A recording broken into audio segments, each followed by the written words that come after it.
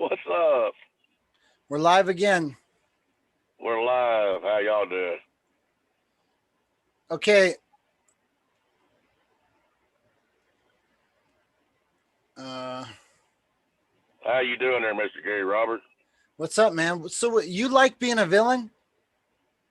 No, I'm both people. I just think it's funny when he's talking shit. I'm gonna talk him down every time. I don't give a fuck who it is. I'm that guy. I'll whoop his ass, make him eat dog shit at my house. Watch, y'all can film it.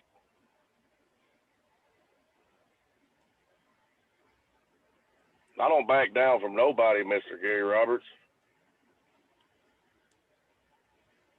John, can you hear me? Where's John at? Where's John Hancock?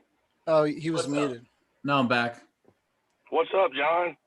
Not too much. Not too much. Look, we got to reorient ourselves, boys. We gotta do some coherent content, I think. That's what we need, brother. I'm very intelligent, but I'm not gonna let an idiot talk me down. I'll make him eat dog shit and then beat his ass at my house. I think we need a reset, and we just need to be me and Gary for a little while. Yeah? Yeah, I think we need to kick it down to you and me. We'll bring in the Aussie arm wrestler, and then we'll see where things go. Okay. All right. See y'all later. I'm gonna go back to my club. Okay. Enjoy it, brother. Thank you, guys. Do you want me on here again? Yeah, we'll send you a message if you're up. Got you, bro. Y'all See be you. careful. Nothing but love. Peace. See you, bro. Evan. What's up? Hey, I want to say it's been a pleasure. I'm not sure how much you're hanging out, but Uncle John, we're going to do a little reset. And you're crazy. But I just thank you for. What are you talking about? Thank you for your contribution. Are you kidding me? What? Are you serious? For what? You're not serious. You're kidding? I don't know what you're talking about. Well, what is it you're saying?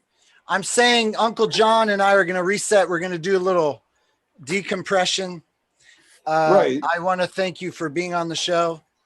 And so you're not saying I wasn't awesome? no, you were awesome, but I've got shit to do, so I'm gonna just have to say goodbye, and we'll talk to you later. And Are you I don't know. fucking kidding me? I can't tell what you're talking about. How Uncle do John. you not appreciate everything I did? No, I did. You're awesome. Look, the entire time I was muted, and me freaking out is for your fucking show, man. No, I appreciate that. I appreciate. How is that not cool with you? What the fuck? I didn't say that. I didn't say it was not cool with me. No, man, you're being fucking weird. Like, we need a signal where I'm like, hey, I'm not joking anymore. Let me on. No. I can't tell. I can't tell what's real, what's not real. But Right, the point right. So we need a signal where I'm like, if I do this, it's like, hey, I'm not kidding. Let me on. Do what? If I go like this, I just Oh, wave. I mean, I really can't tell. Okay. We're going to say goodbye. I appreciate everything. And we will talk on the flip side. So you don't want me on your show? Uncle, I got to meet you. He doesn't want you on the show anymore. No. Listen, fuck, man? Listen, pause. I got Gary, listen. Are you fucking serious, man? What the fuck is wrong with you? Hold on. I spent hours of my fucking. Uncle John, what's our plan? Just I'm trying to get. We're just gonna reset. We're gonna bring in the Aussie arm wrestler. We're going into a different phase. We gotta decompress from the whole thing. Yeah. And then move it along. So do we tell Evan to stand by to come on later, or is we done? What's going on? Come on later. Yeah, sure. Yeah. Okay. If you're still around, we're gonna bring on the Aussie guy. Just this is all part of the deal. It's like you're gonna have to boot him, Gary. You're gonna have to boot him. Okay. No, Gary, I'm very serious. You're a fucking asshole. I appreciate you bringing in the new year with us. Thank you very much. Worked so hard to plug Uncle John's show. I know. Which is the point of this entire fucking thing. and I just get you muting me, being a fucking dickhead. Okay. Thank you. Thank you for everything. Gary.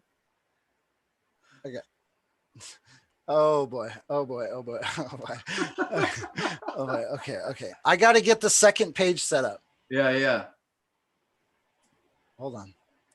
If you're just joining us, I can't tell where we're at. Can't tell where we're at. Well, are we still live right now?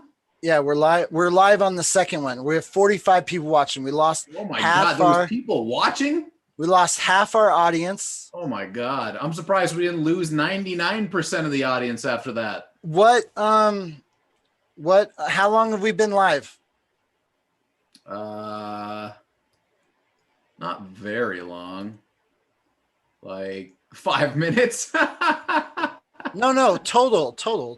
Oh, total? We have been on this godforsaken excursion for almost 8 hours.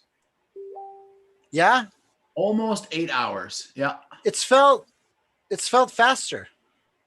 It has felt faster than 8 hours. I'll give you that. That last goddamn 2 hours seemed like a lifetime, though. So you weren't into it? Absolutely not. The last hour of this show was a goddamn train wreck. I thought that's what people wanted on New Year's Eve. We anticipated it, right? So it's fine because out of 8 hours of content, really we were only off the rails for maybe an hour to 2 hours of that, right? So I don't think it's too bad. I think it's interesting to see all those guys at the same time, but it was too much. It was way, way, way too much. And I think it's fine to, dabble in that for a second, but we got to bring it back. We got to talk a little bit about arm wrestling because like Evan is great, but he's drunk, right? So he's not really on his game, all that kind of stuff. It is what it is, right? It's there's a little bit of funniness, a little bit of craziness. I think I became disinterested in the last hour just because we've been here for 8 hours and it's kind of ended up being the same conversation over and over and over again with those guys, right? Yeah. So we cut, we reset, and we have some good times. Can I be honest and thought that my GoFundMe would not have more than 2? Yeah, it's tough to get people to go to somewhere else, right? It's just way more convenient to do the super chat and whatnot, right? Okay, so we ended the first super chat at 7:25. We have 125. So we got 850 total. 850 for GoFundMe. So we got $150 to go, minimally. And let's see. I'm trying to bring up my chat again. Can you recap what's been going on with us for the audience? Absolutely. Ladies and gentlemen, if you're just joining us, oh, by the way, Retro Reister with a $2 super chat saying, get the Aussie arm wrestler on. We're going to get that Aussie arm wrestler on right quick here. So here's where we've been, people. We have been on for 8 hours consecutively. We have had good times. We've had weird times. But we're all going for the goal of getting Derek Smith to Dubai.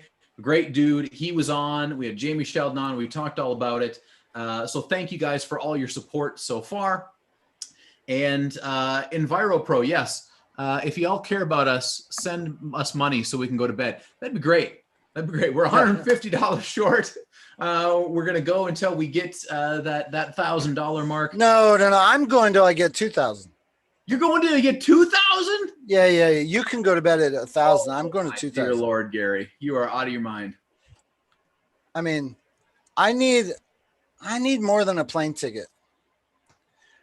I don't truly feel that people will truly appreciate what it is that we're trying to do until we get through one sleepless night. I mean, you're welcome to quit. But I press on. I don't think we've yet impressed what truly could be done. So I'm not going to bed. I need more than 1,000.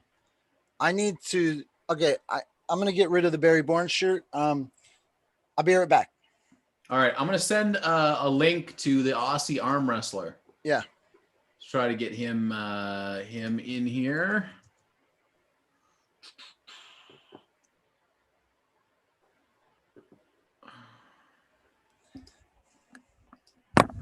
There we go. There we go.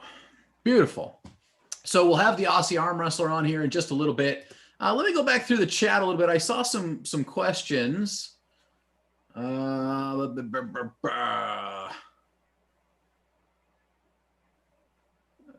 forget where the question was. It was something about what I thought. Oh, here we go. Chris Ireland. Uncle John, what do you think about Engen, Devin, and Bob Brown's talk? All right. So here's the deal.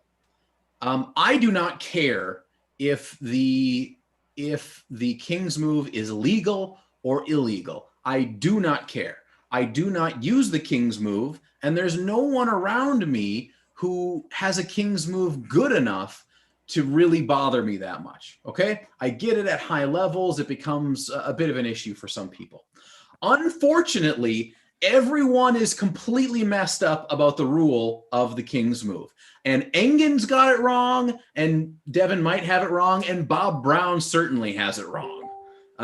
Everyone seems to think that the rule in the WAF is one way or another, and it is completely legal to King's move in the WAF. I have the rules right here. I sleep with the rules next to me. I know what the rules are, and it is impossible to be called for a King's move, but everyone reads the same rules that I do, and they come up with a completely different explanation at the end. So I'm so tired of the King's move discussion because nobody will even begin to assess what the actual rules are. Aussie arm wrestler in the house. Hey, how we going, guys? Happy New Year. Happy New Year to you, man. How you doing? I am absolutely doing fantastic. Been watching you guys for the last 8 hours in and out of work, just waiting to finally have a chat with you guys and come on the show. So I've got a beer. It is 6 p.m. here in Melbourne, Australia. So we're in 2021 while you guys are still stuck in 2020. Out of 8 hours, how much have you tuned into? I reckon I've punched out about 3 to 4 hours. And how would you rate it? What entertaining? Are we pass or fail? Grade A, B, C, D, or F in school. What grade would you give this experience so far? A for effort. Definitely A for effort. I love what you're doing. Haven't met Derek Smith, but he just seems a great guy. The fact that you guys are putting yourselves out to help others and and getting Uncle John involved, because I'm a big fan of both of you. Gary, you could have done this by yourself. Definitely A for effort. You started off well with Evan, but at the end, his form was about as solid as soup. He was just, he was telling a guy on mute to shut up. It was killing you. It was killing you. You know, Barry was sitting in the car saying nothing. It's like, put me on. Barry, shut up. I was like, the guy didn't say anything. It's like, no, it's been very, very entertaining. You've been rotating with the guests.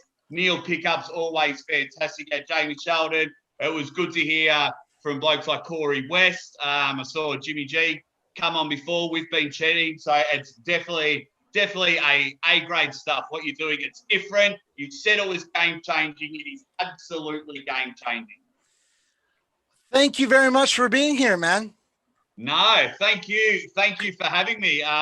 Yeah, absolutely love what you both are doing. I feel a bit odd that I don't have a Uncle John arm wrestling shirt on, so I'm definitely going to buy one after this because they just look cool.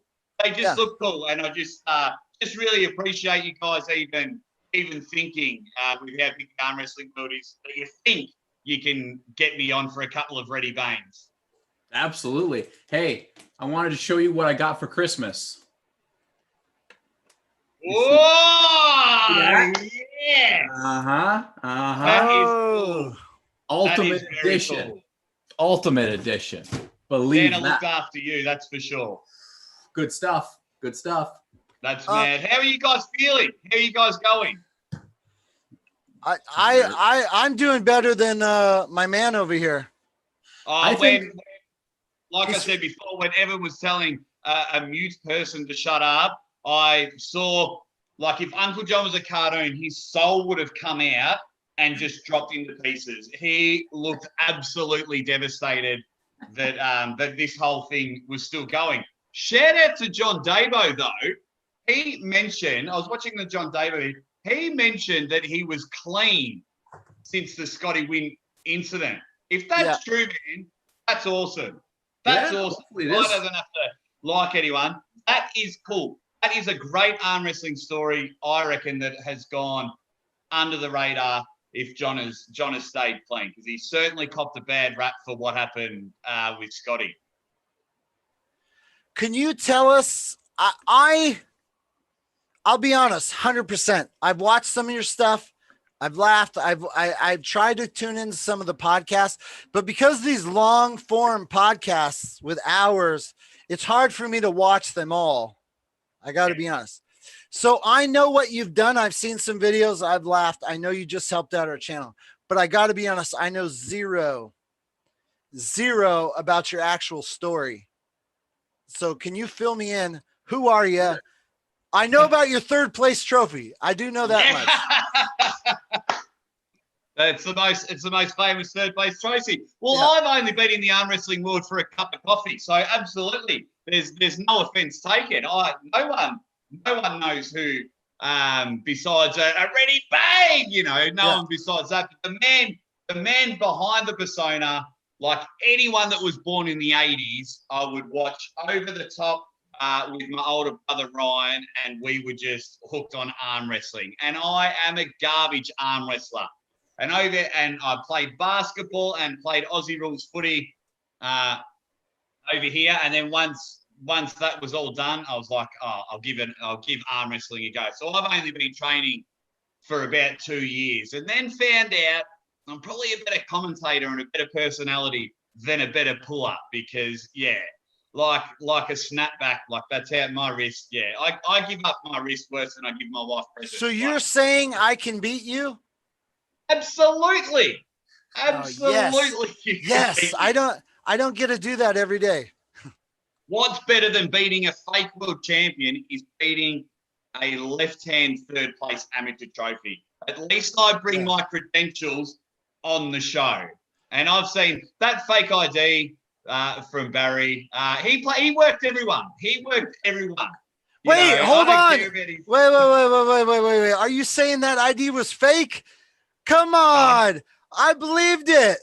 I hope it's true. Of course I hope it's true. If Barry Bourne lives on Bourne Street, of course I hope it's true. The entertainer in me hopes this is magnificent. But I don't know. I was expecting like a Velcro wallet. I thought he was going to morph into a 12-year-old trying to buy beer underage when he was showing it to the screen, and he had the shape, so he looked like a shitting dog or something the way he was showing. I think he was purposely making it blue. But I hope it's true. The world titles aren't, but I hope the street is. I don't live on Aussie Arm Wrestler Road. I'm putting it out there. I don't live on Aussie Arm Wrestler Road. You should start saying it. I do live. I mean, why not? This is why I love her. Hey, Derek Smith in the chat. Derek, fantastic. Derek came on before. What you're doing is fantastic, and not only am I hoping that that everyone donates, really look after these two guys. If there's any new people that have come on from my channel, it takes 2 seconds to subscribe and share to these two guys' channels, because seriously, we all love arm wrestling, but they're going on 9 hours now. 9 hours. And help them out. I'm buying an Uncle John and an ARMTV shirt after this. Sorry, love. My wife's just rolled her eyes because I'm spending more money on arm wrestling shirts. Sorry, love. But just help them out. It's just a shirt. It's a subscribe. You have no idea, especially to big YouTube arm wrestlers like these guys, how much it actually means. And you need to do it. You need to do it. I've been on for 7 minutes and I'm having the time of my life with you two. Okay. Thanks, we have to give away a raffle ticket in your name. Oh yeah. Ready, bang. Ready, bang. Okay, if you're Ready, still bang! if you're still in the chat with us, we have Western Survival raffle tickets. Western Survivor, westernsurvivor.ca. There's still less than 100. John, is there any way you can check how many raffle tickets are left? I have no idea. Oh, Western. Okay. Like If on you're their website? Yeah, westernsurvivor.ca, you can see how many tickets are left. If somebody out there in the chat can tell me how many tickets are left, we're going to raffle off tickets in the name of Ready Bang. And if you're in the chat, start ready banging right now. Ready bang, faster, faster, faster. Ready bang, ready bang, ready bang. Keep it going. Faster, faster, faster, faster, faster, faster. You can win an arm bet table. Devin Laird's arm bet. Faster. That's cool, man. That is so cool Faster. that they're giving away a table and what Armbet has done for the community. Time. Boom. We're looking at Sean Crowther. Sean Crowther, bang! Beautiful. Bang, got it. How do you spell that? SHAWNCROWTHER. He didn't win one earlier? I don't know. I don't know. Okay. I've lost track. Brad Cook put in Ready Bang like 15 times into the same chat. Hey, next time we do that, you got to spread them. You got to say send, Ready Bang, send, Ready Bang, send, because it makes it like a roulette wheel. P.S. There are 83 tickets remaining on the website. Okay. Thank you very much for helping us. 82 now. Gary's just giving away one. 82 now. No, I already bought mine. I already bought 25. So mine are taken away from that. So did you actually buy the tickets yourself and then are raffling them off here? Yes. I went Man, bought. You got to start bragging about things like that. You got to start putting yourself. That's a cool thing to do. That's a pretty cool thing to do, man. I mean, I'm just trying to do cool shit for New Year's Eve. Bring in the new year. So what time is it in each of your channels? What time is it where you guys are? 3:08 a.m. Now putting it out there, I'm a fan of the King's move. I'm a fan. It's a part of the game. It is a part of the game, and until they ban it or adjust your rule book there, Uncle John, I'm a fan. It's there. It looks ugly. It looks ugly. I'm much more in line with Devin's mode of thinking, where I at the highest levels of arm wrestling, I want to see two guys that are willing to break their arm. To be honest, that's what I want to see. I don't know if I want to participate in it, but I'm happy it's there as an option, right? And it's not like the arm wrestling community has to say, we're going to ban the King's move. We can have leagues that ban the King's move and leagues that don't ban the King's move, right? That is a possibility. But people are so messed up about the King's move. Either they don't understand it, they don't understand the rules behind it, and they certainly think they do. They think it's just, some easy little thing. And then Engen and Devin and Bob Brown talk about it. They're all these mega personalities in arm wrestling. Each of them has a very different take on it. And they're all a little bit right and a little bit wrong, in my opinion. Uncle John, my apologies. Sean Crowther, in order to get your raffle ticket, you have to send me an email, GaryStephenRoberts@gmail.com. I'm not answering emails till tomorrow, so don't expect that tonight. Okay. Oh, Go ahead, I continue. could not stop laughing when people were expecting to get an email back from you. Yeah, I see that you're busy. Yeah, come on, guys. The raffle is not yet. I mean, come on. Okay. My friend, can you tell me a little bit about the video you just helped make with Nick Merckx? Yeah, that was hilarious. So for those who don't know, myself and ARMTV, we ambushed Gary, a bit like Devin ambushed Michael Todd in the garage for that fantastic thing. And yeah, he sent me the full video that's on Gary's channel. I didn't know that young fella that you were pulling is now like a worldwide YouTube star. Dude, millions. Yeah, did a bit of research. So then, yeah, so sent it, and yeah, it was quite hilarious. If you haven't seen the video, the kid looks 12. Apparently, he was 18 at the time. Yeah, that was funny. And absolutely smoked you. And so that is just, like a duck to water. That's exactly what I need. Yeah, and then it popped up on ARMTV, and Gary didn't even know. I mean, so he clicked on it. To be honest, there was a first match that I guess Kevin left out where I kind of had him a little bit, and everyone told him to go inside. And once he went inside, that's my weakness. Jerry Cataretted me. And then it was the best, and then you started screaming at the end like you were 12. It was a cool video, and I think it's great that these things pop up. I think losing can actually benefit people's brand. Absolutely, it can.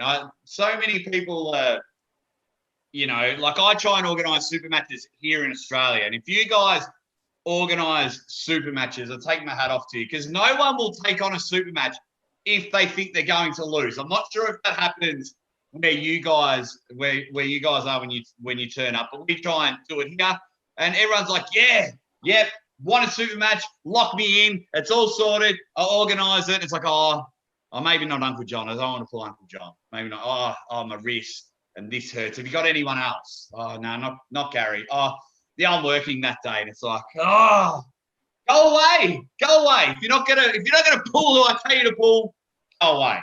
It frustrates me. Are you near Ryan Bowen? No. He's in the top of the country, it's about 1,800 kilometers away.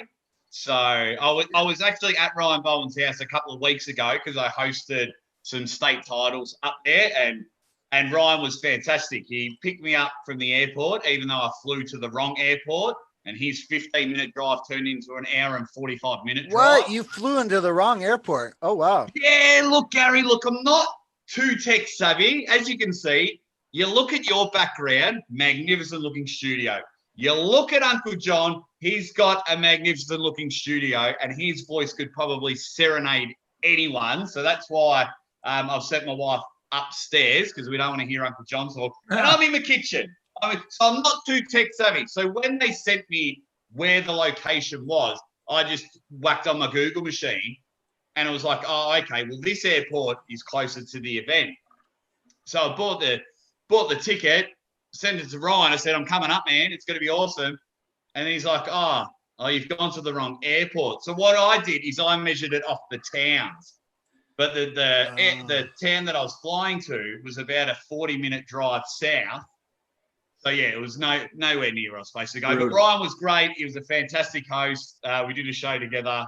He smashed his super match. He won 6-0. He beat a guy from my arm wrestling club. It was a bit unfair. He absolutely smashed him. He gets a lot of hate on the internet, but I feel bad for everyone that hates him in 2021, because if borders open up, he's going to do some damage. I know he's not liked, but he's going to do some damage. I think that it's so hard to say with Ryan. I think the people who hate him just really, really, really hate him. Right? Wait, hold on, pause. I know I asked Ryan, but they hate him? Yes. Yeah. Hey, they make videos about him. They make videos about if he makes wrong predictions or things like that, and they make memes about him, and they go. He's the second. I reckon by the end of 2021, and this will be in a predictions video, but I'll put it down here. In 2021, Ryan Bowen, as much as I love him, he'll be the most hated arm wrestler. He will overtake Michael Todd.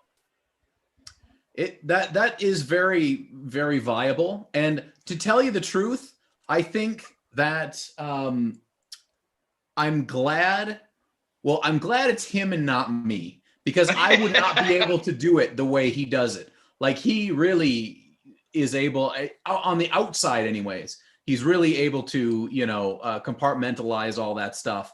And man, credit to him for that. The scary thing is He loves it. He loves it. He does not lose because we like spend the weekend together. And I asked him because I want to know. I asked Michael Todd when he came on the show, and Michael Todd hates it. Says it bothers him because Michael Todd's just a really nice guy. Like, and so is Ryan, and Michael Todd's building his brand, which is magnificent. But yeah, Ryan just laughs, and yeah, we're having a chat, and he's just like, man, this is cool because if people are hating you, you're doing something right. You know, when Gary come back on the scene, a lot of people were hating him, but now look at him. He does a weekly show with Travis, and you know, everyone's tuning in to a 9-hour live stream. Like, who's got to spare 9 hours on his team and things like that. So it's you do it if you're getting. Look, I don't want that much hate. I don't want that much hate as Ryan Bowen, but yeah, he's definitely doing something right, and he's a full-time arm wrestler, which we all would love to be. It's impressive. It's impressive. We did get a super chat with a question here from Nathan Moorhead, $4.99. Says, Uncle John, for me, the elbow up tricep on pad is where the King's move goes wrong for me. Agree or disagree? Again, I don't like if your tricep is on the pad, there's a lot of other positions you can get into that are not the King's move that still have your elbow floating above the pad, but your tricep is still connected. I don't really care about the end game of it all. I just want the rules to reflect what they're supposed to reflect, and then have those rules be enforced at a regular pace, at the very least. Okay. Yeah, and you brought up that thing with Alan Fisher, you know, elbow fouled 11 times. For me, when I watch a lot of the arm wrestling, I see. I mean, it was bad that Bart was watching his elbow, and that wasn't cool. But arm wrestlers, especially in the strap, a lot of referees watch the hand. And it's I don't get that. I never got that. It moves like this. Dude, oh my God. I need to say something. You are so correct. I've edited. I don't know about now, but when I got out of the sport, I promise you, I had the world record. I've watched more arm wrestling matches than anyone in the world. I promise you, I had that record. I promise you, 2015 was me. I don't know if I still hold it, but 2013, 14, I had it. Now, you are correct, man. So many refs watching the match or the hands, like not watching the fouls, like a big issue. I promise you, that is real shit. And it just makes no sense in the straps as well. It's like the hands aren't going anywhere. Like, come on, guys. And you just, you see elbows coming up over here and out there, and it's just like, guys, nah, get rid of it. Absolutely, yeah. Hey, just watch the elbows. Can I say something? I fucked up, Uncle John. What'd you do? I fucked up, man. What did you do? Dude, so I sent you the list of our guests. Yeah. And I had Chris Gobby on the no. And then Chris Gobby came in later, was like, hey, I'm willing to come on the show. I said, hey, man, let's kiss and make up. Come on the show. Let's poke fun at whatever issues we had. And he agreed. Yeah. But because I was so behind in I had to do a bunch of shit I won't go into, but I was way behind. I was going to make a Derek Smith tribute video, do some cool shit, and I didn't get to any of it. And because I was dealing with Evan Burgoyne taking over the show, Barry Bourne, and all that fiasco, and I was trying to get Derek on the show, that I fucked up and didn't message Chris Gobby like I said I would. Well, you better message him and just message him now and say, I'm sorry, man. Things got out of control. Don't let it achieve like Bill Collins status where you're not going to message him for years. But I did. I just messaged him, and it's an honest mistake. How come you didn't? I'm going to put part of it on you. Why didn't you bring up Chris Gobby? It was too crazy. I totally forgot about everything. It was there was so much pandemonium in the last 2 hours that I was just like, that. It was chaos. It was chaos. The whole Absolute thing. Chaos. The whole thing is, the structure of it was the very beginning structure, Neil Travis. And then it was going to be like Jamie was like family, closer to family than bringing Derek and Ryan Bone was going to tie in with the like, hey, he wanted to go to Dubai too, and then it was going to get a little looser, you know, Barry Bourne and crazy shit. And I wanted Chris Gabi towards that window, but Barry, I mean, it got whack. So, anyways, I want to sincerely apologize. I'm sure Chris Gabi's feeling slightly dissed, but I got to be honest, it was not intentional. This got a little wackadoo. You've been a bit busy and organised because you've had multiple amount of guests, and you're trying to organise all these guests on, you know, one of the most busiest times of the year on New Year's Eve. So, yeah, I'm sure Chris Gabi's not that much of a knob, and I think he'll take it the right way. I mean, I thought it would have truly been cool because we did have some drama. Like I put out a video, I don't want to get into it, but I thought it would be cool to have him on and be like, hey, the whole thing was I wanted to, you know, everyone knows it's like, it's cliche at this point to say 2020 was garbage, but I thought, you know, to bring in the new year and do some cool shit, I thought I would really be just put a little icing on the top if Gabi came on. So anyways, Chris Gabi, if anyone out there is friends with Chris Gabi, please show them this little section to know that there was by no means an intentional diss, because he said no at first. He's like, nah. And, you know, anyways, I'm kind of sad. It's like, oh, that's. Oh, don't be sad, Gary. Don't be sad. It's New Year's Eve. You're doing fantastic things for the arm wrestling community. You are giving Uncle John a heartbeat because he just looks like he's ready for a nap. Don't be sad, my man. Chris Gabi's an adult. He'll be able to sort it out and grow up. And if he cracks it and gets upset, who cares? Okay, who cares? You get to mend a lot of bridges that were possibly burnt. Don't worry about it. Let's talk about that for a second.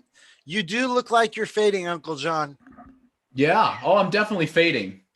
I'm waiting to ride this. Try to get this. I got to try to go at least until 1,000. At least until 1,000. How short are we?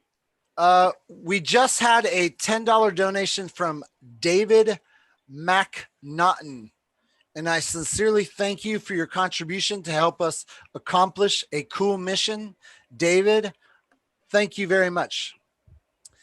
Yeah, John, whenever, if you are struggling and you need me to donate $100 and you want to give me the hot tag while you have a nap and a cup of coffee, it's at 6:24 here in Australia in the PM. I got nothing to do. I got tomorrow off. Yeah, you're like, this is midday for you. This is nothing. This is dinner time. It's dinner time. So yeah, work today, come home, jumped on this, which is cool fun. But yeah, if you need the hot tag, Uncle John, I'm here before you slide down out of picture. I appreciate that. We do have a question I want to address in the chat. It's come up a couple times. Table IQ wants to know, what are your views on fouling in a losing position to get a restart? So I'll start. My position is that again, it comes down to the rules. Wait. I'm sorry, Uncle John. I missed that question. Rephrase it for me. So the question is, what are your views on fouling in a losing position to get a restart? So an intentional foul. Understood. You know, but in a losing position, right? Yeah, I've used that. I've used it many times. Yeah. So fouling to get a restart, I am 100% okay with. I have no problem with it. There's a lot of times in arm wrestling where you screw up the start, you're sleeping on the go, whatever it might be, you make the wrong prediction about where your opponent's going, and that is there if you're smart enough to use it to get a restart. Okay, I'm totally fine with it. In the Canadian Arm Wrestling Federation rules, I believe, if I remember correctly, any foul in a losing position is a loss. So if you elbow foul to get a restart, but you are, 3/4 of the way down, that's going to be a loss anyways, which I'm also fine with. Yeah, it's a part of the rules. I'm with you, Uncle John. If it's a part of the rules, I'm with it. Yeah. And of course it sucks if you're winning, but if then you start developing a habit of slipping in a losing position, you're going to lose a lot more matches than you're going to win, because you turn up to different tournaments, different matches and things like that, and they have running fouls or whatnot, you're in a whole lot of trouble. So yeah, if you slip in a losing position, you develop that habit, and yeah, you've only got yourself to blame, because you're going to lose a lot more matches than you'll win. Okay, Right. can I say something? When I was competing heavily, I don't know. So a lot of you people don't know this, but when I started ARMTV, I was not an arm wrestler. Yeah. I only started after polling every once in a while, and it was incrementally. I may be the slowest improving arm wrestler of all time. It was over a period of years. But at some point, when I realized, when I got through the beginning arm pain and I started arm wrestling, I'd say I hit 30 to 40 tournaments a year. Let's just say, I might be exaggerating, but I began arm wrestling in the amateurs or novices of all those events. And at that time, it was consistent. I would use it. If I felt I got I needed to have a big hit, a fast hit. I needed to be fast because I'm weak. And if I didn't get the fast hit, I would utilize the foul to get a restart every time. But if I was in a losing position, I lost. So I had to foul before it was losing position, which I am fair with that call. If it's losing position, fine, I get it. Although I complained. But if I wanted to restart, I like that fact. But now the rules have changed, right? With the running foul, I'm losing. Anyways, well, here comes the interesting and more murky part, is that if you start branching out into leagues like the WAL, like Arm Wars, again, they want the matches to continue. And that's why we look at Arm Wars matches. I just looked at one with Marcio Barboza and RVJ. And that's a good it's one. an amazing match. Yeah.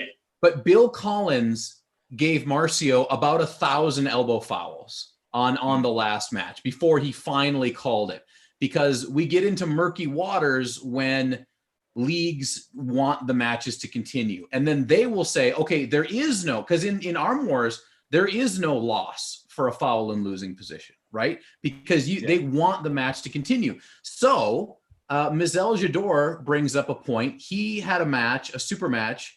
He said he got a restart with the guy he was going against 1 inch from the pin. Mizel, the reason you got a restart is because that was not CAWF rules. That was battle zone rules. And in the battle zone rules, there is no loss in a losing position. So it's really dependent on the league, the rules, and what the true idea behind the league is, right? I mean, before you even turn up to an event, you've got to adjust to the rules, because 100% right there. Some will allow running fouls, and I get it, because arm wrestling, we're still seen as a pub sport, a bar sport. You get drunk, you're with your mates, you arm wrestle. I was on a game show last year, and all of Australia laughed at me because I said I wanted to be a professional arm wrestler. So we're still seen, not in the best light. So I understand when they really want them to finish. They really want wins. But as you were saying, just adapting to all the rules, it's a nightmare. But I would, if you're slipping in a losing position, then if you're slipping in a losing position, it's a bad habit to have. But if you can pull it off, you definitely look like a bitch when you do it, for sure. If you do these ones, I don't mind if you're pretending that you're giving it the big old rah. I don't mind. But it's when it's, you've got me Uncle John and do the old, Yeah. I don't mean to change the subject, but I forgot to give a comment on I remember a perfect example. I have a clear memory of Canadian Nationals, Crazy George. The Canadian tables with a very flat elbow pad, no give. And Crazy George, I remember a lot of his matches, he'd wait defensively, so he was a good elbow position. But once he bled somebody out, Then he'd do his kind of slowly. Then he would dip down, and that's the elbow pad. Then he would do the, and that's where the ref would be like, hey, you know, like what was, they would allow you a certain give for that to go on your tricep, and it was okay. But it's like, I mean, how far can you go before you talking about? So like there is a gray area. And the problem that I have with wall tables is the elbow pad is kind of like arched. So you could really take advantage of that where your elbow, it's like, with the flat pad, it was clearly defined where it is. So, yeah, but it's, and then goes the debate. It's almost like, do you want to play by the rules or do you want eyes on the sport? That's why WAL have to have jumping castles as elbow pads, because we need people to watch it. And if you're watching elbow foul, start again, set up, elbow start again, set up, no one's going to watch WAL, but they've made it on ESPN and Fox Sports because they can get those 4 or 5 minute battles and have, you know, almost their armpit on the pad. We need to get eyes for purists like you two. Oh, it's frustrating as hell. But if we want to get eyes on the sport, it kind of needs to happen. Yeah, I agree with you. And it's you are going to lose something with some rules. You're going to gain something with some rules. And I just want the rules to goddamn be the way they're intended to be. Yeah, so, well, yeah. If I'm going to start with one rule, Uncle John, if I'm going to start with one, watch the elbows. If you're a ref, watch the elbows. Watch the elbows. That's my number one rule. Absolutely. Let's do a little clear up of super chats here. We got Super Bud DJ with $2 super chat saying Happy New Year, Gary. Sean Crowther with $6.99. Happy New Year. Fist bump. Right on. We got Arizona Arm Fighters with $1.99. Thank you very much. And good old 217 Brad Cook, $4.99. He says, John, wake up. Jake, you are amazing, man. Gary, you have a good heart. This has been a good day and positive vibes. Yeah, Brad's stuff is fantastic there at 217. I find myself watching his channel a lot. So we just need the borders to open up so I can come over and get pinned by all you guys and call a few Ready Bangs lives. But no, Brad's stuff is fantastic. And for everyone that's in the live chat, first of all, thank you. Second of all, subscribe to these two guys' channels and buy some merch. But third, I can't see the chat. So if you guys are shouting out to me or shouting out to anyone or asking a question, I can't see the live chat. So if anyone has said anything positive about me, thank you. Thank you. Love you all. It's going good. I would like to say something. Uncle John, you've been a true, you got us this far. I know you're ahead of me. How far? You're an hour or 2 hours ahead of me? 2 hours. So it's 3:30 for me. Okay. I was busting your balls a little bit. I feel like I have enough community to help me get through the hard part.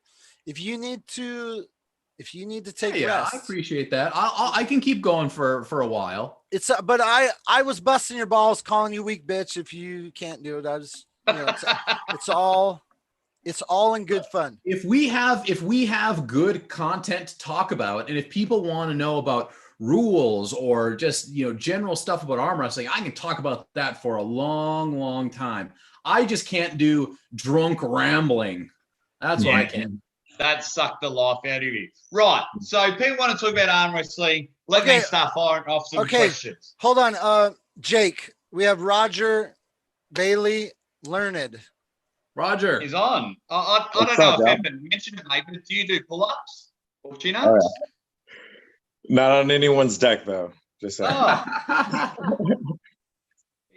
think he might have mentioned it once or twice. How are you, my man? How are you? I'm doing good. You did one of my videos just recently. Yeah, I know, man. Yeah, you tagged me in it, and I'm happy to help people out and do some videos. I don't ask for anything. It's just cool awesome. that people think one that I'm funny, and you know, and people think, oh yeah, it'd be cool if the Aussie arm wrestler calls it. I absolutely love it. Awesome. I don't know how much my wife loves it because she's trying to watch her shows, and then all she hears, ready bang, coming out of everywhere. But no, man, because everyone's I'll try and call any match that anyone sends me to or tags me in. Thank you, bro. That was awesome. Okay. Big plans with you, Roger? You got big plans, Roger? Any super matches? Actually, I got a challenge match next week in Maryland with TJ Foley. He's an up and comer, an amateur. Smoke him? I mean, I'm never gonna underestimate someone, but pretty much. Roger. Roger. Are you gonna smoke him? You know what's good? You know what's good for arm wrestling? I'm gonna bitch slap him. That's the first. Thank you. That's it sucks when you like the person so much. It's hard to shit talk someone. It really is. That's even better. You should see how much my brother and I should talk each other. Come on, is it 3-0, 4-0? What is it? Are you going to win a best of 5 in 4 matches? Are you going to win that much? It's going to be a blowout, 0 for him. I'm going to win them all. Nice. That's all we wanted to hear. That's all we wanted to hear. But Uncle John, when are you going to have another super match? God, I hope soon. I've got like a million potential matches. I got a match with this guy, Phil Carty. He's a local guy, super strong. I finally beat him for the first time ever in my life in a tournament, but we're going to do a best of 6. Hopefully that will be the first one I do in the next month or so, maybe 2 months. Then I've got a match with Jody Williams, Chocolate Thunder, lined up. Chocolate Thunder. That's going to be at a TAL event sometime. Who knows? It was supposed to be that, yeah. But who knows when that's going to be. And then the next other big thing we talked about at the beginning of the show, Gary and Travis are putting on like a weirdo media guy tournament. So it's like, who is it? Me and Gary and Jimmy and Artem and Alex and a whole bunch of guys. So I'm so jealous. I'm so jealous. I'm stuck here in Australia and I can't come over and hang out at those events. Right? I'm so jealous. Will you be pulling, Gary? Here's the thing. I already know that I'm going to come in last place among this group. I think you have a chance to I will enter, but you know, it's been a while. I'm trying to get warmed up. You guys know Pablo, right? Pablo? No. Russian Pablo? Come on, you guys. Oh, Pablo Durbadenyev? Yeah. Yeah, like his kid, I was slightly injured, but his kid still beat me. So I have a long way to go. Gary. Yeah, dude, he's fast. He's fast. He's got a fast hit, bro. So anyways, I will come. I will enter these tournaments, but there's one condition. Albert Ding, I get exclusive motherfucking content. Ooh. Just kidding. That's Gary's got Gary. Hey, we do have another super chat from Nathan Moorhead. He's still on the elbow situation. He says, problem is there should be no gray area. If the point of the elbow is off, it should be a foul, period. Gray area causes confusion. Confusion is bad for the sport. The King's move is overthought. So that's the thing. What is the tricep? That's not the elbow. But here's the problem. So what happens? You see a guy with like Richard Lupkus. Let's take him, for example. Massive forearm that sticks out to here. What happens when he starts to rotate like this? His forearm is so huge that his forearm is lifting his elbow off the pad, but his elbow is still above the pad. So do we call that a foul because the man is massive? No, absolutely not. No, absolutely not. So I'm too scared to call a foul on Richard Lupkus. Yeah, that's a whole other thing. But listen, Uncle John, there's a big difference to being in this direction to being like this. Like I mean, it's hard. I don't think you can compare that.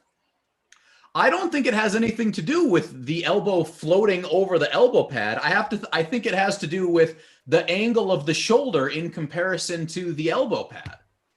It's all about the shoulder going below, and that's what creates the danger, which is one aspect of why the King's move was called a foul in the first place, to protect people. Yeah, and if you want to like start improving, now it sounds like I'm shitting on referees. I absolutely love referees, but they've got to stop telling people to come up. As soon as they drop down, foul. As soon as they drop down, call a foul, and then they'll be able to hang in a proper King's move. Proper King's move is safe.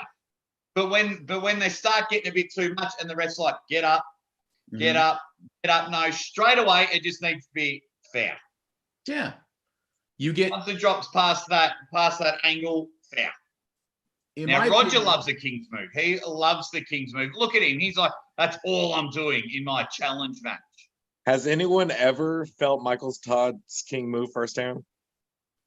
I'm not strong enough to make him go to it, so I will never know. I know he did it in a practice pool with me, and even just playing around, he got on his knees, and it's a disadvantage. Like, I mean, I couldn't imagine being able to hold the pronation that he can force. It's ridiculous. Think it's a disadvantage. I think people just hate it because he's the best in the world at the moment. Well, I think that's what is frustrating everyone. If Michael Todd wasn't a hammer holder and in the discussion with Levan, which I'll put my hand up and say Michael Todd beats Levan, I think this whole King's move thing wouldn't be as big as an issue as it is. Could he do the King's move on the pad that WAF would provide? Probably. Well, it depends. Yeah, it depends whether Michael Todd plays home or away. So it depends which WAF, WAL. Doesn't matter. They need to meet in the middle and do it on an arm bet table. Yeah. There you go. Hey, we're gonna by getting a raffle ticket right now. Wait, what? Let's do a raffle ticket. Let's do a raffle ticket. Okay. Let's do Roger. Pick a keyword. Uncle John. Uncle John. Did we not do Uncle John yet? I don't know if we did or not. Okay. Uncle John. Let's see the chat. Let's roll it. I want to see it fast. Uncle John, Uncle John, Uncle John, Uncle John. You don't just fast. Don't some of you typed it out on the same line. You gotta do Uncle John send. Uncle John send. That's how you win. Uncle John send. You can't do it too quick or YouTube will mute you. Yeah. Uncle John send. On the one when you asked us to pick number 1 or number 2, and I kept going 1 to get Evan off. It was muting all my ones. Uncle John, Uncle John, Uncle John, faster, faster, faster, faster. Faster, faster, faster, faster, faster, time. Boom. We've got Brandon Christian. Oh, sorry. He spelled John wrong, though. Are we still going to allow that? Whoa! I think he just needs to prove that he's subscribed to both of your channels. Listen. Right. I agree with that. It actually takes a little longer to spell out the other John. So that's true. He worked harder than he needed to. So Brandon, Branen, Christian. Wait. There's no D? There's no D. It's Brannon, like Brannana. Brandon, but with an E. Branen. Maybe his parents wanted to save time on the birth certificate. Just because we're gonna spell Uncle John wrong, so we're gonna spell Brandon wrong. Okay, yeah. Brandon Christian. Yep. Send an email to GaryStephenRoberts@gmail.com. There's no effing way I'm replying tonight. Okay. Here's the thing. My friends, is that I have your name on. I wish I could show you the raffle ticket numbers. There's 4,000 digits. It's crazy. It's like encrypted. I swear to God, it's a quarter of a page per number. It's all automized or whatever. The point is, as soon as that raffle's finished, they're going to raffle off a thing. If they pull a number that says Gary Roberts won, I didn't win, you won, I would notify you that you won. So don't worry. We will take care of you, sir. Okay. I need to do station identification. Ladies and gentlemen, how many people are on the feed? 63. You guys are hardcore. You know what we're trying to do. John Brezink. I almost called you Uncle John, not John Brezink. Uncle John Brezink. Uncle John Brezink. He said he's not going to bed until we hit 1,000, and we're only at. I mean, it's like 850 now, 850 something, but we're only at 825. We need more We need more money. Oh, see if I can jump on and donate some more. Derek Smith, I want him to go to Dubai. I need you guys to here's the thing. These guys who are going to Dubai, it clearly gives like a rocket boost, like a and these channels that are exploding, it can only be better for arm wrestling. So everybody wins here. There's if somebody goes there, and obviously Larry, I mean, I don't even know if Larry knows about this, but the reason I was okay to do this as a surprise is because I've seen Larry say, yeah, I want to pull Derek again. I've seen him say that. I've seen Derek Smith say he's friends with Larry. I've seen him say, I want to go to Dubai, but I can't. So it's like, I felt okay to do this without, making it official.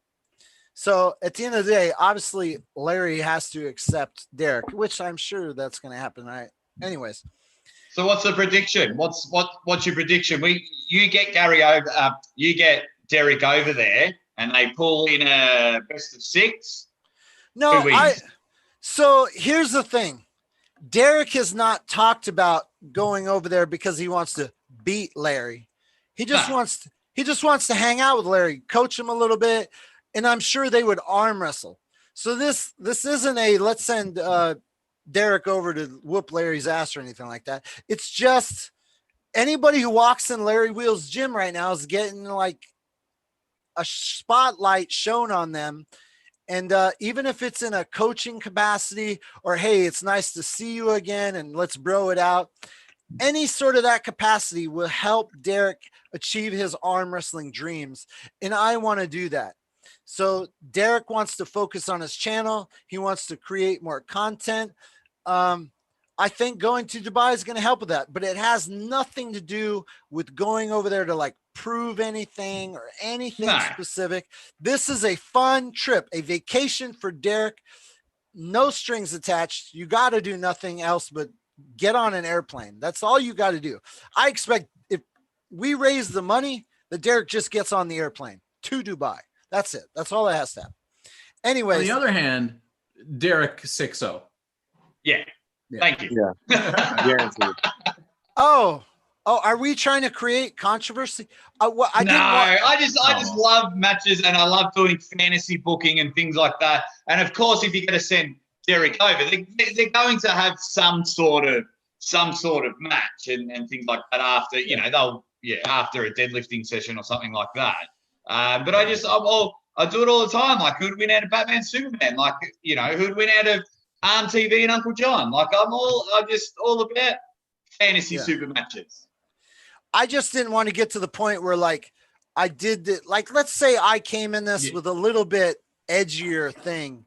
And I started off with like, oh, Derek can kick Larry's ass and blah, blah, blah, blah, blah.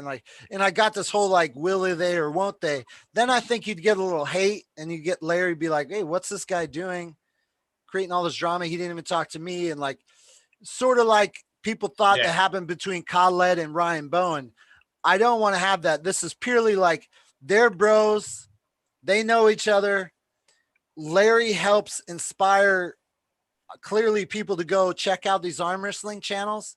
And it's purely that like I wanted to keep it a nice thing rather than like what Gary's causing drama. I've had, to 2020, I was only in arm wrestling for half the year and I created enough drama for the whole year.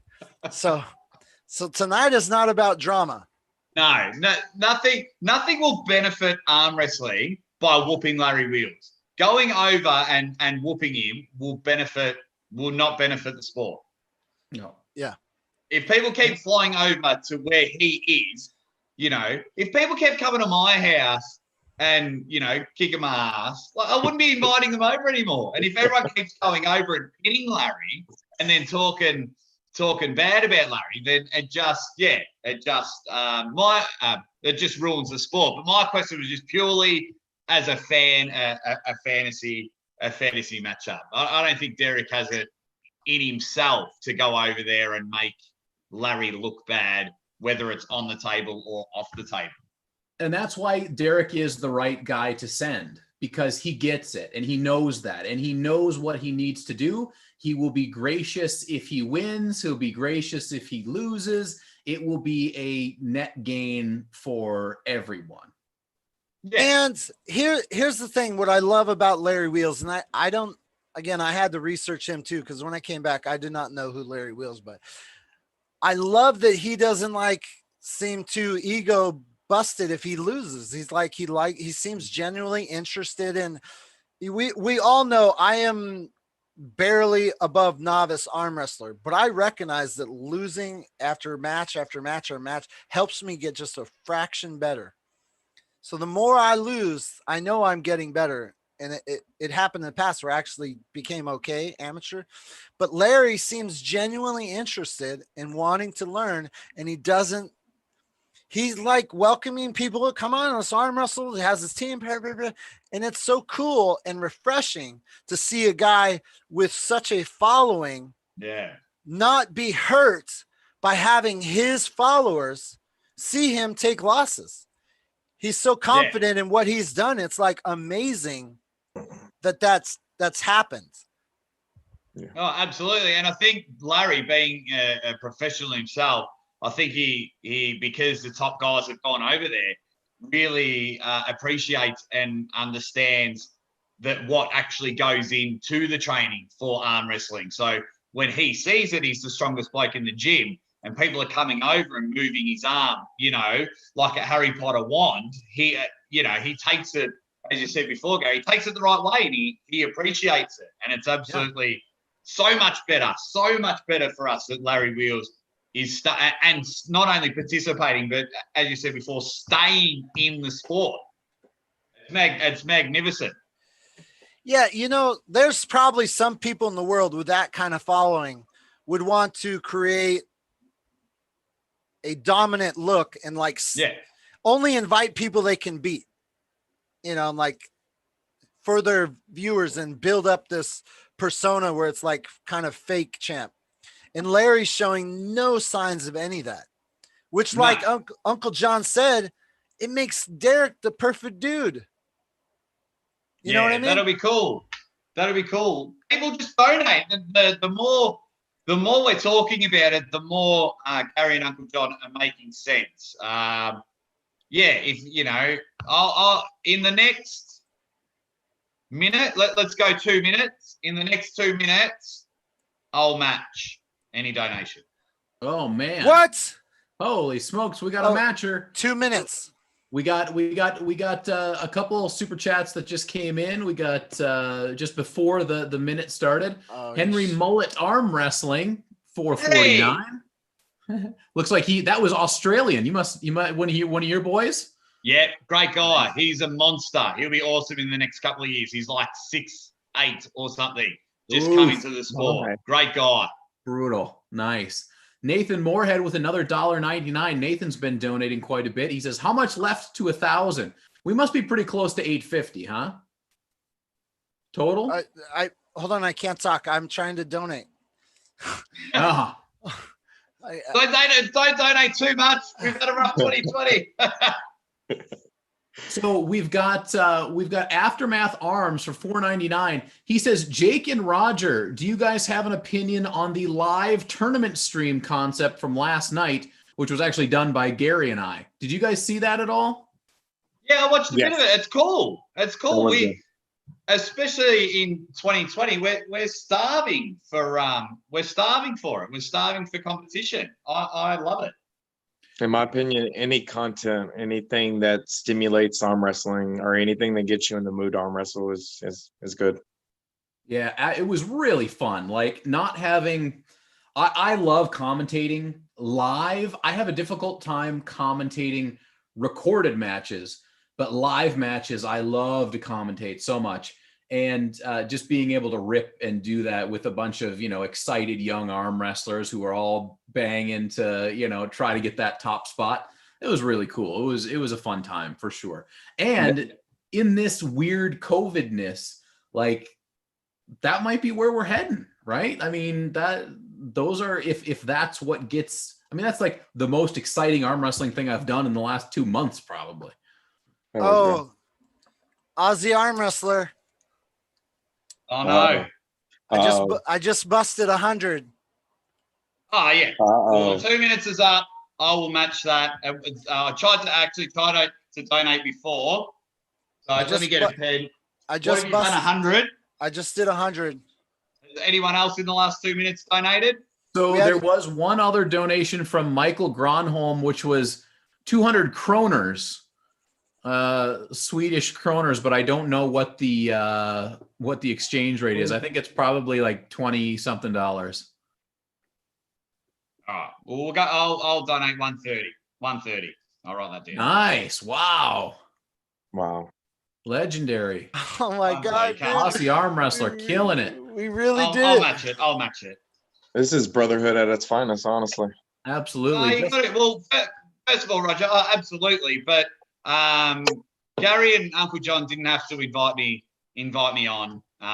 They didn't have to keep me on. I've almost been on for an hour chatting to these guys, with, the three of us having our own channels and we all do the same thing. They could have easily just, left me on the bench and said, oh, no, well, we won't worry about him. So as everyone that's been in it, arm wrestling, we need to look after each other. So once I hop off here, and hopefully YouTube will let me do it because I donated earlier, I'll donate. Beautiful. I'll donate 130. Beautiful. Thank you, man. Okay, well, with my donation, it was $9.25. Although the super chats they're gonna take a cut, so I have to subtract that later. Which kind of sucks. On a side note, YouTube, that's usury. That's like extortion. Yeah, YouTube is pretty wild. We did get a couple more super chats just after the 2 minutes. Nathan Moorhead with another $1.99. He says he's ready to push it over 1,000. We're getting close. And then we've got Retro. I'm just going to see if I can donate. I'll match it at 130. I'll see if I can do it. Beautiful. We also got Retro Reister, $2 Australian. He says, I got $1,000 that says I can tear your arm off. Yeah. Love it. Love it. Yes. We got Blaze Matan. I don't know if that's how to say your name, dude. Blaze Matan with $5 says, got to run. Happy New Year. Thanks for being here, Blaze. Oh, Hey, just hold on. Jake, you're not doing super chat, right? Where do you want me to do it? Oh, GoFundMe. They don't take the 30%. Oh yeah, Derek'sDream.com. Yeah. It's better. Like literally at 130, YouTube's gonna take 40. They're gonna take a lot. Oh my God. What's the website? Derek'sDream.com. Derek's Dream. DEREK. While he's doing that, let's do another raffle. Raffle it up.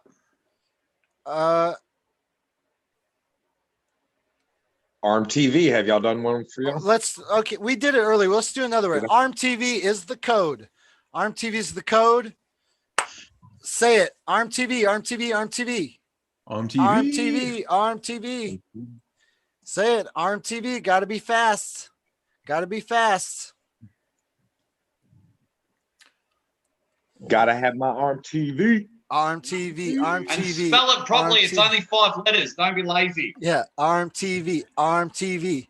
More. Come on, Hey, Gary, guys. how many people do we have left awake? We got 73 people in here still. ARMTV, ARMTV, ARMTV, ARMTV, ARMTV, ARMTV, ARMTV.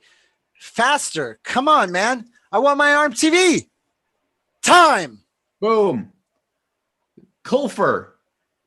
KLFER. That's first name? That's the whole name. KLFER. KLFER. That's it. Sir, you won a raffle ticket. Please send me an email, GaryStephenRoberts@gmail.com.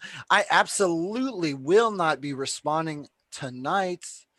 Please don't even expect that, especially. Double check GoFundMe to see if my donation came through. I will. Want to be a man of my word. You got it. Oh, 150. Okay, wait. Gary is there. Gary's just showed up. 150. Oh, we did it. Oh my God. This is so. Oh my God. Oh my God. Oh my God. Oh my God. Boom, boom, boom. I think that. Bang! Jake, Fill up you that got chart. these? You got these, Jake? Uh-oh. Oh, man. No, I don't. They're so cool. Ah, That's the Ultimate Warrior. do they still work? No. Long dead. Long dead. Had to wash them up, too. They were in rough shape, but I got them cheap. Doesn't matter. They just sit on the shelves. They're fantastic. I got a few Hasbros for Christmas off my lovely wife. Nice. Any rares? Any rares? Season 8, Undertaker. Oh, beautiful. Needed that one, so she's done very well there Awesome. as the dogs run around. Now, I want to get your guys' opinion. We were speaking about it before, and forgive me if you've already spoken about it, but Michael Todd and Levan, who wins? Yeah. Who have you got? Well, all right, I'll start it off. I believe it is far too difficult to make all that much of an educated decision based on the fact that we haven't seen these guys serious pull in a very long time. Yeah. That being said, I am fully 100% behind Michael Todd.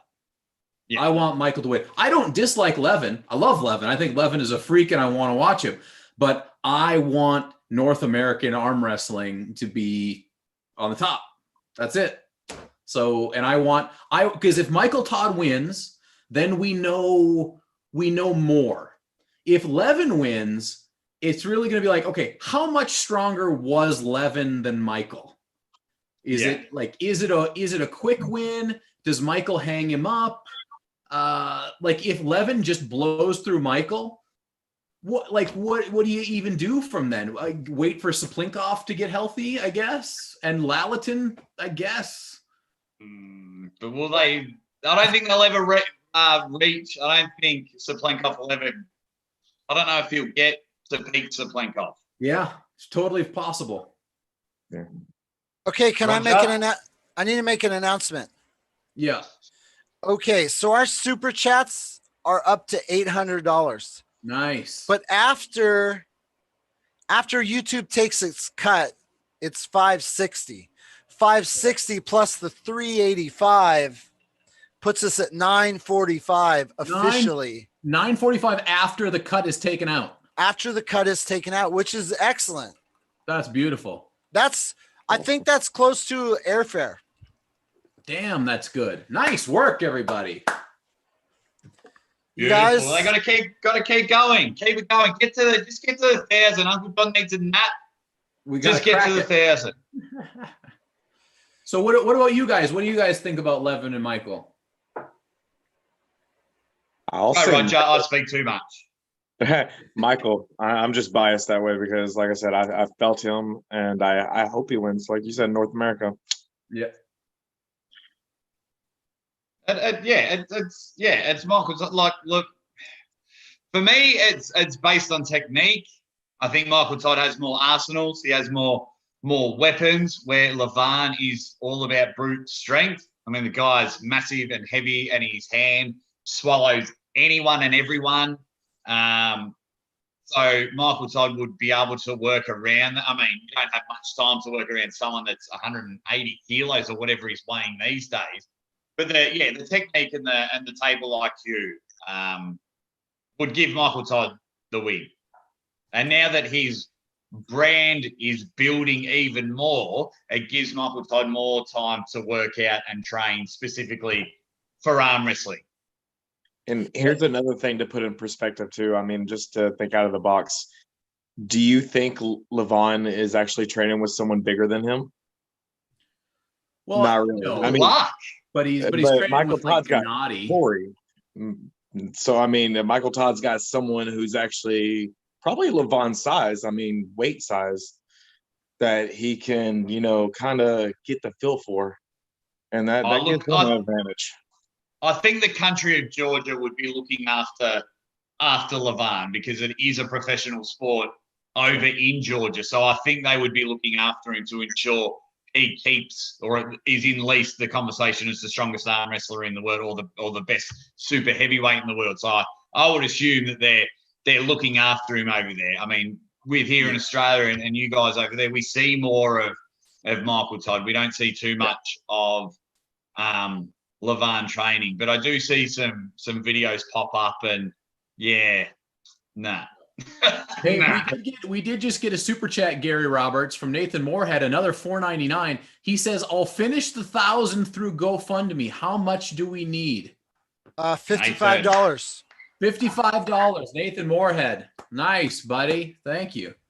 I wish Nathan had jumped in the chat before I did my 2-minute warning. That would have been nice. Would have saved me a few dollars. Thanks. Absolutely. No, that'd be good. That'll come through there. Now, a question I want to ask you guys, because you guys are living over there this whole garbage that we call COVID-19. Yeah. Do you think WAL will go next? Well, I'm in 2021. Will WAL go in 2021? I think at some point, yes. In April, probably not, because usually the season would usually start in April. I don't think they'll make that. But I think I would say I'm 99% sure that some WAL will happen this year. Yeah. I hope so. Just as a fan, I hope so. There's only so many times I can watch reruns, so I need some more matches. That's What's the word, Roger? Is it going to happen? I hope so. But on the subject of COVID, man. We did, as an arm wrestling community in North America, did just lose a great athlete, Jim Bryant. Oh no! Yeah, so he passed away. Don't even bring it up. Yeah, I've been seeing that. Yeah, so I mean that kind of sucks. Dude. Yeah, I never knew of Jim, but yeah, Definitely. seeing all the posts the last couple of days or whenever it happened, it just it's sucks. a bummer. Absolutely. Roger, you knew Jim? Yeah, he's refereed some of my matches. He's invited me to his place to train, and I never got the chance to. Oh my God. Yeah, he's a great guy though. It's tough. I mean, it really brings the reality of the situation right to you. You know, there's all the questions of how bad is it really, yada yada yada. I don't care what your beliefs are, but this is very real. And, it's truly unfortunate, and, wish the best for his family and friends and all that stuff. Oh, absolutely. Yeah. It's terrible losing anyone. Absolutely. So, and it was just really good to see someone from the outside that didn't know him or in all due respect, didn't know of him. It was just great to see all over the socials. It just blew up with how many people he reached and things like that. So that's one thing, I'm a glass half full kind of guy. So that was certainly a positive to see, because everyone was just talking about it. So I hope in the meantime, before he passed away, he knew that he was really loved in the arm wrestling world. And I hope moving forward, people just let each other know how loved they are in the arm wrestling world. So that was cool to see. But of course, condolences to the family and friends that anyone that knows that knew him. Just not a fun way to end the year. Yeah, I definitely want Wall to start. I mean, I'm ready to see some arm wrestling. Oh, it needs to, but then do you not so much downgrade, but do you have to alter the matches, because WAL love getting the internationals to come over, and if they're not allowed to fly over, or they've got a quarantine for 14 days or 28 days, then does that cost Steve a lot more money? Because it's like, all right, Uncle John, we want you at WAL 601. We understand that you've got a quarantine 14 days before and after. So then instead of paying an appearance and a match fee, they've now got to put them up for a month. Otherwise, it's not worth coming over. So then it'll be interesting to see, one, if it does go on in 2021, and two, what matches they get. Now, there's enough entertaining arm wrestlers in North America, but whether we can get the matches happening. I always love seeing internationals. You know, Ryan Bowen's supposed to come over. Marlon Kleinsmith was supposed to fly over from Sweden. For 601. So I love when the internationals come over. But it'll be interesting to see what happens in 2021. And Eddie Hall too. I was really looking forward to that. Yeah, that was so huge, so the huge. sport needed that. We needed that, but it looks like I haven't seen any sort of arm wrestling training from Eddie. He's in boxing now. Yeah, he's gonna make $1 million off that match. Yeah. It's a shame as well because Eddie Hall couldn't box eggs, and he's going to make quite a lot of money fighting Thor. And good on him. And he'll get all of his money, and I'm going to watch it. Of course, I'm going to watch it. Yeah. But it's thoroughly disappointing. Well, speaking of huge, we do have arm wrestling's nicest arm wrestler, Paul Lynn, is in the chat.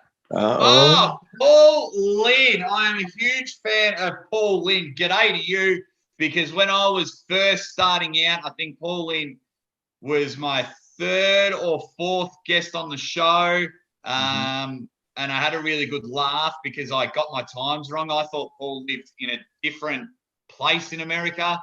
So when I found out the night before where he actually lived in the US, worked out that I was up at 2:30 in the morning having a beer with Paul Lynn. Great guy. And he's a superstar. Pennsylvania. That's where all the good arm wrestlers are. All the good ones. I don't know. Come to Melbourne. You know who else just came in? Cody Merritt. Uh-oh. Cody just won my match of the year. Breaking his arm mid-match and still winning. Cody, you superstar. That was unbelievable. Did you guys see the X-rays? I watched that, and that was unreal. Did you see the X-rays? Yes. No. Ooh. We're talking plate with 5-6 screws in there, I think.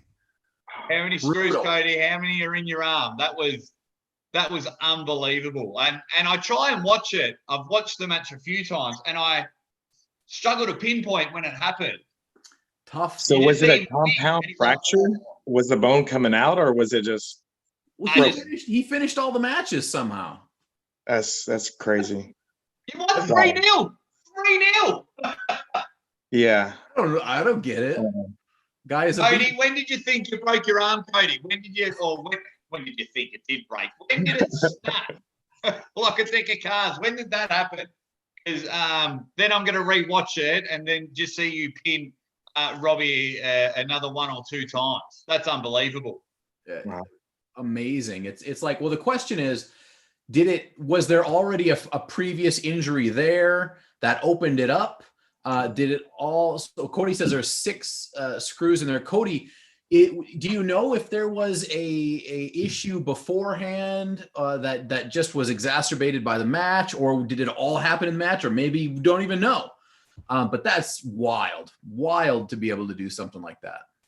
That's unbelievable. And then the question is, did it break because Cody had now I'm not sure how Cody's 2020 went, but because a lot of us couldn't compete in arm wrestling or have ready goes, did it break because of lack of matches? You know, Cody's very experienced and been doing it a long time.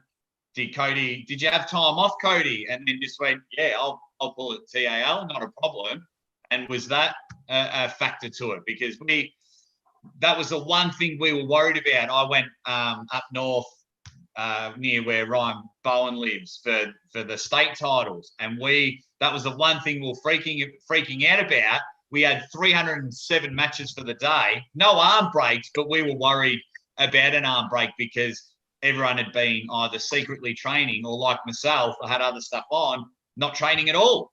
So we were worried about arm breaks. So Cody, if you're still on, let me know if that was a playing factor into it.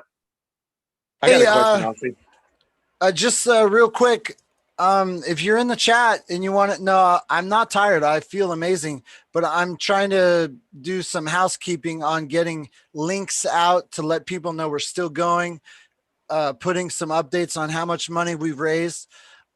Brad Cook, come on the show, man. What are you doing in the chat? Yeah, I actually talked with him. I'll send him a link right now. Come on, Brad Cook. Hold on. Yeah, hold send on. him a link and I'll say hi to Brad and I'll tap out because we don't want another Evan congestion. So Brad, if you jump on, I'll see. I'll tap out, bro. You deserve to be on this more than I do.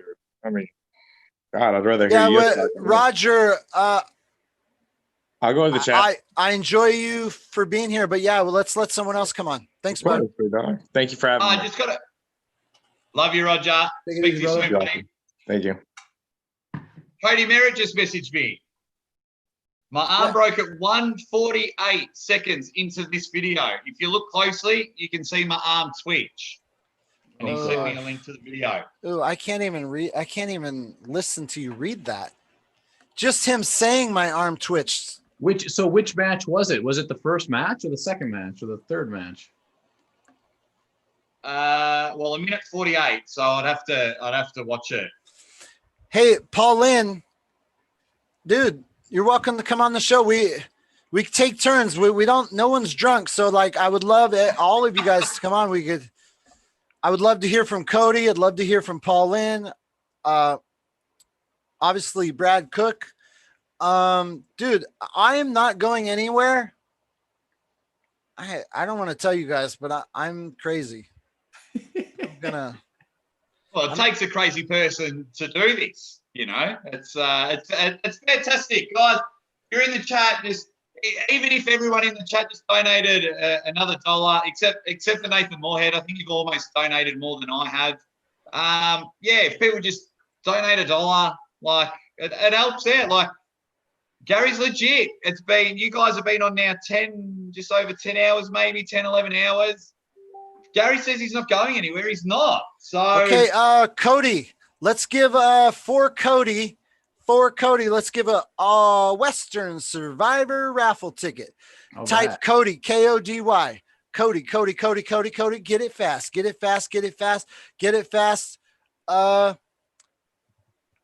You're not looking at the chat, right, Jake? No, I can't see the chat. Okay, so we'll stick with John. Cody. Faster. Yeah. You guys are going to win an arm bet table thanks to westernsurvivor.ca. There's still like 80 tickets left. If you guys are not cool with just getting one ticket, maybe by chance, go over there and buy some more tickets. Cody. Faster, not fast enough. Type that shit out. Type it out, bitches. Fast. Time, bitch. Boom.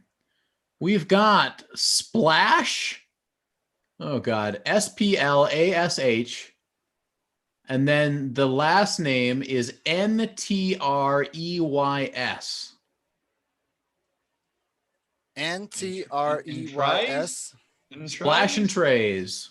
Splash and Trays. A basketball term. I'm an idiot. Okay, Splash and Trays. Congratulations. You won a raffle ticket to win an arm bet. We know what arm bet is, right? Shout out to Devin Larry. An arm bet table, a raffle ticket to an arm bet table. As soon as they sell out the 82 tickets left on westernsurvivor.ca, they're going to do the raffle. And you just won a ticket. Send me an email, GaryStephenRoberts@gmail.com. There's no way I'm going to be answering that tonight. So we will get to you. Yeah. Hopefully I don't get added to a bunch of email lists, but it is what it is. No, I think people are just going to talk to you directly. No. Someone who doesn't like me could go put my email in, spam me forever on a million messages.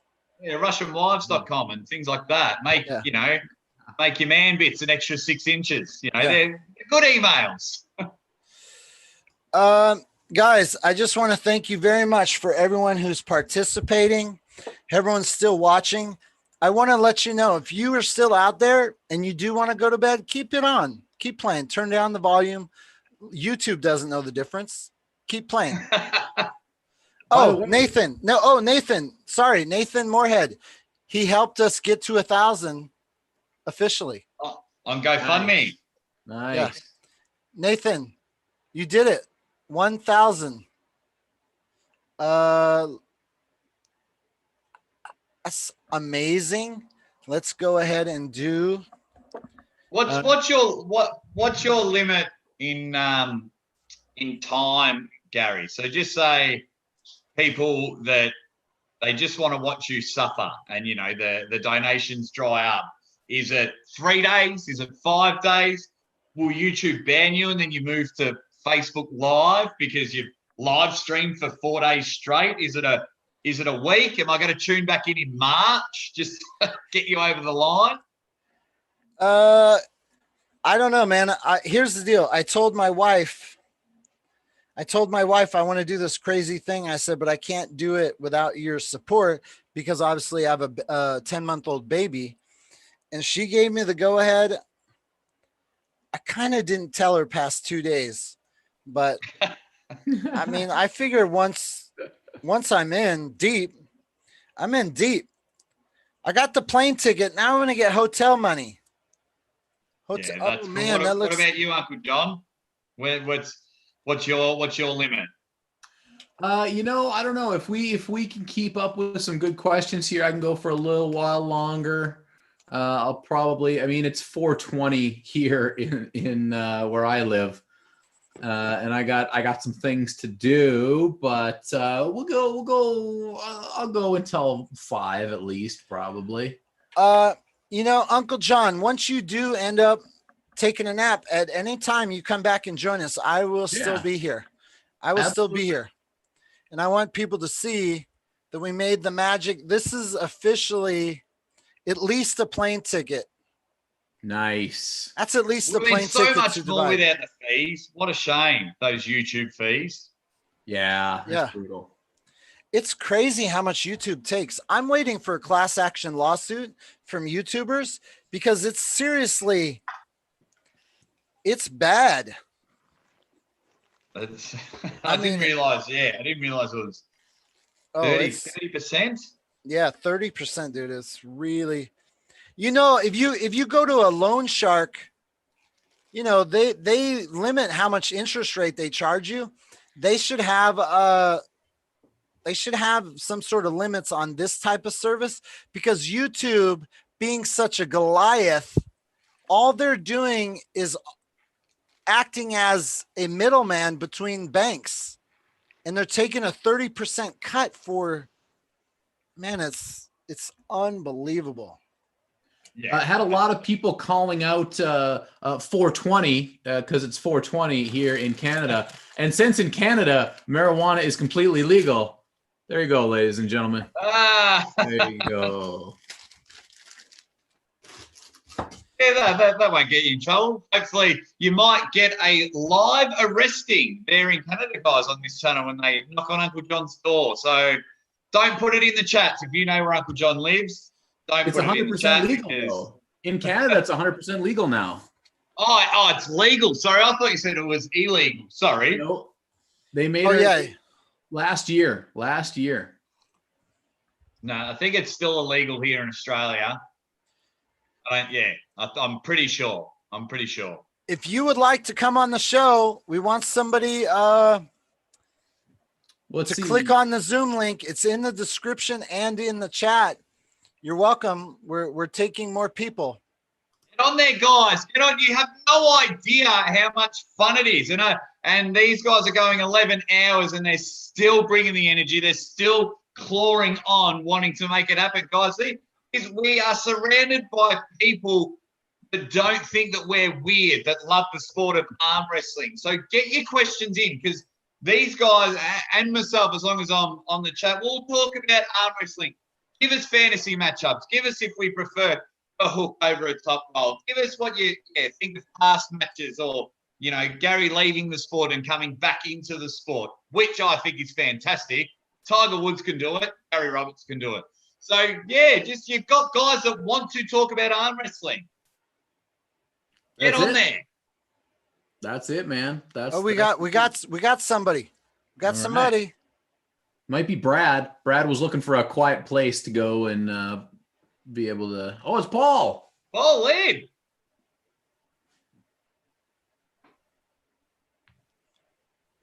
So he goes. Paul likes to hide in his car. Oh, no, he's got a little setup now that he's on the fix. Right. Starting to invest in himself, which he should. Guy's a superstar. Oh! What is going on? We've done Hey, it. Lynn. Hold on. Before you guys get in there, is Neil Pickup okay with you cheating on the fix? You okay with that? Neil loves you, bro. He loves you. I know. Welcome to the show, man. Oh, thanks for having me. Hold on. Let me get my fixed background on here. Hold on. I'm on my phone right now. This is terrible. I need like a headset or something. What is up? Not much, man. You been partying or what? Gary, are you drinking champagne right now? That's right, bro. Happy New Year's. I love it. Happy New Year's. Happy New Year's. Hey, here's the deal. We got Brad Cook as well. Oh, get him on. That's my guy. We need to unmute you. Unmute you. Unmute. There we go. He's on. He's on. What's up, Hey, everybody? okay. Hold on.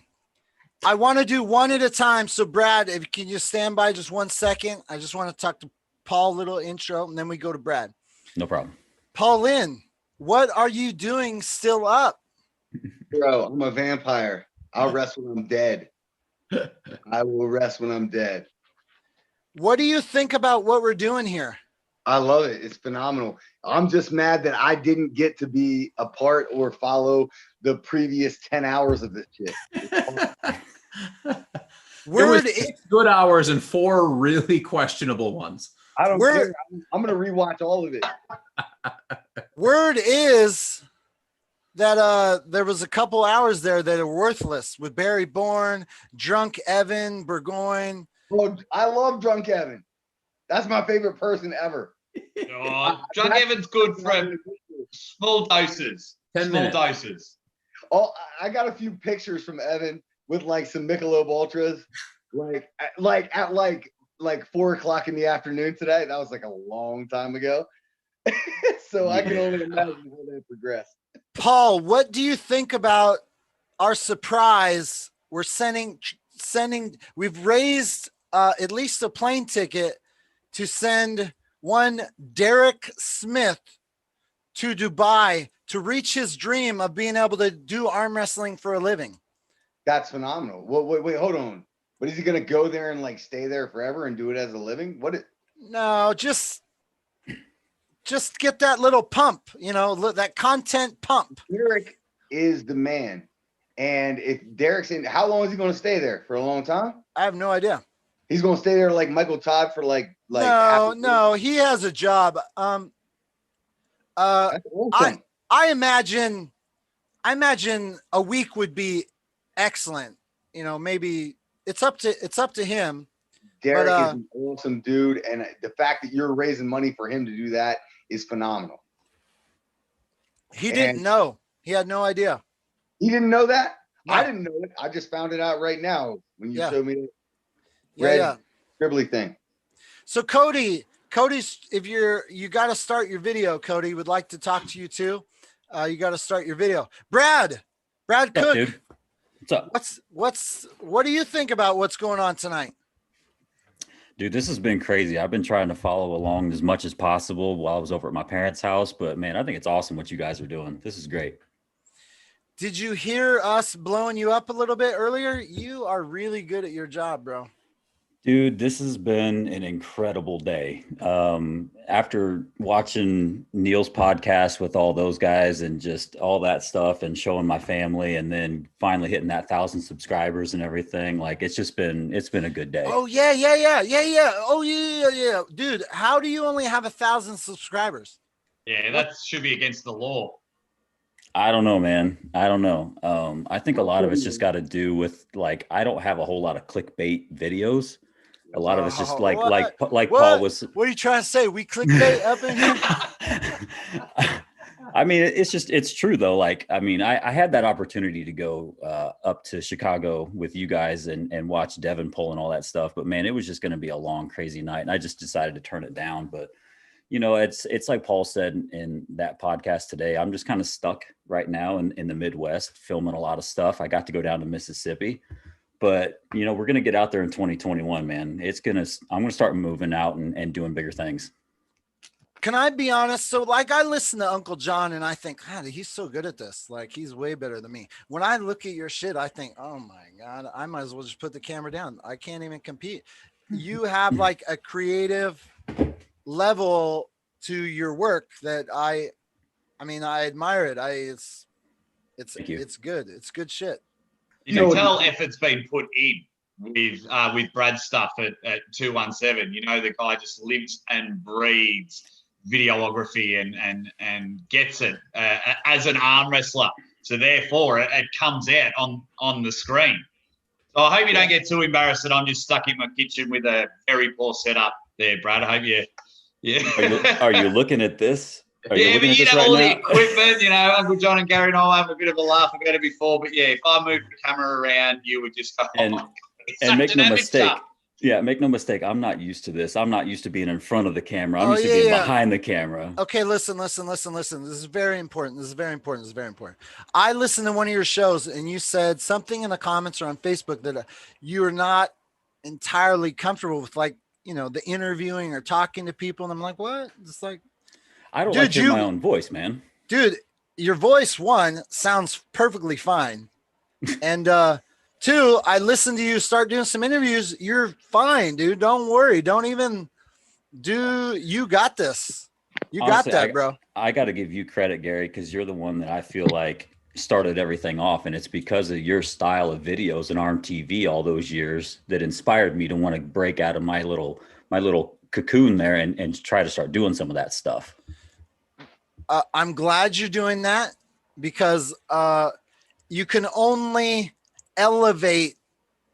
You're already golden, but it's just me. I like to talk to people. I like the context and I like to know the story and the behind, you know, and you can't really get the full story until you get in and say, what's going on? What happened? What do you thought of that? And once you do that, it's just like, you're already awesome, like I said, but I'm glad you are breaking out the box or whatever, because it's like, you're good, man. And you deserve to be, somebody's asking in the chat how they find you. Tell us. 217. Everywhere you want to check on social media, it's just 217. Sometimes there's an underscore between the 2, 1, and the 7, but just look me up, man. You'll find me. It's easy to search for. Is everyone on this channel subscribed to Uncle John? Yes. Yes. Cody, we had Cody Merritt for like a second and he disappeared. Cody, come back. We asked him to subscribe and he left. Cody, turn it back on. We want to talk to you, bro. First of all, Happy New Year to everyone.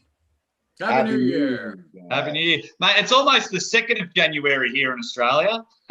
Yeah. Cody, can you hear us? Days ahead. Cody, you got to turn on your audio, sir. Paul Lynn, what I have a embarrassing admission. What's that? I haven't watched the deep inside with Neil Pickup. I know your story's worthy, and so I need to watch it, but I admit I'm behind. There's so many podcasts. Gary, you listen, I suffer from the same thing. I try my best to keep up, and trust me, there is no worries. There's nothing about my backstory that you need to worry about. Well, from what I can tell, you're one of the guys that everyone's like, oh, Paul Lynn, he's a good guy. Like, yeah, but that's why you probably need to watch the podcast. I don't even know if I am. I just want to say I look forward to when I get them. You know, I'm deep inside my own projects, and anyways, it sounds like you're one of the guys. Uncle John's one of the guys that like has no haters. Like everyone loves you. Everyone loves you guys. Everybody has haters. If you don't at least have one hater, you're not even like a person in this world. So you have to find one. If you don't have one, find one. It's hard to hate you though, Paul. It's hard. I've tried a few times. I've tried I watched the fix and I'm like, why isn't he promoting the Aussie arm wrestler? Like, come on, man. I thought we were, you know, brothers and things like that. And I try and hate you, and then you smile, and then that laugh, and then, you know, you were even pitting losses at training against Mike Aiello, and it's like, I can't hate this guy. Hey, Jake, I love you, bro. Everything you do. Jake doesn't have no haters either. I don't think anybody on here has haters. What? No. Gary, no, I got haters, Gary's bro. got a few Gary haters. Roberts has got haters. I was excluding you, Gary. I was excluding you. There were some haters on Okay. Gary Roberts. Can know I them take, very well. before we get in and talk to Cody, can I just take this moment to explain one thing to you guys? Sure. Okay, so when I came back, I knew I was like, okay, I'm going to start arm wrestling again, and a few people talk trash, and I thought, oh, great. That's who I'll begin to arm wrestle. I'll arm wrestle all the trash talkers on the internet. So I was like, this is a perfect opportunity. So I started engaging, and I started creating drama on Facebook, and I was like feeding every troll. And I think it fed into the people thinking like, oh, so I've had legitimate drama, and then I've had like troll drama. And I think the troll drama just added to the fire. Everyone's like, Gary's fucking nuts.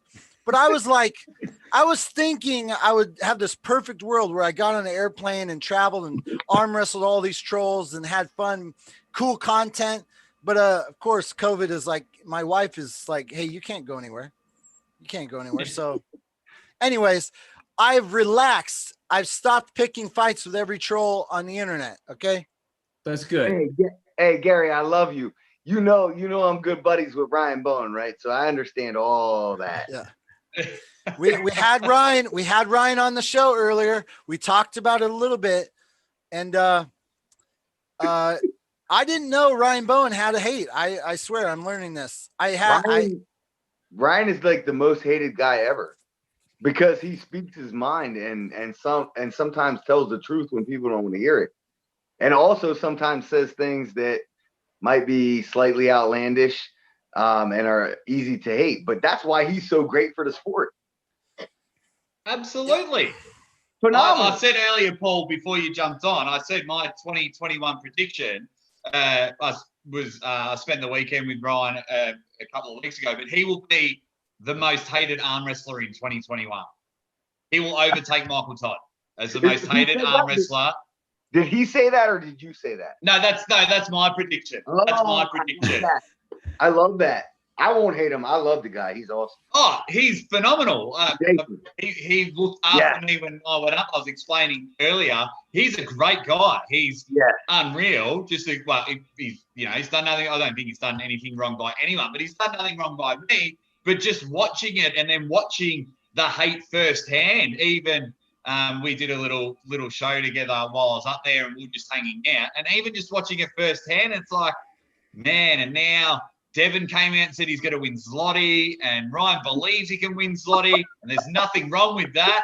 I love He's it. strong as hell. Ryan's going to have a huge year, but yeah, he will be the most hated arm wrestler in 2021. Not by people really in the arm wrestling community. We get it, and we get what Ryan's doing, and it's fantastic. But the next level, the ones that were attacking Gary early on when he came back. Hey, it's awesome. It's all good. Guys, can we take an opportunity to see if Cody can hear us and say something? Yeah, Cody. Cody, are you there? Yes, I can hear you guys. Cody. Give us Hey! I can barely hear you.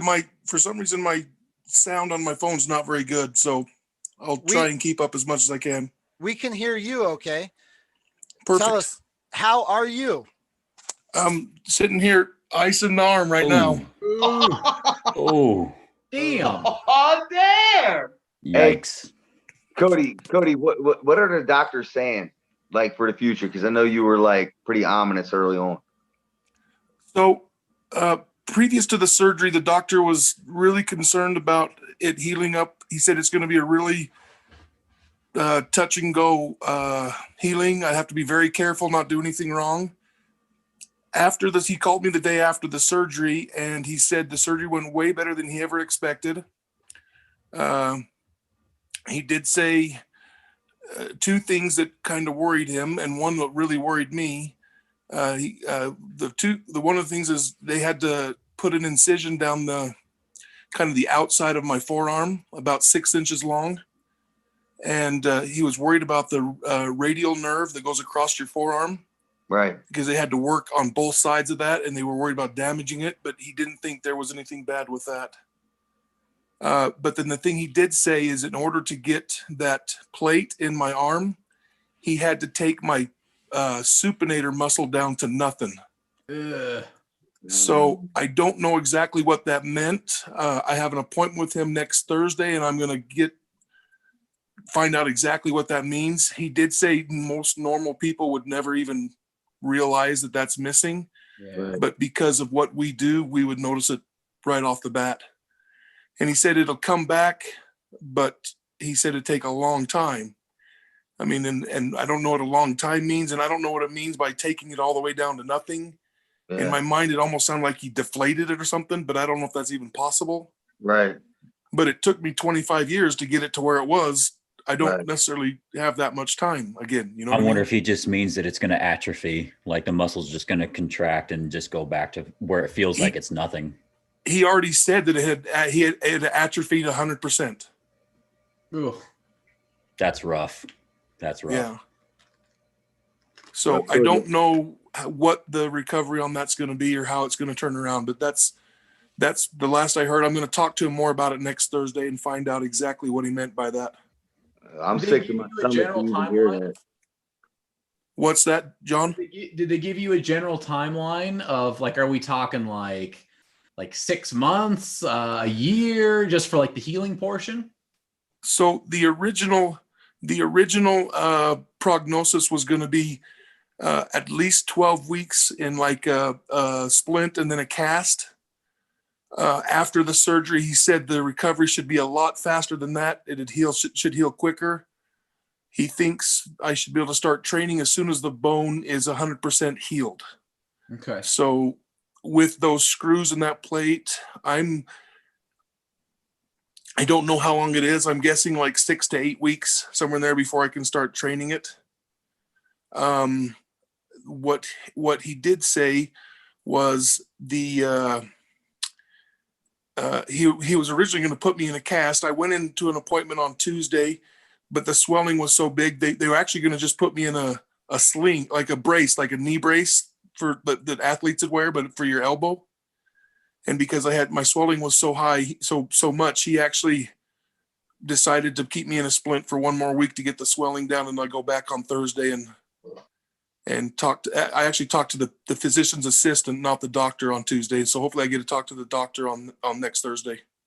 Hey, can I pause you guys for station identification for 1 second? Uncle John, have we missed any super chats?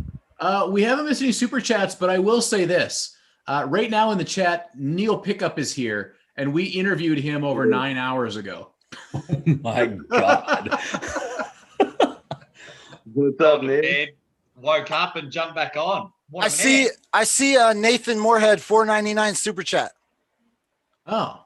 One of the people you trolled has become the show's biggest supporters. Still going to tear that arm off, though. Nathan, thank you. Yes, Nathan was trolling me in the early days. And now he's been a big fan. He's been in the chat a lot. Nathan, thank you. He's super chatted like 10 times tonight. Yeah, a whole bunch. A lot. Yeah, thank you. That Cody, dude's a hero. Cody, can you explain to me? I know you said a little bit on the phone, but can you explain how someone breaks their arm but still wins an arm wrestling match? Well, first of all, I didn't know that I had broken it when I was arm wrestling. I felt the pop. Actually, Robbie said he felt it as well.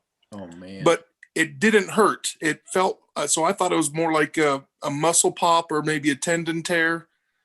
It was different than the times I've torn tendons in the past. So I didn't know what it was. It actually felt to me like when you go to the chiropractor and he adjusts your back. Mm-hmm. That's what it kind of felt like. But my hand went numb and I had zero strength in my hand after that. And it made a big difference in the matches after that. I had to rely totally on a strap and on my pronator to make the match work. So had I known it was broken, I wouldn't have pulled. I had no idea it was broken until later on. I started putting one and one together, and I kind of figured it was. How the hell do you pronate with a broken bone? Yeah. Hey, can we pause? Can we pause for 1 second and recognize the fact that this dude is a dog? Yeah. This dude is a savage. Like, What the hell is that? Whether he says he doesn't know he broke his arm or not, he broke his arm. And he finished the match. I think he had 2 more rounds and still won it. Right? Like, so Cody, hey, shout out to you. I've never met you face to face, but like you are one of the people along with Dave Chafee who I try to like model myself after because of the way you carry yourself. And to see You got to eat a lot more, Paul. And to see you win that match after that, and then to see you go through the struggle that you're going through right now, dude, my heart goes out to you. And just after seeing your arm right now, I'm gonna be praying for you tonight and forevermore. And I have like a strong feeling that you're gonna come back better than ever. I feel it because you're a dog. I hope so. And dude, if you're trying to model yourself after other people, like I would give the die to have your body. You don't want to have anything like me. Don't model yourself after me. No, but buddy, while you recover, Cody, you've won yourself an Aussie award. If you've watched, you won match of the year for breaking your arm. So that might make you heal quicker. You've won an Aussie award. Well, I do appreciate it. I love listening to your videos, dude. You make me laugh. You're hilarious. Thank you. Really appreciate it. I've never seen someone break their arm in an arm wrestling event in any way, shape, or form and then win it after the break.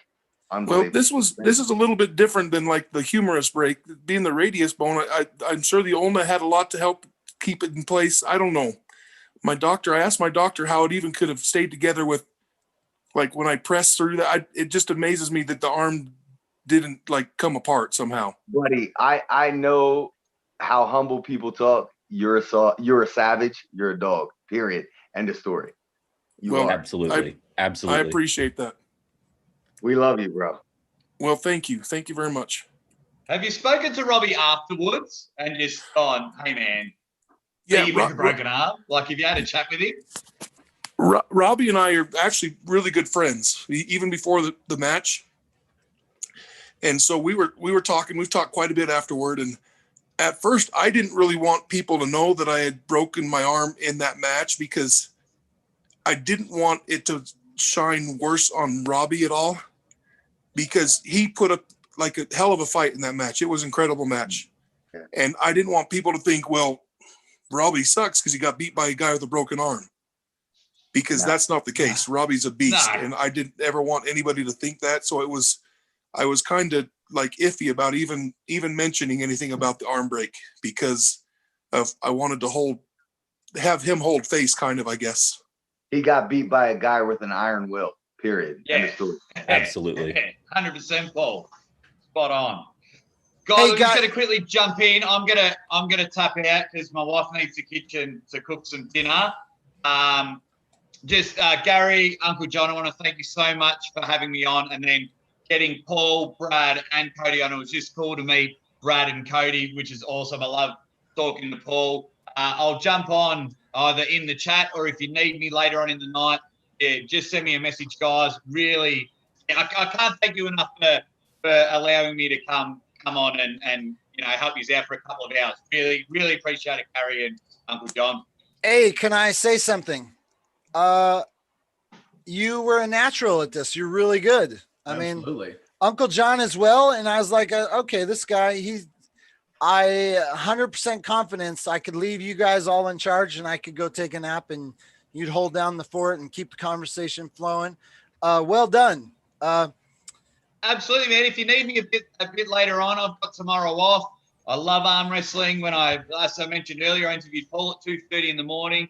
So if you guys need a cat nap and you've got no viewers in the live thing, I will still talk. Don't worry about that. Well, listen, I have something to tell you. We've raised the 1,000. That's what Uncle John needed to go take a nap.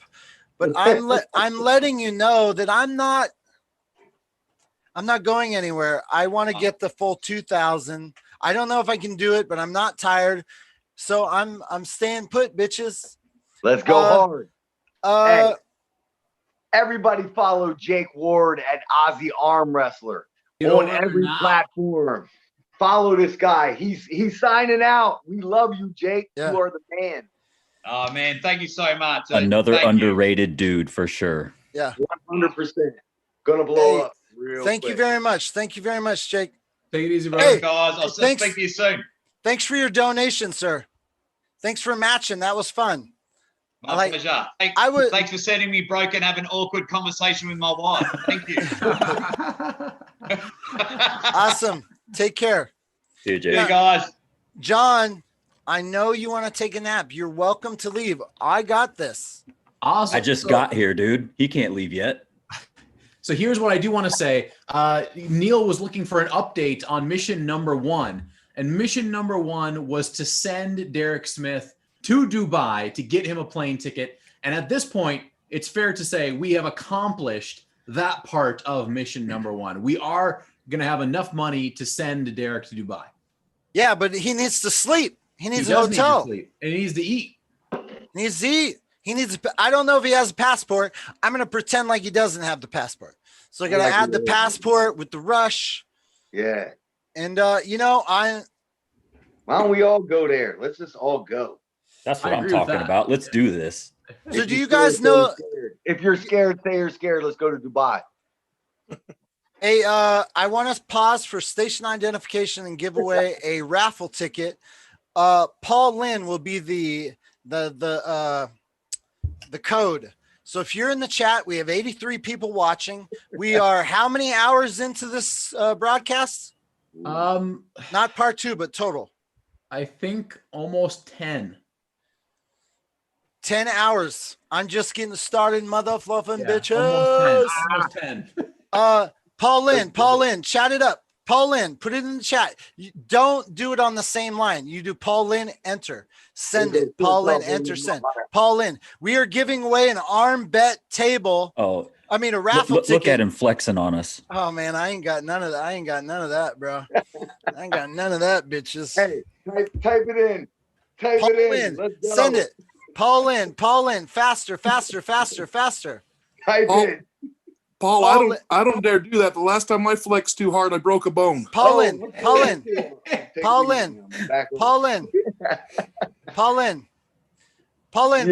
faster, not fast enough. Sorry, we're not. Oh, Roger Learned is still in the house. He's still in the house. Man, some of you guys are addicted to arm wrestling. Time. I've got none other than Sweden Arm Wrestling Television.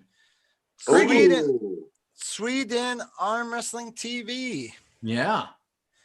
Mr. Sweden Arm Wrestling TV, send an email to GaryStephenRoberts@gmail.com. I will not get to you right now. Your name, but that's a great content provider. Absolutely. They've been on a lot tonight too. Yeah. And I just want to thank anybody who's still on tonight. Hey, you're crazy. Hey, can we talk about Mr. Cook real quick? Yeah. Can we talk about Mr. Cook? Because listen, I'm not like when it comes to YouTube and everything else, I'm a basic dude. And he reached out to me when I was still like filming stuff with my phone right side up and terrible things. And he was like, yo, you gotta get a camera. This guy pointed me in every technical direction every piece of equipment that I have is because of this guy right now. And I can't come anywhere near the production quality ever this guy will ever that he puts out now. This guy is the man, period. 217, the man. I couldn't agree more. I just got this little beauty. And 99% Canon M50. Canon M50 recommended. What's the lens on that though? Sigma 16 mil. Yeah. I think that's the one you told me to get, right, Brad? Is that the one you told me to get? But it doesn't zoom, so I have to be at a weird distance, right? Yeah. It's okay though. It's okay. It's phenomenal nice at that distance. I switch the lenses out a lot depending on what I'm doing. Mm-hmm. Yep. Okay. Paul, can you tell me a bit about your channel, where people find you? Lethal Arm Assassins Network. It's basically Storm and Sam Harris and I. And it's just really a hub for like whatever people want to put out. We'll also put other people's content out if they want to. But we do, you got like product reviews, training videos, and like if we're at a tournament, anything like that, nothing super cool, not on you guys' level, but more educational than anything. And Brad, what made you reach out to Paul Lynn to because I was putting out really shitty videos. Dude, I see potential in all of us, right? I see potential in what we're all putting out. And I just feel like if I can give my input and just give some recommendations for some small things to get that extra % of better quality, then we're all going to just benefit from it, right? So like Paul can go and do his thing like he's always done, but let's just do it better. Okay, hold on. I have to pause for 1 second. Neil Pickup has now been in the chat for a while. Neil, you can join the show again. I just sent him a link. I just sent him the link again. Like, I mean, if it's okay if we, move part of your crew over here, I'm not trying to steal you. We're just borrowing you for a hot minute. But Neil, the link, Neil, you're welcome to come back, bro. Brad, that's really cool. So I have noticed you've given a lot of people some tips. Do you know why I don't hand out tips when it comes to equipment? Why? Because I don't know shit about any of it. Dude, I'm a big nerd, man. Like part of the reason that I do this stuff is because I love cinema. I love cameras. I like being the guy behind the camera and getting the shots that I get, right? Like these things just happen. I'm just recording them, but it's through my eyes and how I see it. So like I nerd out on all this stuff. So when I'm telling you guys the cameras to get, the lenses to get, it's no problem to me because I love the shop talk. Yeah, but listen, I love all that stuff too. But when I'm filming and someone says what kind of camera I'm using, I forget. And I'm embarrassed to tell them it's a Sony, and it's like I can't retain it. I turn it on, I push record. That's my skill level. Hey, different strokes for different folks, bro. That's how I am. I'm bad like that. I just can't remember it. We lost Cody. Oh, there he is. So anyways, that's so cool. I have to watch all these YouTube tutorial videos because I can't remember. Oh God, it's so bad. But I want to do a link because Jimmy G was on here earlier and he told me that Paul Lynn was the one who gave him advice to step up his game. Hey, listen, all I did was take whatever smart shit that Brad said to me and I just regurgitated the 10% that I remembered. And Jimmy G also got the Canon M50. And we got the same thing. We were at the same tournament with the same camera. And we got the white one too. So we look real like sweet, like with our white cameras. Dude, listen, I'm really good at spending other people's money. Oh, I gotta say something else. Brad Cook, you are high. Your voice is kind of soothing. Oh, is it now? I can do the Neil pickup if you want me to. Dude, what are you talking about? You don't like to hear your voice. It sounds perfectly fine. No. It has kind of a late night radio kind of deep vibe to it a little bit. It's just the microphone. I mean, it sounds really good. So what made you reach out to Jimmy G and say, up your game? Oh, me? I mean, like I seen the guy at a bunch of tournaments. And like I said, the first one I went to with the guys in Philly, he's a Philly guy. And the guy who promotes these tournaments in Philly is like heavily involved in like the boxing scene in Philly. And just think of like this Italian boxing club in Philadelphia. And like the guy who was commentating this entire tournament was like an old school cut man, like a boxing cut man, legendary dude, like in the Boxing Hall of Fame. And you got this Italian dude, Jimmy G, and he's competing. And we just vibed out afterwards. We just vibed out and we started communicating after all that. And he made a little highlight video and he edited the shit out of it. And it was like off of his phone. And I was like, yo, this is like really dope. It was like a hype video for 2 other pullers. And I was like, if you get like some like dope equipment and you put your voice over some of the content that you're doing is really awesome. And my guy Brad said that this is the camera you need to get. So get the camera and let's see where it goes. But I mean, I think he's an awesome dude. Personality's crazy. He's all over the place. Great dude. Yeah. We had him on earlier. He was on during part of the show that got a little crazy with drunk Evan Burgoyne. That's awesome. Uncle John says that was worthless content. So I don't know if you that for it. I need to see all of that. I don't know if you want to go. Good. We had Barry Bourne on. He's a world champion. He gave us some good insights to some arm wrestling technical savviness. You know, he speaks 7 languages. I'm really impressed with what that guy's going to do in the sport. I've heard him speak 3 or 4. Well, you know what? He did update his world title number from 1 to 10 or 12. He couldn't remember if it was 10 or 12, but it is up there. They're pretty easy to come by. Yeah, That's impressive. Hey, now that I have such a eclectic group on here, is there a topic to take us another segment into the show that would make Uncle John want to stay on longer, that is worthy of talking about? Is there anything you guys think is the hot topic of right now that we could re-inspire Uncle John for not going to bed, or are we talked out? Like 5 a.m. curls. That's the topic. What is it? What, how heavy is that dumbbell? 2,000 more curls. How heavy is that thing? 80. 80? Ooh, how many can you do? Let's see what we got. Where are you putting it, on your knee? Just locking it in. Yeah, do it. Let the camera see all of it. Paul Lynn, describe to me what it's like to be on the fix. I'll describe the fact that I'm the weakest link on the fix. So it's basically trying to keep up with those 3 studs. Stop it. They know everything about everything around the globe. And I feel like I have to watch every podcast just to be ready for the next one that we're about to do. Do they give you like topical notes of what you're going to We got a group text. We got a little group text, and mainly it's Neil posting like funny ass videos and stuff. But like he might say like, oh, there's a couple questions we have to answer, and here they are. So get ready for this. What's an example of something he would say to you? Like, be ready for what?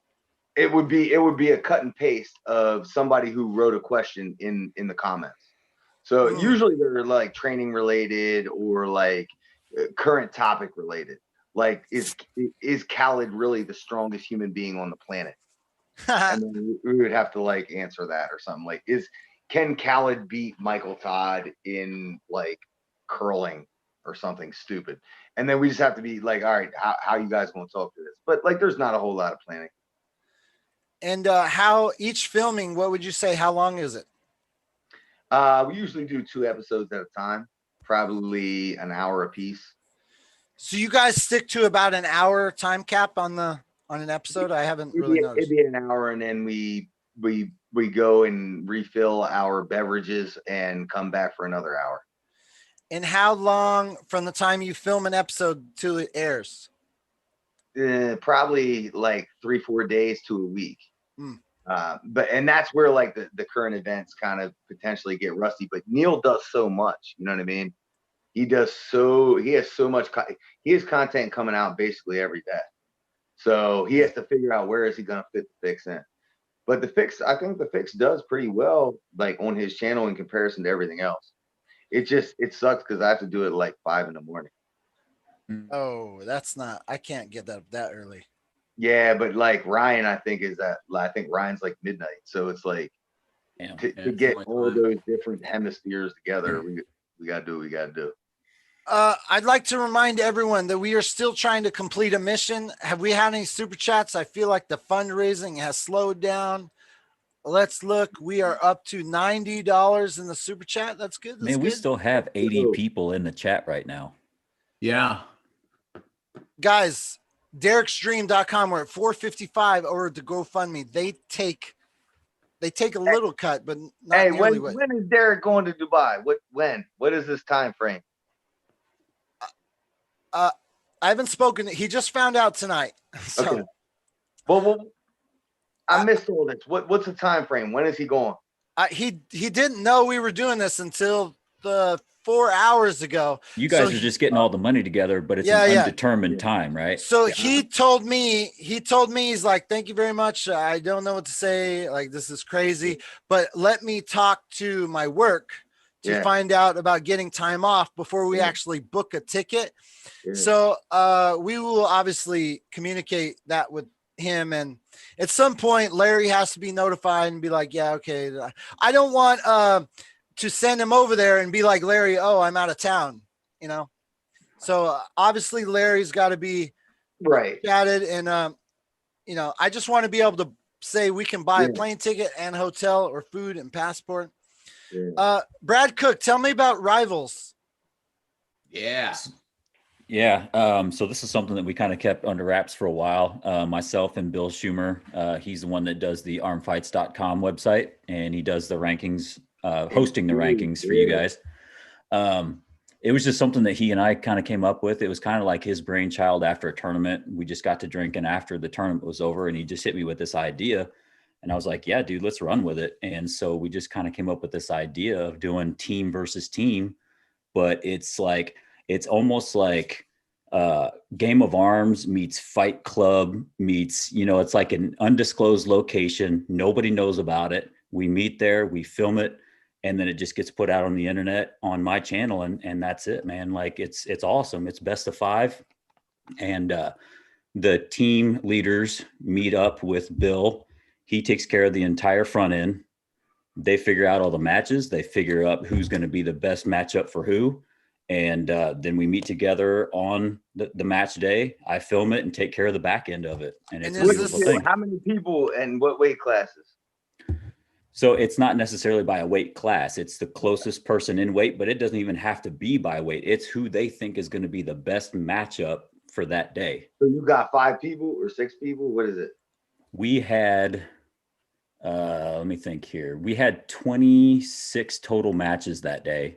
So like, I haven't even scratched the surface on all the matches I'm going to put out, but I think that there was like probably 14 to 16 people, and some guys were pulling left and right hand matches. So it went away. Ways. So it's team versus team, but there's no classes. Figure it out. Like figure what the best. You try to get it as close as possible, right? But then there's sometimes where a dude might outweigh another dude by 50 pounds, but then it becomes like, you know, experience, right? This dude's like 50 pounds heavier and stronger than somebody else, but like maybe this guy's got more experience, so it kind of evens itself out a little bit. Yeah, we did the same thing a couple of years back against Marcio Barbosa's team in Beast Mode, New Jersey. So Team Lethal Arms, and we matched it up, and it was like there was no weights. It was just like figure out what are going to be the good matches, and we all agreed on it, and we met up there, and then we kept score. And I think they like won by 1 point. But it was awesome. It was awesome. Yeah. Everybody that went to this thing, and this was just a complete like spitball, right? I mean, whatever was going to stick, we just went with it and tried it. And everybody that went to the event said they had a great time. Like it was a lot of fun. And I feel like, you know, with the conversation about COVID-19 this year, like we made that event happen, right? Like we decided where to meet up. It wasn't put out on the internet anywhere for there to be any kind of issues. We just met and did it. That's it. Are these just local teams, or are you picking teams a couple hours away and you drive to each other? So we picked 2 teams that were local, right? That were going to be down to do this, right? And it's because I'm in this little pocket right here. It was our team in Central Illinois, and then the team that was near St. Louis, which was Gateway. And because those 2 teams were close enough, it was easy to get everybody together. Now, as this thing progresses, we hope that it might be 2 teams from Indiana, and then Bill and I are going to go there and film it. And then as you start to build these teams that are winning, maybe it might be a team from Indiana and a team from Illinois or a team from Arizona, and then those guys might go at it. It's whoever wants to step up. They contact Bill, and we just make this happen. Yeah. So back in the day when I used to film arm wrestling, back then, content was primarily focused, you know, you needed a tournament. Mm-hmm.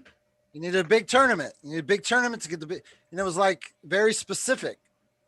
This world that I've come into, it's like, oh shit, you can like set up shit. You can you can like create moments that that was the other need that to be was the other married to a beautiful tournament. Yes, that was the other beautiful part about this, right? So like with myself being the visual guy and the creator and the cinematic, I lit this place how I wanted it to be. The key light over top, the lights on the side. I had lights across the back that were a specific color. Like I made the environment the way that I wanted it to be, and I was happy with the end product. You know what I'm saying? It was like my movie set. Yes. Oh man, I have to mention Paul. Yep. We have a couple super chats questions for you. Nathan Moorhead. Nathan, you're going above and beyond with the super chats. Derek Smith appreciates you. Paul. Yeah. As an arm wrestler who's paid his dues, does the attention Khaled has gotten frustrate the arm wrestling community? The community, maybe, me, no. And anybody who's really secure in their work ethic and understanding of the sport should not be frustrated by Khaled. Khaled is an extremely genetically gifted dude that we have to acknowledge. Like, is he a top level arm wrestler right now? No. How could he be? If Derek Smith and Monster Michael Todd and everybody goes out there and works with this guy, can he be a dog like overnight? Yes, he can. But why in the world should we ever want to throw shade at that guy? There are a ton of genetically gifted people out there who have not found the sport of arm wrestling yet. If we feel some type of way about the attention that a guy like he gets, then I feel like we have to rethink where our motivation is. If I see a genetically gifted dude who is phenomenal in so many ways, I don't want to throw shade at that. I don't want to push that away. I want to welcome that in and see how great that guy can be. So no, by no means am I jealous in any way. Can I say something as a content provider? So if I log on to Facebook and nobody's talking about something, that's like, okay. If I log on and Devin did a video on it, The Fix is talking about it, and Ryan Bowen releases a video on it, then it's like, oh, I guess I gotta, what's all that? So then I do my research. It's like, okay, these guys are talking about it. It's like, okay, now Travis and I are talking about it. It's like, it's a snowball effect. And it's like, as a content guy, you know, I get your Uncle John too. Uncle John talking about it. So I get your perpetuating more talk about it, but it's like, it's like the nightly news. If every channel is talking about this subject, the next news guy is going to talk about it. And it's like, right. Here's the deal. We all love Barry Bourne. I love the guy. He's awesome. Right. Khaled is Barry Bourne, but who actually has talent. Khaled Khaled is the guy who is not a train wreck, but is also on the tip of everyone's tongue, but for good reason rather than like whatever Barry's doing. And I love Barry. Don't get me wrong. I think he's dope as shit. I love everything about the guy. Brad Cook. Yeah. You mentioned the clickbait earlier. What do you think about us focusing on the crazies?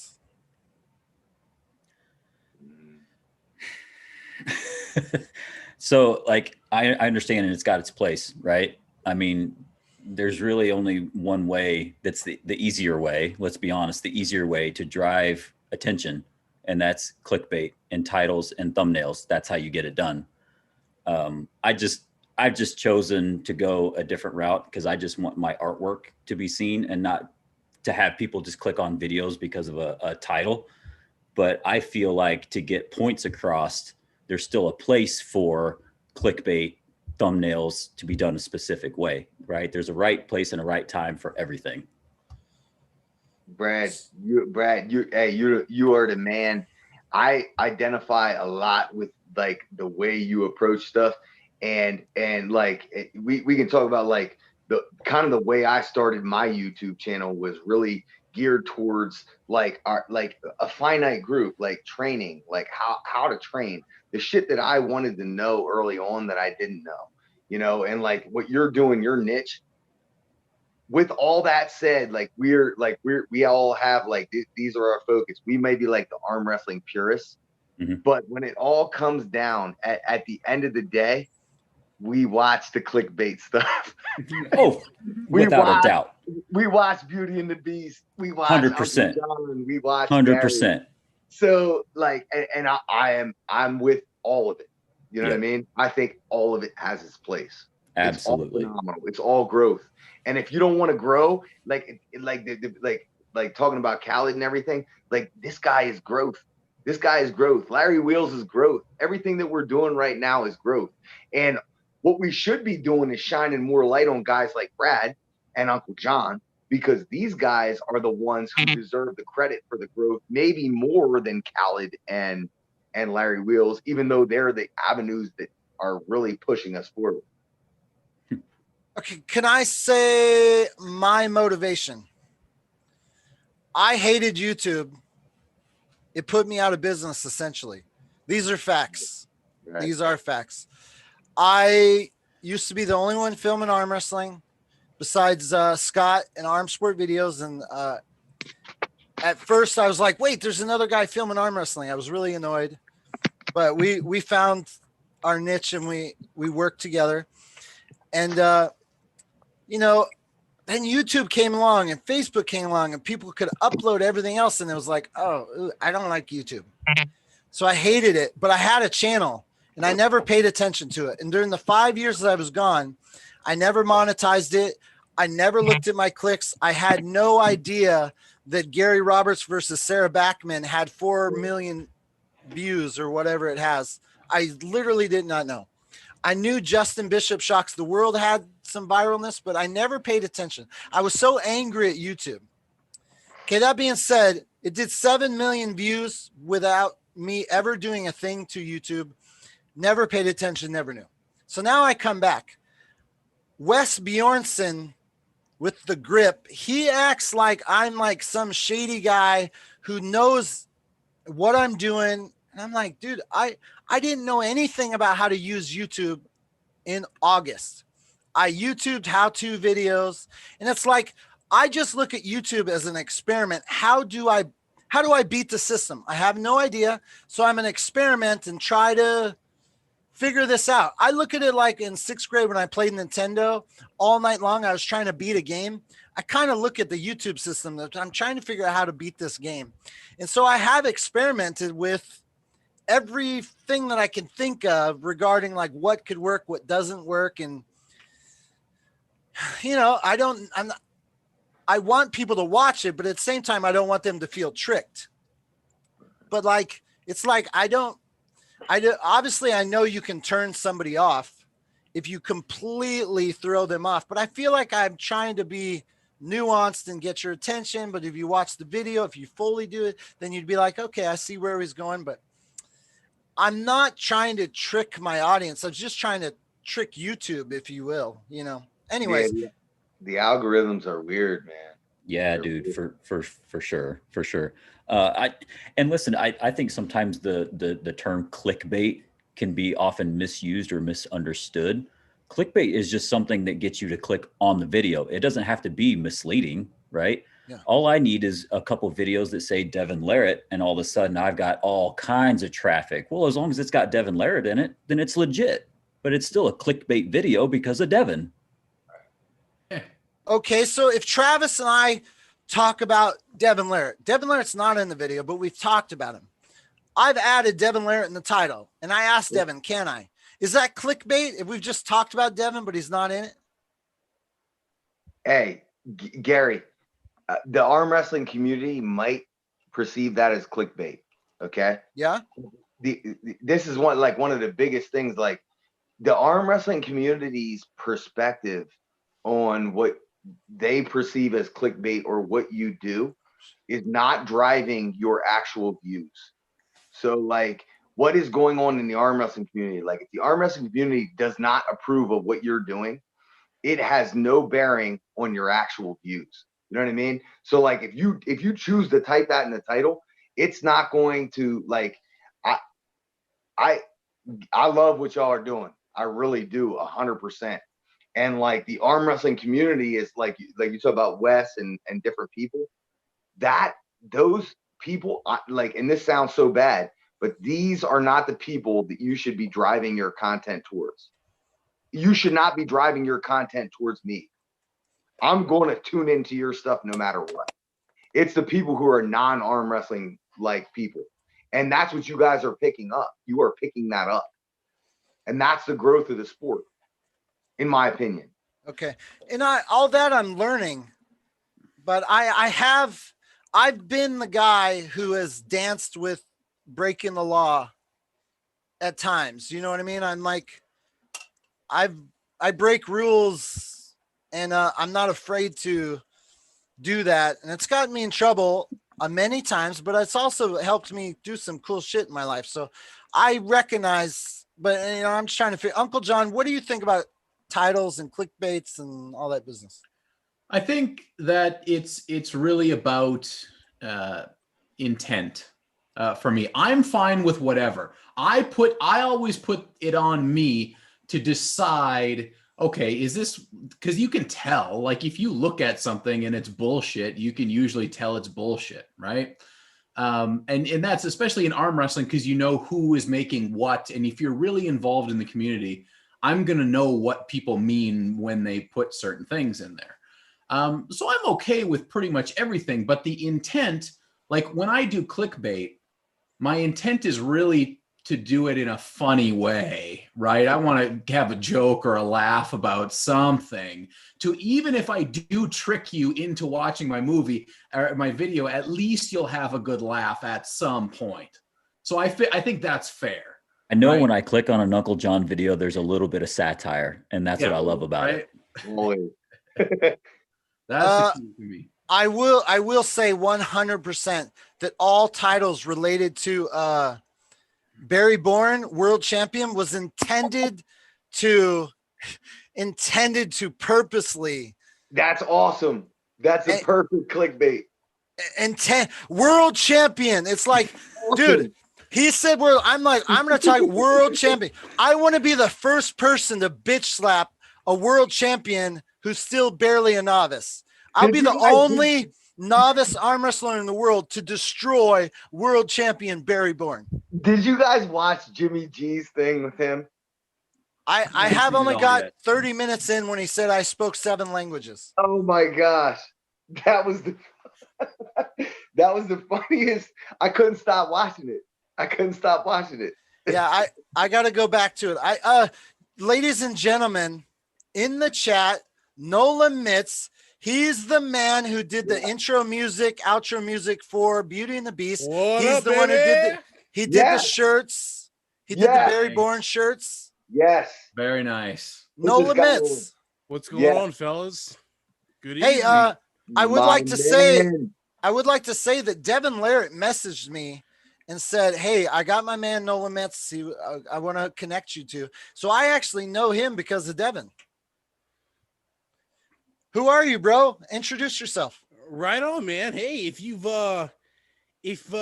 ever heard any funny or weird songs that's ever come across Devin's channel, that's me right here, baby. Hey, this guy is, when you start talking about talented people, so we got Brad on and Uncle John. This guy is the closet most talented dude like ever. Can we please get some of your stuff on right now? Can you play something? It's incredible.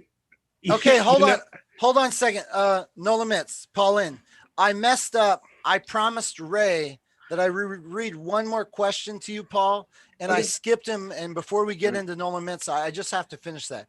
Ray A, thank you for your donation, $5 to Derek Smith. Paul, when are we going to see you compete? You're at a lot of events. You're the man. As soon as we figure out what coronavirus is going to do and we figure out what WAL is going to do and we can find an event that makes sense. I wasted my year of 39 years during this coronavirus really not competing. So I would love to compete like tomorrow. So anytime that I would love to compete. And that's it. I know I'm really exposing my weakness in knowledge of current event arm wrestling, but because of COVID, yes, I don't know everyone's arm wrestling. Where does Paul Lynn fit on, national rankings? Where are you? Right behind Dan Mosier. Yeah. I beat Dan though, so. For your weight class. I still want to see that match. Recently, though, I mean, not recently. No, not recently. Last time we pulled. No, yeah, 198. It depends on the ranking list that you look at in the hook. It totally does. Wait a minute. Are you telling me that you're 190 with that upper body that I see? You're a 198 guy. I'm like Rob Vision. I don't have legs. Oh no, that's Brett Rockers too. Those guys have titanium legs. It's ridiculous. Hey, Noan Mitz, which video should I share that has your what's the you don't have to share any. Hey now. Oh, hey now. Yeah. Okay, you guys keep chatting. I'll find it. No, it's all right. I wanted to join tonight because I wanted to bring up a pretty interesting topic. I think that Paul can shine a pretty good light on. You all can, but I wanted to say the most important thing that no one in arm wrestling is talking about is how, even with the pandemic, the sport has grown at an exponential upwards rate, right? It's booming right now, even with the pandemic happening. Now, with going into 2021 and having tournaments open up and a massive influx of new beginners, the tournament structures that we have now are not set up correctly to house the new beginners coming in. They're gonna enter the novice classes that have people that have been pulling for 15 years and get knocked out with 2 and out. They're not, the structure themselves in the tournaments that we have are not designed for new beginners. And I think that's wrong. New beginners, it's the lifeblood of the sport. That's brand new money. They're dying to spend money. And right now our infrastructure is not set up for that. And I wanted to get you guys' thoughts. I agree. And I think, Gary, I think Travis talked about this before, like basically the idea of restructuring the classes. In the United States, we're blessed enough to have a lot of arm wrestlers that show up at tournaments, unlike some other countries. So right now, a lot of times you show up to a tournament, you have a novice and a pro, or you have an amateur and a pro. What we started doing here in PA is having a first timers, a novice, an amateurs, and a pro. And whoa. You split up novice and first timers? Yes. First timers means this is the first time you stuck your elbow on a table ever. Absolutely. The first time I ever showed up at a tournament ever, that was the first time I put my elbow on a pad. And we want to separate those people. So it's almost a regression. And I don't know. And let me add, that right there can be an added extra fee for the promoter right there. For sure.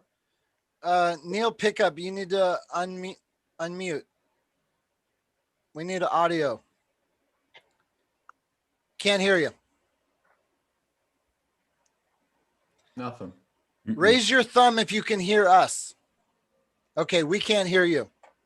Okay, continue. While he troubleshoots. Yeah, I mean, when I look at this stuff, I like Travis said, it might be a regression again. Maybe we need to regress everything back and take away the idea of a pro class and call it a money class. If we need to separate pros from money class, elite, or whatever, and walk it back from there. I think I understand what Nola's talking about is I believe that because the guys who are coming into the sport, there's a lot of like old school purist arm wrestlers who are like, why would you arm wrestle if you're not going to go into the pro class? Well, because not all of us might have the same like genetic potential or predisposition for this. So the guys at the different levels, the same as like martial arts where there's like belts, like there's levels for everybody. And right now I'm not sure that like arm wrestling is conducive to all of that. Okay, can I say something? When I was arm wrestling, there wasn't enough numbers to support a novice and a new guy. That definitely must be showing signs of growth. That you need that in your area. Neil, are you on yet? I have no idea, Gary. Oh, I hear you, Neil. Pickety bong, mother fluffers. Hey, Uncle John, can you introduce Neil Pickup again? Yeah, carry on with the topic, guys. I'm enjoying this stuff. Ladies and gentlemen, let me tell you who has just entered this conversation. This man, you may know him from 10 hours ago. He was the very first guest on the New Year's Eve live show. Here we are with a repeat appearance, the one and only. Yeah. Himself, Neil Pickup. Unbelievable. We haven't gone anywhere. I can't believe you're still rolling. I mean, that's ridiculous. I noticed you had a Barry Bourne shirt on, Gary. So how many? You're like Madonna. How many wardrobe changes? Oh, I should change several. I've got 2 extra ones right here on my sofa. Yeah, if he gets a bit give off. me your address. No, I woke up and it came up on my phone. You know, first thing you do in the morning, and you wake up like you realize you think, oh, that's big, and then you carry on. And I looked at my phone, and Paul Lynn. He's in the mother flipping house. The Oak. And my little lad goes, that's Paul Lynn, right? And I'm like, that is Paul Lynn. They're still rolling. 10 hours. Nobody can stay up. That's impressive, lads. Fantastic. Did you hear about our surprise? You didn't know about it when you were on first. Did you know what we've done? Well, I got a thing from John earlier on. I was in the shower, so it was not the best to listen, but he said you'd raised $1,000 to send John to Dubai. Not John. Who are you sending? Derek Smith. Are you going to Dubai? Send me. Derek Smith. Mate, Derek Smith. Bad man. Derek Smith's for real. We're sending Derek Smith to Dubai. Yeah, underrated individual right there. Not Brad Cook underrated, but underrated. He's not wrong. Oh man, Brad Cook is like approaching. If Danny Tesh had a christening, he'd ask Brad Cook to film the fucker. Oh my God, you guys are so good at that. That is what would happen. I can't do that. Paul, can you stand in as technical director today? Because I was pissed last night. I'm not gonna lie. Yeah, I'll stand in. I think this is episode 45 of Gary's Beauty and the Beast. 10 hours. 10. Yeah, Gary, I'm not. Last time I was on, you lads told me that 8 hours was the max. Yeah, we restarted. We started a new stream. Oh, What time is it where everybody's at? What time is it? It is now 9:34 in England. God, bro. It's like 4:30 in the morning here. 3:30. I went to bed about that time. 3:30 NOLA. I stayed on as long as I could, and then I was like, you know, when you like things go misty, and I was like, that's it, I'm done. Hey Neil, so I had to knock it on 4 hours sleep. Neil, we gotta get Nola. We gotta get Nola to make an intro song to the fix. Hey man, I added Storm. I put Neil Pickup in that song. Yeah, we need an intro to the fix. Hey, Cody, I got Uncle John. I got ARMTV. Cody, you're being real quiet. Show Neil your arm on ice. He's icing his arm right now. Wow, what the fluff? Say hi to Put Cody. some ice on it so it feels better. It swells up really bad during the day. What's that?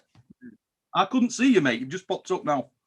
Oh, yeah. You've been the gallery view. Neil, Neil, you need gallery view.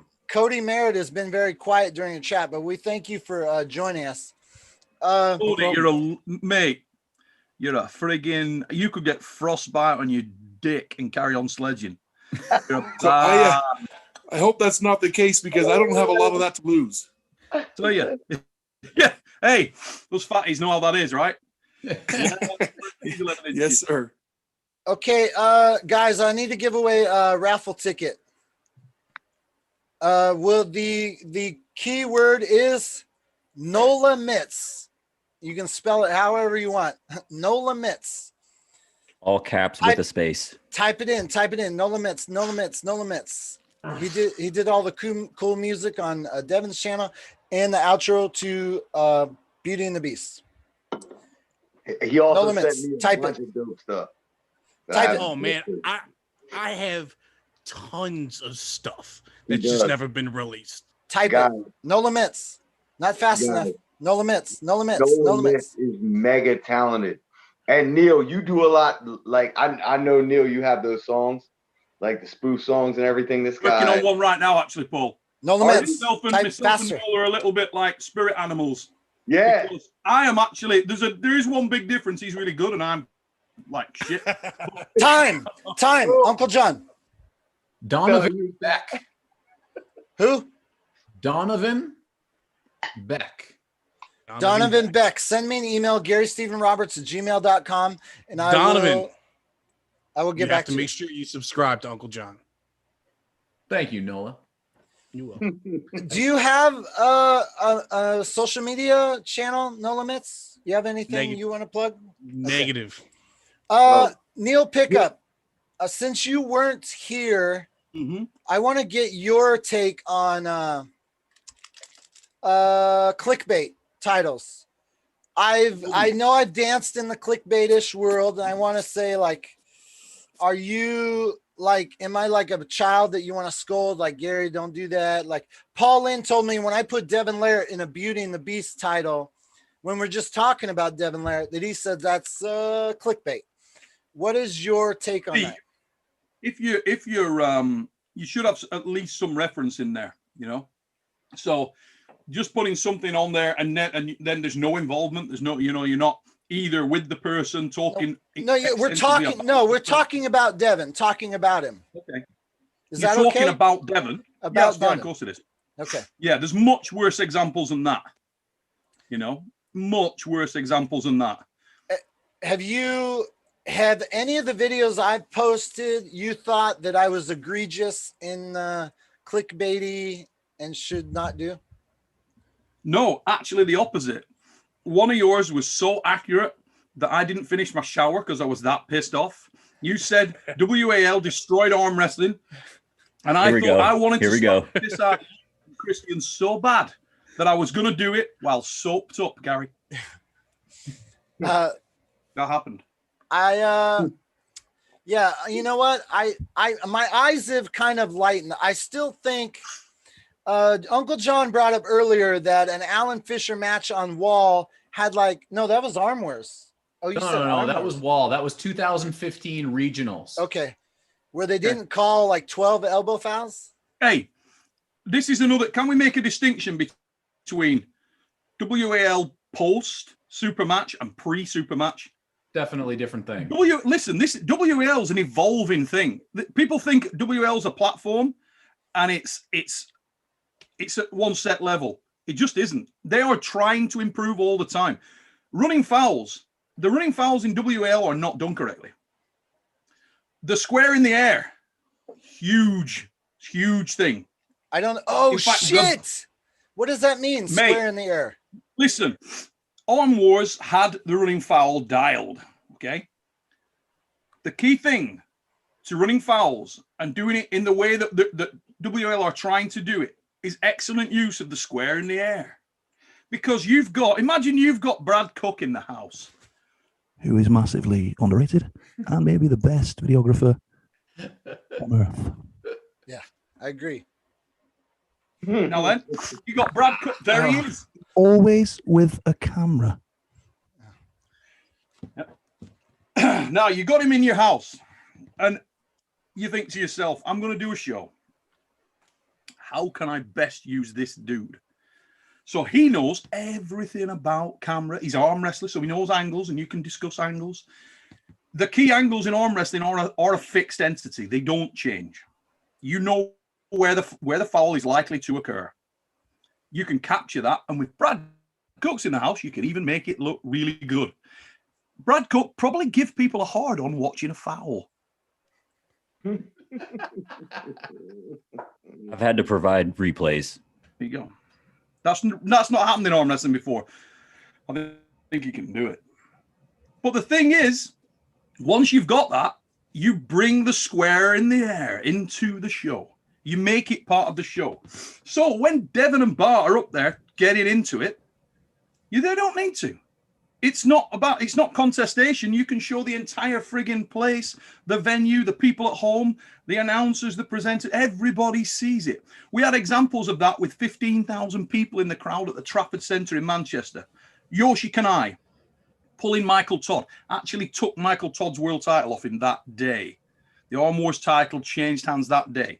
Now, in one of the matches, Yoshi figures that his elbows stayed on the pad, and he's pretty incensed about it, and he's got his Japanese translator and two other guys that are really going at it because he thinks the referees missed it. And in Arm Wars, for the people who know about Arm Wars, we used to just go, okay, no problem. Let's look at the cameras. And we'd start going through the camera angles. The camera, and you'd be talking over it. So we'd present over the camera angles. And then if we saw it, we'd then show it again. And in super slow-mo, Now, we had a bloody Jumbotron screen, literally 25 foot by 50 foot screen above the friggin' Trafford Centre. I'm like, Yoshi, walk to the front of the stage. So Yoshi walks to the front of the stage and he looks up at the thing. Michael Todd walks to the front of the stage, looks up at the camera. It's fucking done. There's no more discussion to be had. No more. Yoshi just looks at me, nods, and goes, okay, it's on. Yeah, fair enough. I fouled. Back in. It's on again. We saw the result of the match. We got the guy acting up. So he walks away. The arm wrestler walks away knowing whether or not he elbow fouled that day. That sounds very different. That sounds very different than what I've watched on Wall. That is very different, but that's where they want to go. See, often the time is I'm not far enough into things like that to influence them to that level, but I'm working on it. When I've known you for a long time, I've talked to you a long time. I don't think I've ever heard the phrase square in the air. What is that? Oh my God, mate. Square in the air was fundamental at Arm Wars. We used to use it all the time. When we didn't have the Jumbotron screens, when we were doing Expo or something like that, which in the later days we did, because I'm going to tell you the truth, because I couldn't afford to do them anymore, because God damn, I've plowed some stupid money. You just can't do that. Now, WAL, ironically, can. They've got that facility there all the time anyway. I couldn't do it anymore, just couldn't finance it. But even when we did not have them there, great example, top of the MGM Grand, The Gathering. So many times I've had the Christian Binney, Gary Roberts shower experience going on because I'll be listening to somebody like my man, Travis Kimbajan, who God knows can embellish a story. Okay. A man. When it suits his own purposes. But Travis, a number of times, has been, watch the goddamn tape. So we did. Neil, I just got it. You're saying the square in the air is the Jumbotron? It's the screen, Gary. Yes. Oh my God. I thought you were talking about like a fantasy space, like a strike zone above the elbow pad to find. I was like, I've never heard of the strike zone. No. I'm like, the square in the air concept was originated in Arm Wars. PAL tried to take it on, but Labcoat fucked it. I mean, fucked it. The way that PAL did it was, okay, we'll take the square in the air concept and we will make it better. Okay. So their idea of making it better was that we take a screen, we film every angle, and we add another 5 cameras, which you didn't need to do because you'd clearly seen the foul anyway. But then we'll break the thing down into like micro segments on the screen, and we'll have 2 dudes, 3 dudes, maybe 5 dudes. We're sat there with no other purpose than to spot a foul. Now, if you get a guy that has no involvement in the show whatsoever, other than spotting fouls, he will subconsciously become the biggest prick ever. Absolutely. And will dedicate his life to spotting micro fouls. What he doesn't know is that he's actually destroying the goddamn tournament for everybody and everything. When you get to a situation where the arm wrestlers involved in the match, when the arm wrestler that's being fouled against is looking at the refs going, really, there was a foul? And some guys go, yeah, come down here, and you get called down to a screen to see something that, you know, that a daddy long legs' dick couldn't have gone into the foul, but they broke it down and zoomed in that far. Then you've gone excessive. There's a line, and it's a pretty clear line, to be perfectly honest. You define what the rules are, you look at them on the camera, and you can clearly see what happened. We're not talking about breaking things down and zooming in so you see a tiny microscopic foul over the pad. That's not what we're talking about. We're talking about perimeter fouls, off the front, off the side, off the back, things that make a difference. The arm wrestlers would tell you that. If you sat Paul Lynn down, if you sat Cody Merritt down, if you sat John down and said, dude, what are you bothered about in an arm wrestling match?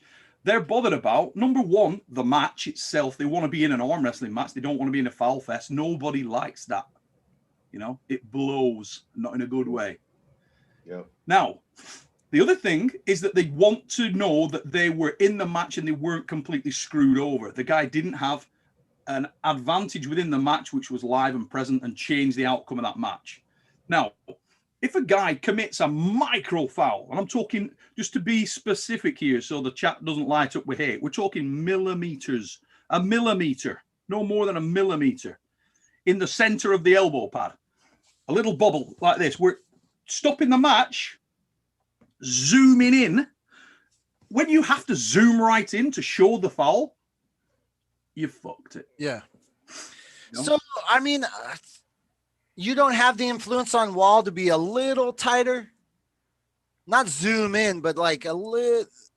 I've watched, man. Listen, my involvement with WAL has been nothing but straight up. They've got their opinions. I've got my opinions. Sometimes those opinions are very different on everything. Sometimes they're aligned. Most of the time they're aligned. I've always found them very reasonable, very straight, very viable people to deal with. No issues with them. Who makes the head decision on rules? Me. I deal with Steve Kaplan. And you're the deciding factor on what the rules are? No. Steve is? Steve and Jamie Backey talk a lot. Jamie is an extremely talented individual, does a lot of things, very straight guy, nice bloke.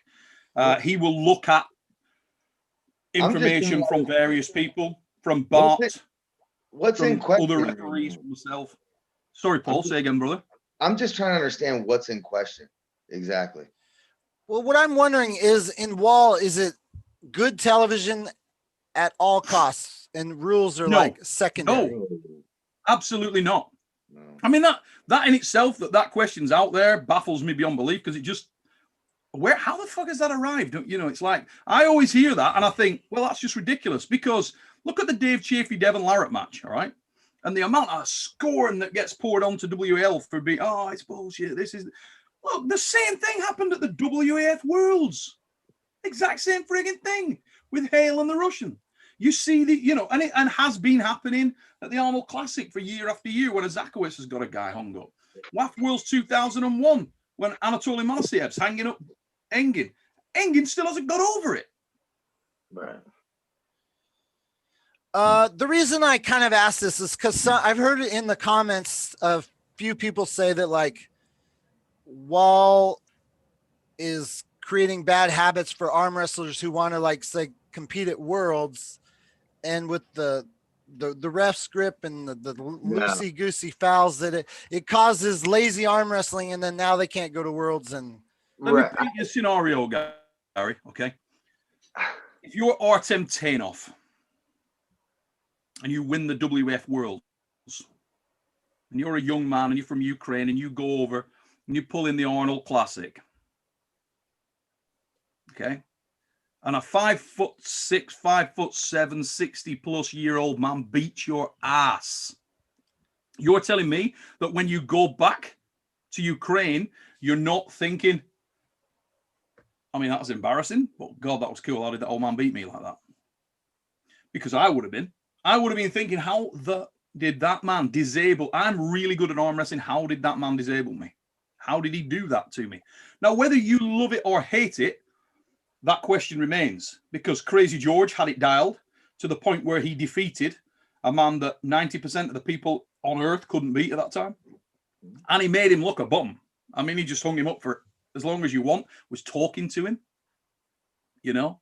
Yeah. That was way, way, way before WAL were even thought of. Okay. If WAL was, you know, a baby, that was before Daddy came home from the pub pissed and thought about shagging. There was no WAL at that time. All right. So how the hell does this continually end up at their door? People say, oh yeah, that was started with Devin Larratt and Dave Chaffee. No, it wasn't. What about when we were over and you were filming and you had the classic match there in Tahoe? What about that? Between Matt Telly and you know, you remember? Oh God, Mac Telly and Tim Lewis. Yeah, but it's not about. That was what year was that, Gary? Get Michael Todd and he'll tell you. And what time? Damn, I'm 11 or 12. 2015-ish. Okay, well before WL were ever thought of, you know. But the same thing was looping around then, and it wasn't UAL's problem. Okay, I think we beat this conversation to death. I want to ask you something, Neil Pickup. My biggest thing with Wall and everyone else, when big money comes into the sport, why they're focusing on traditional television when you can produce television content for YouTube at like a fraction of the cost. Well, why is like ESPN are still? They focusing on that? Because the video, Chaffee and Devin Larratt had more views than anything they've ever done. Right, but it was on YouTube that it had views, right? So why not just make it? Scott Alford, he's all over the place doing this thing. Right. Like I say, UFC could just go YouTube, but they don't. Premier League Soccer could just do YouTube, but they don't. Arm wrestlers have got to get a mind check, guys. Think about this. You've got entities within the sport of arm wrestling. All right? Entities. Within any major sport, you've got entities within there. And all entities don't have to perform the same function and run down the same channel. For years, I've had this thrown in my face, but, you know, oh, Neil's just into super matches. Bullshit. I run tournaments every year. Tournaments, not super matches. Super matches are for a thing, you know? If I want to, listen, I've just been sledging because it's fucking snowing outside and a sledge works well on snow. But if I'm going to get out and I'm going shopping in Blackpool, I don't go on my sledge because there's no snow. I've got to think of the car that's really good at that shit. So do what it's designed to do. It's not that I love super matches and everything else is a dick. That ain't the case. What's the case is it's horses for courses. Use what works best. And like I said last night on the show, even though I was pretty lit, it's as simple as the WL and PAL. Maybe, arguably, the two of them, you know, you can say, oh, they are polar opposites, but I'll tell you this, they perform the same function in that a lot of the time, they're the guy that's going for the televisual level production, high level production, which we can't all do, but they are creating the wind, get your sails up. The rivals, Brad Cook, check it out. He's got his sails up because when you see things like the WAL creating that wind, the PAL creating that wind, what that does is create a massive amount of chat about arm wrestling. So a guy like Brad Cook can go, you know what? I'm going to get my fucking sails up. And he's out and he does what he does and he sets up the rivals and boom, traction because people want to see arm wrestling. There's a thirst for arm wrestling. That's why we're all here. Yeah. Look, my point is, if you look at Social Blade for Alex's channel, I think the last couple of days they've got 1 million views a day.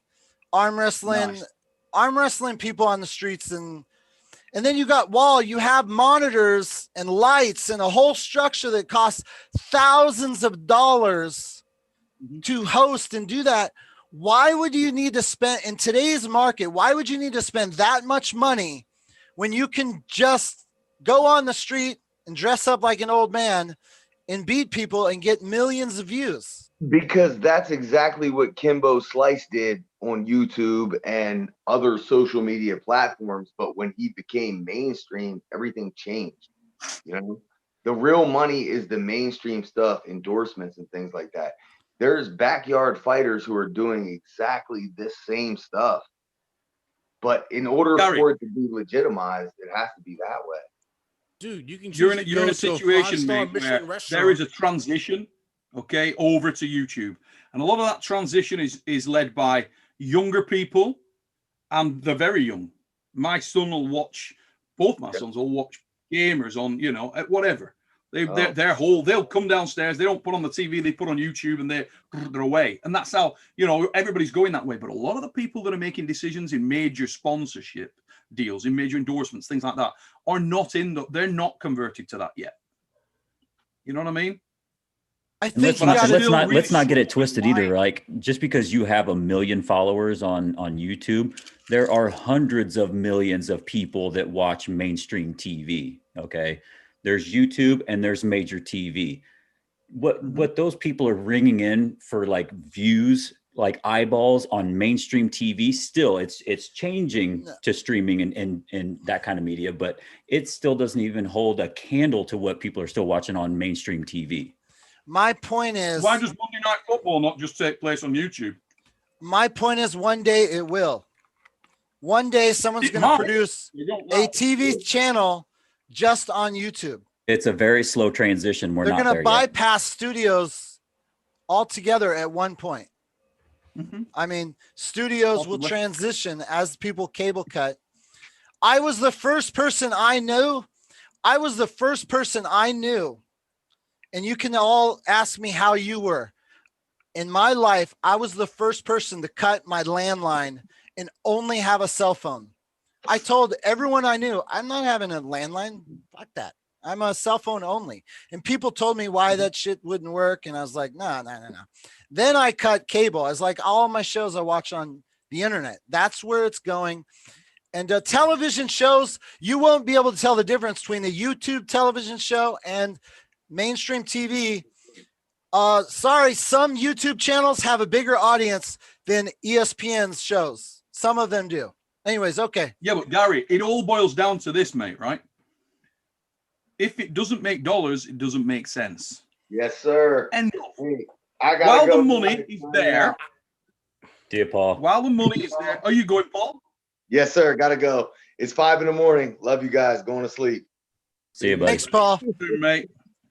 Love him. If it doesn't make dollars, Gary, it don't make sense. And while it does, while you've got the entity there to make the money, people are going to go and make it. Yeah, but is Wall making money? That's what I'm saying. Attempting to. Go ahead, Nola. If you mention YouTube to Steve Kaplan, his eyebrows are going to raise. If you mention syndication to Steve Kaplan, his ears are going to raise. That's a big difference. There's a ginormous amount of money behind TV still, right? And for YouTube. But TV is 100% known a structure to guarantee that money. YouTube is still kind of up in the air. Also, YouTube, once something goes on YouTube, YouTube have the reins, 100%. They only control the destiny of that entity. That's a fact. That isn't the case when you do a legal deal with a television company on a specific set of parameters, which are bespoke and can be tailored to that entity. Unlike YouTube, where they're not bespoke and can't be tailored to shit. I need to give away a raffle ticket. If you're in the chat, Neil, pick a code word, a keyword. Brad Cook.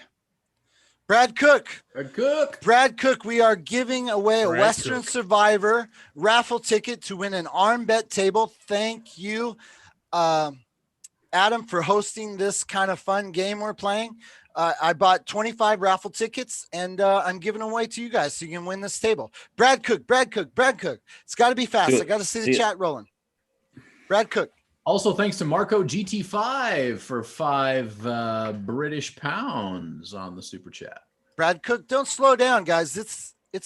we're not I going any. can't I don't believe know we about still these have guys. 79 people in here right now. Amazing. Brad Cook.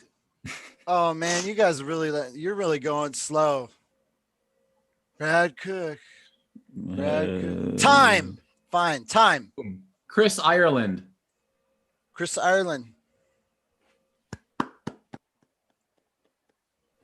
Very nice.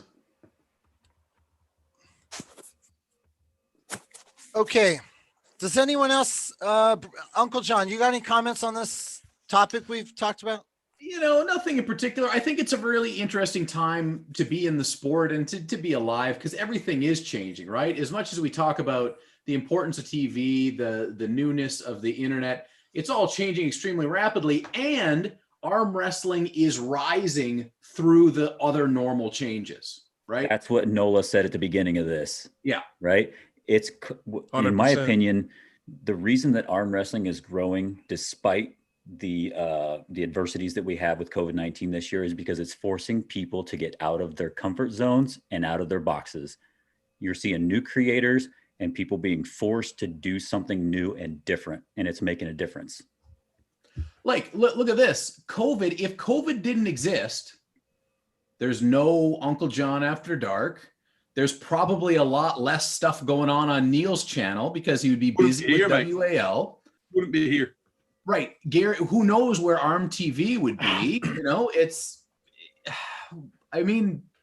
arguable that arm wrestling has in some ways benefited or prospered because of a bad situation, for sure. Is it COVID? If COVID doesn't happen, does there not be a boom in arm wrestling? Not necessarily. Oh no, we would have got to see that had started pre-COVID. 601. Yeah. Like, we've been going for a good 2 or 3 years at a pretty good clip now, I would say. Yeah. Yeah, it shows my lack of, I have a question for Neil. Can I ask a question? Yeah, mate. It's been a while since 506. I think that was Carteret and Michael Todd when the strap came undone. Is that correct? Yep. Is that right? Mm-hmm. Yeah. Has the WAL brought in a thicker strap? If you've seen it, do you think it's satisfactory? Yeah, I've seen it. And it was going to be used the next time round. There's always in the famous words of my wife, could have been thicker. But it does a job. I think more to the point, Michael Todd was much more comfortable with it. As far as I'm aware, or certainly I haven't spoke to Mike about that personally, actually, but I heard that he was obviously the guy who'd been more road tested and damaged his hand on it. Personally, I think you could go really thick with the strap. It doesn't worry me too much if it was, if you've ever messed around with Devon with the belt strap, that works fine. It's thick as hell, but it works fine. Your hand feels really solid and secure, supported. In fact, probably strengthen up people's wrist quite a bit, to be honest, because it's, So there's schools of thought on that. But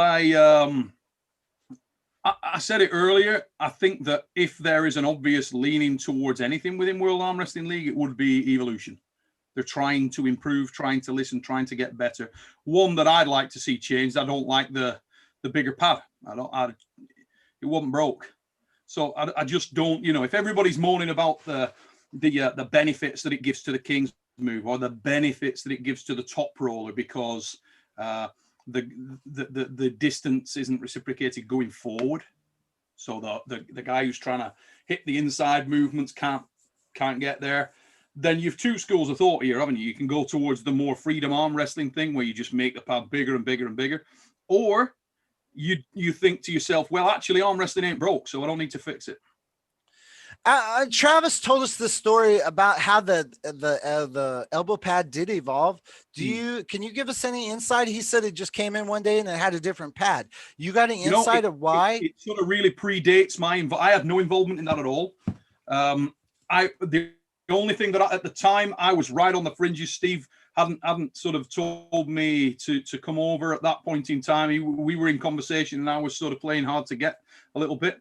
I had commitments with some other entities and couldn't do it. But he did say, well, can I just ask your advice on something? He said, what do you think about this? And I said, look, do I think it serves the purposes that you guys are looking to achieve? Not necessarily. I think there are pros and cons with it. I said, but for me, you don't really need to change the equipment. The equipment is not broken. Arm wrestling can exist fine on that.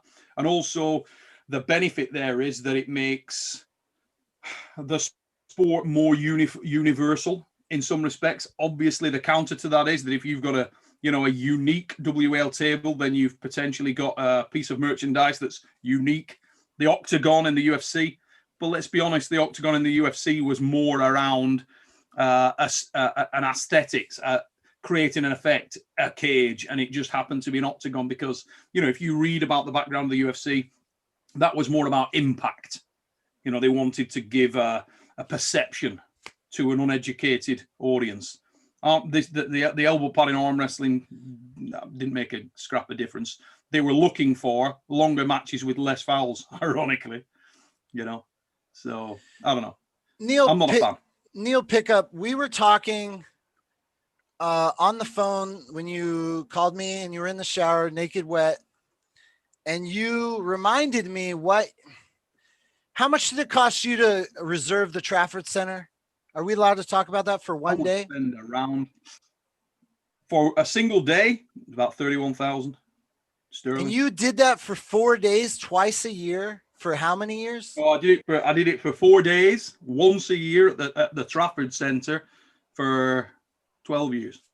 Wow.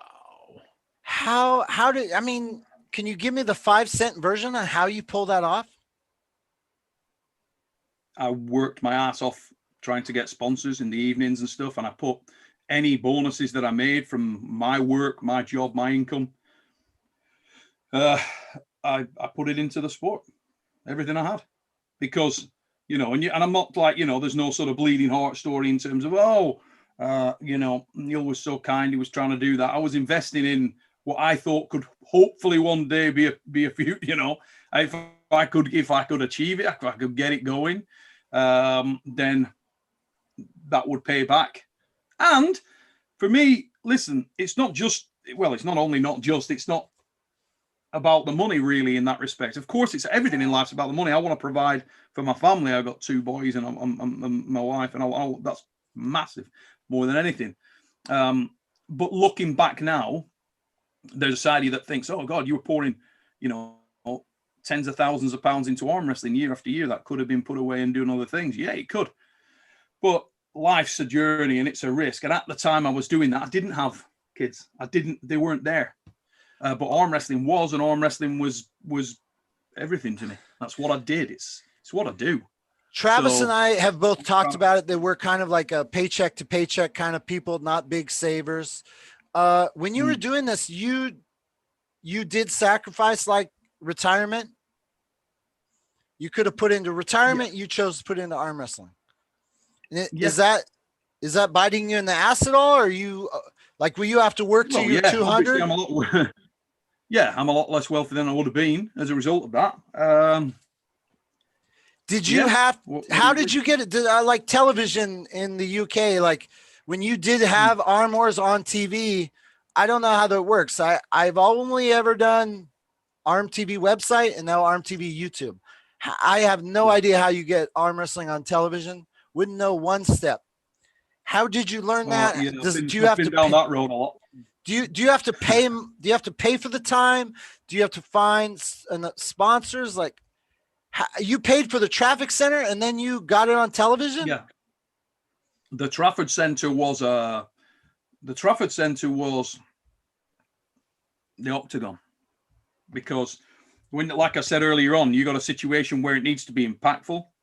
Where can I get an enormous crowd? Where can I get paid actors to make it look like there's a big crowd and get some atmosphere? I'll tell you where. What did you had paid actors too? No, brother, I had the Trafford Center. You had just people walking through. Listen, if you were walking through a shopping center and you just walk up to some random dude and start beating the piss out of him, I guarantee you within about 30 seconds, you'll have a big crowd. Okay. If people can see that fight on a 25-foot by 50-foot jumbotron, you'll have a bigger crowd. If you've got some fat guy in a suit talking about it, bigger crowd, and so on and so on. So over time, with experimentation, you find that that's the kind of thing that fight starts, or you can talk about it, something happens, it's going to draw people in. And arm wrestling's got that visceral draw. So the Trafford Centre's a stunning venue, beautiful venue. You know, it's ridiculous. It's like a Vegas I loved those shows. Those were my favorite shows by far.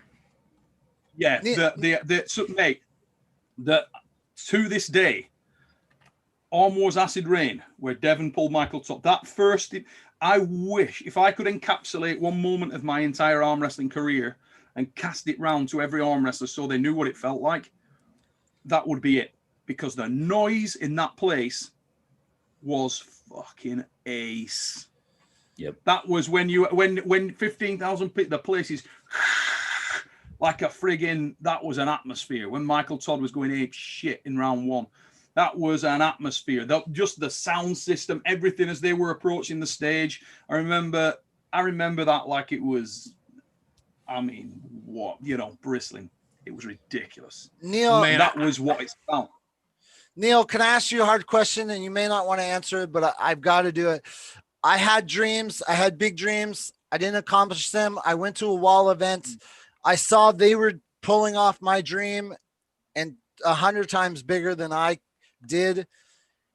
You're working with Wall. This was your dream too. I left Wall early in New Orleans because I was almost crying because that was my dream. This was your dream, what Steve Kaplan is doing. You don't feel similarly like hurt? You were the Steve Kaplan of the Arm Wars. Listen, if I die and arm wrestling is established and big, that's the one. You know, that's the dream. Listen, if my sons, when they choose to do whatever they want to do, if can go, you know what, I'm really good at arm wrestling, I'm going to be a professional arm wrestler, and they can make a living out of arm wrestling, that's it. It's done. It doesn't have to be me that does it. I just figured I was going balls out to try. I figured if I could do it again now, I'd be better at it. I know I would, because a lot of I fell over a lot. You know, it's like I said earlier. Yeah, for a lot of these, when people are saying about, you can come across critically, it's hard for me to not be passionate about this stuff because I've done it, and not once.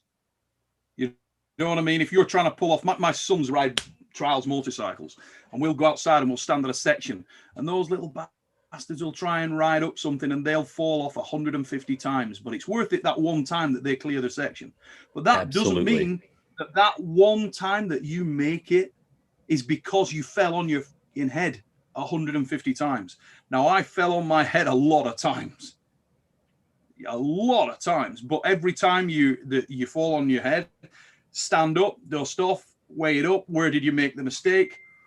You know, if you're okay with people, there are people that will talk to you and say, okay, this is where you went wrong. And you got to try and listen and see what you can take in. And that's what I did. So a lot of the times when I'm speaking to people now about that and the furtherment of the sport, and everybody's got their own views, I'm taking it in. But a lot of the things, I've heard that discussion 200 times. Christian Binney was on the phone the other day. And like I say, I hate to pick on Christian because I love Christian. But one of Christian's core points was, well, when a guy who's not an arm wrestler sees the King's move, they complain. They say, that's not arm wrestling. Look, I hate to break this, and I'm not a fan of the King's move aesthetically by any means.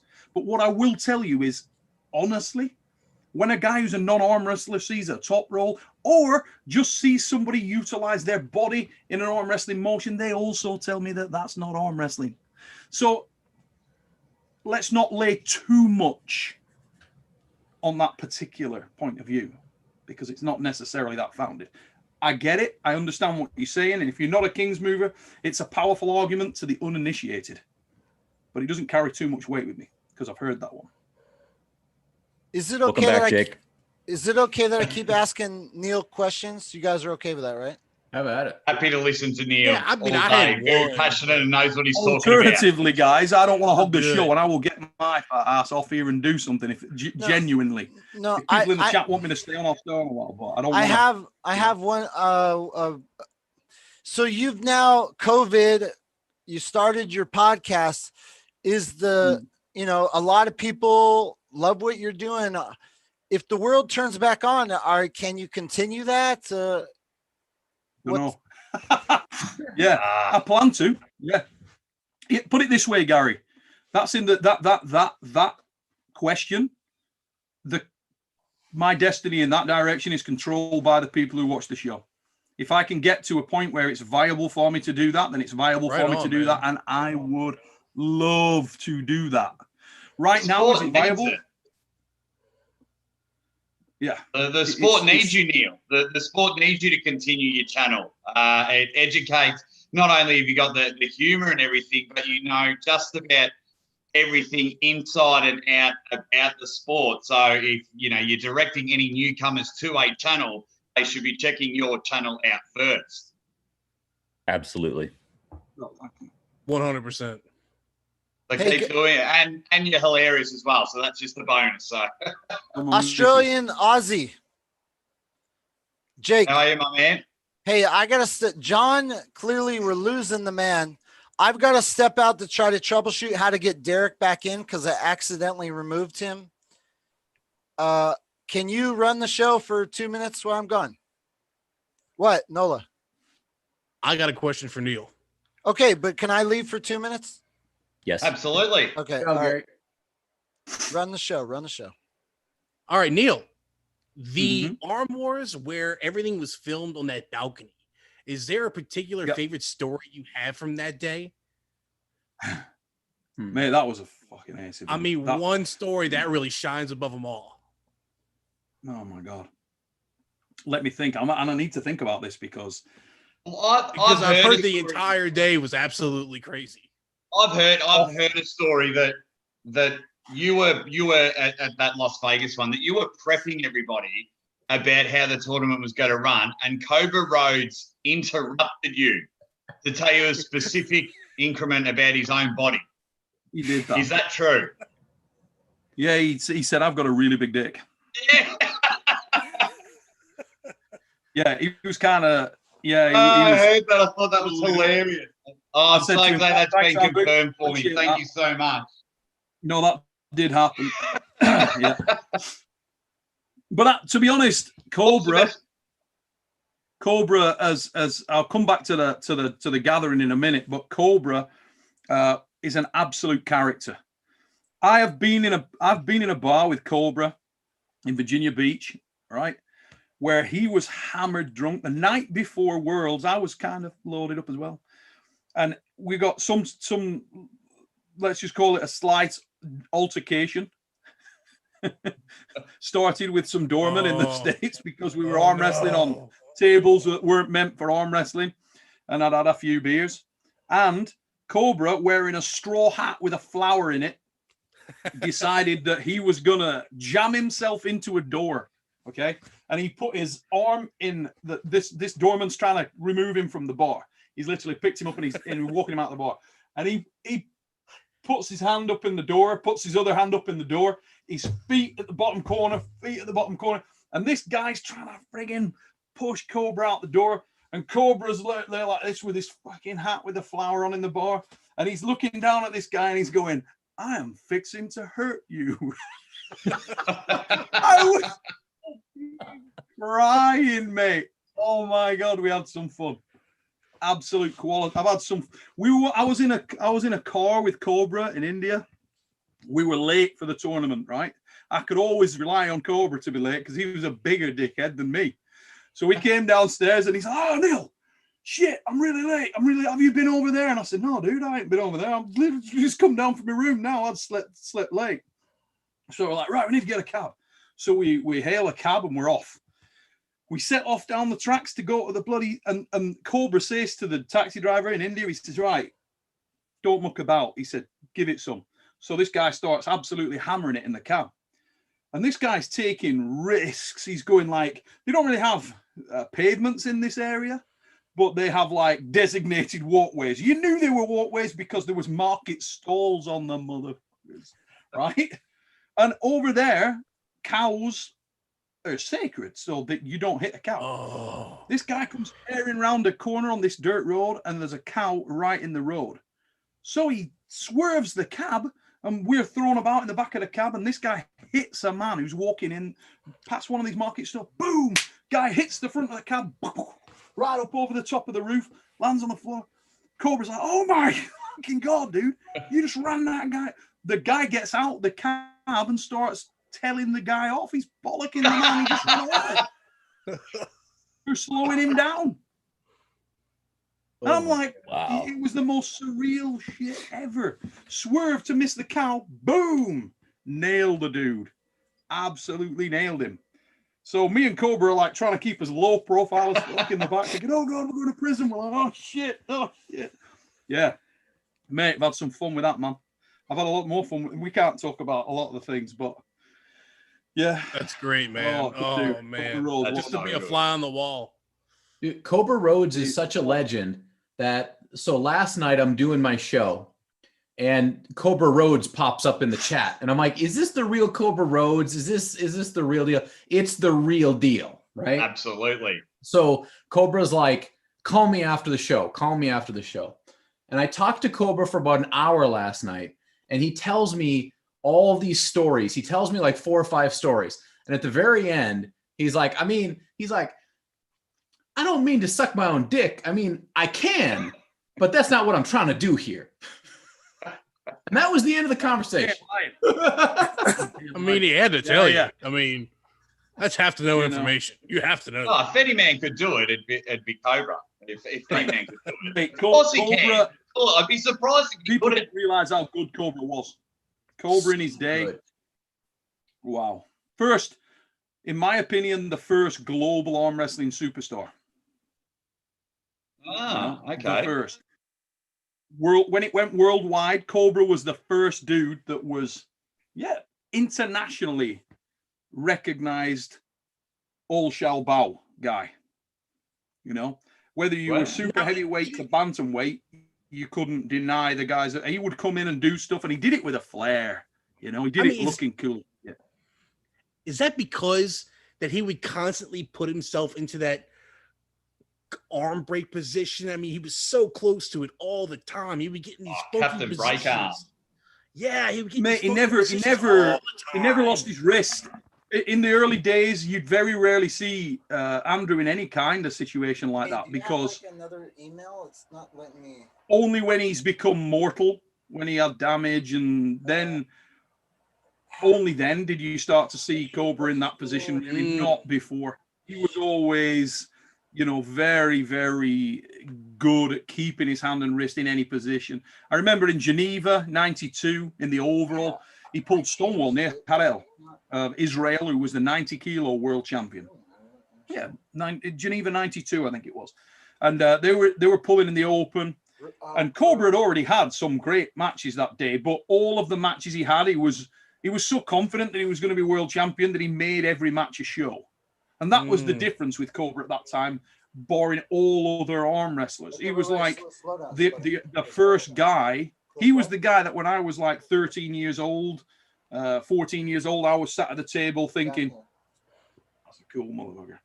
I want to arm wrestle like that.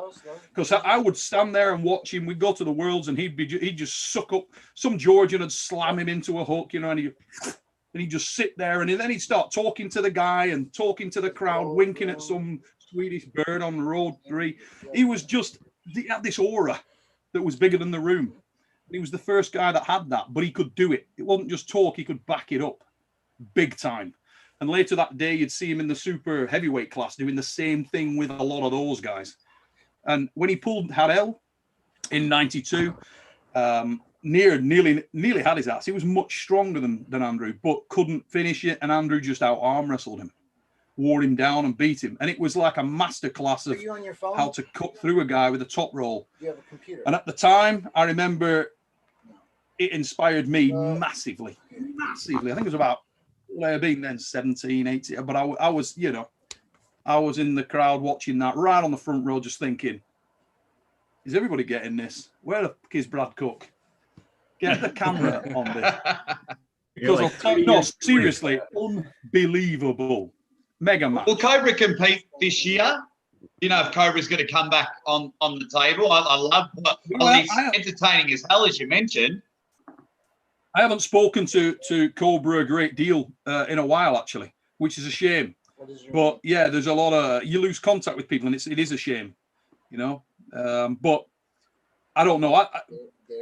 I figure Cobra, and he'll correct me if I'm wrong, but he's a little bit like me. He's sort of isn't going to be a force on the arm wrestling table again, mate. His time's gone. But when it was there, it was wonderful. So one thing that was brought up on John's show last night was that Cobra needs to start his own social media, and I'm like, yes, please. That dude needs to start his own channel. I think that'd be fun to watch. Shame that a lot of his stuff wasn't captured.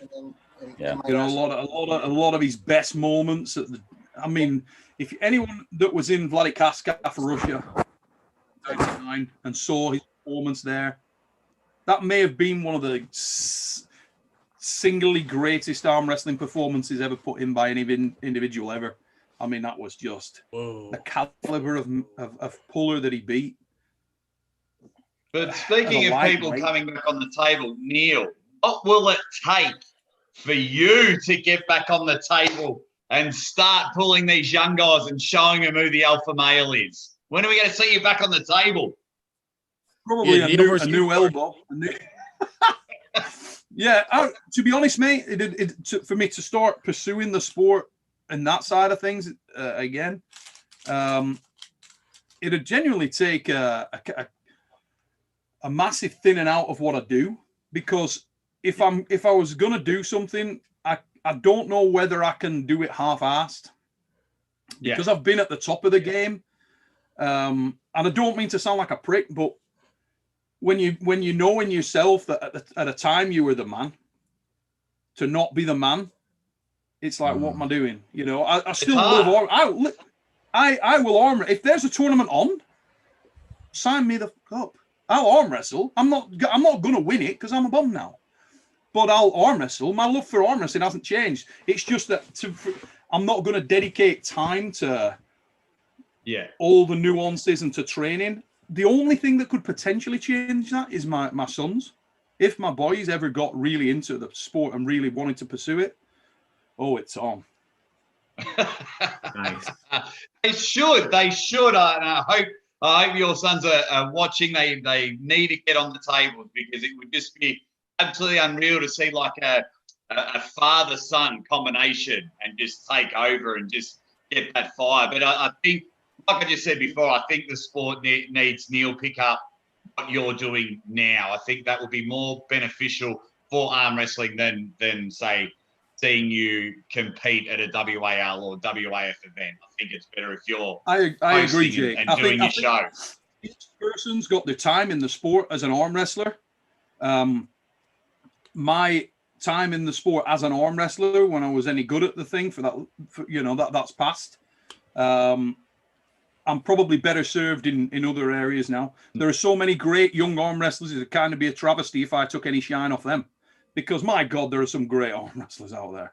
I mean, that don't get any time. You know what I mean? That don't get any focus, and they're great. So who comes? Who's the first one that comes to the top of your mind? You say there's so many young, great ones. Who's the first one that you would just love TV time on the spotlight for 10 minutes on this guy? To be honest, you can say North America, and you can say outside of North America. Okay, and for various reasons, they're very different things. Because I mean it in the nicest possible way, but if you put a non-English speaking Eastern European arm wrestler in North America, he's only going to go so far in arm wrestling from a TV perspective. You know what I mean? Yeah. And he may be an absolute killer on TV in his country, her country, but you do need to consider that, because it's almost like Gasparani comes to mind when you mention that. Yeah, it's a cultural difference, mate. It's a total Yeah. different thing. The sport's different, but some of the most exciting guys that I can't wait to see, they were right there coming to the World Arm Wrestling League. But I tell you now, Gennady Quickvinia comes to World Arm Wrestling League. Oh shit, mate.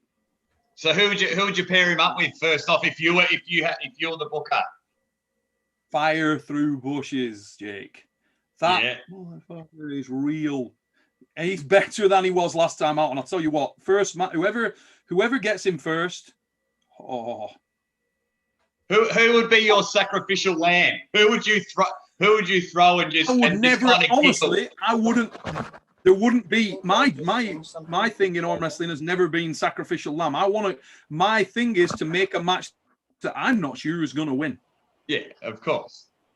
And the guy that I'd like to see, a guy that I think might upset him and beat him is Jerry Carteret. That's what I was thinking.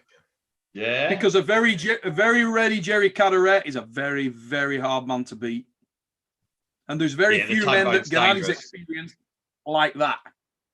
You know, you can pull everybody it's like the Levan Michael thing. Levan is clearly extraordinarily powerful, but he's never pulled a giant king's move. Why? Because there isn't another one. There's just the giant gnome. And if you ain't pulled Big Gnome, you haven't pulled anyone, because Big Gnome does it right. And when Michael gets over there, that can be interesting. Michael wins. When I was on earlier, we were talking about it. Michael beats Levan. We'll see. Michael's got to stop him first, but if it stops, it's done. Stephen Roberts at gmail.com. I think I'm all for. I think Michael wins, but yeah, you're spot on there. What about time have you spent in Brisbane, Jake? Sorry? How much time have you spent in Brisbane? How long were you there? I was only there for the weekend before I came back to Melbourne.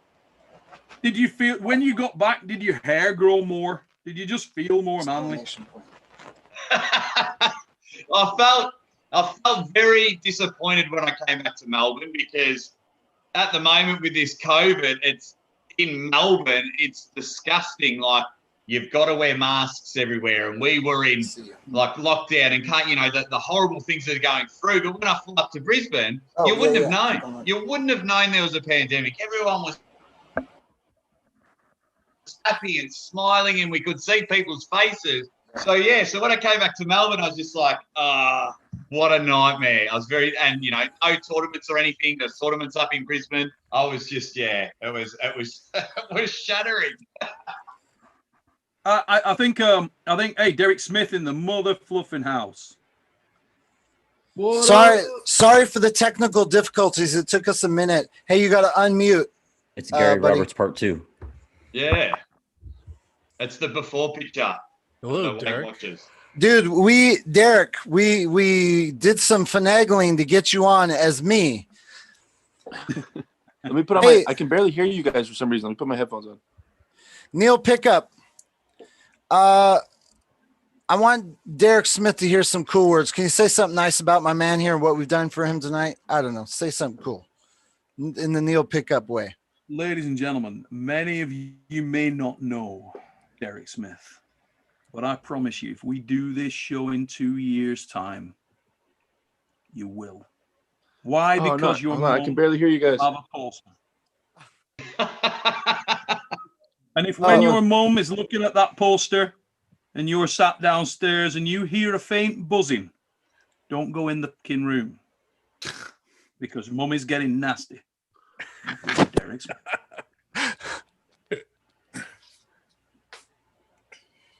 Hey, you can always watch it back later, Derek.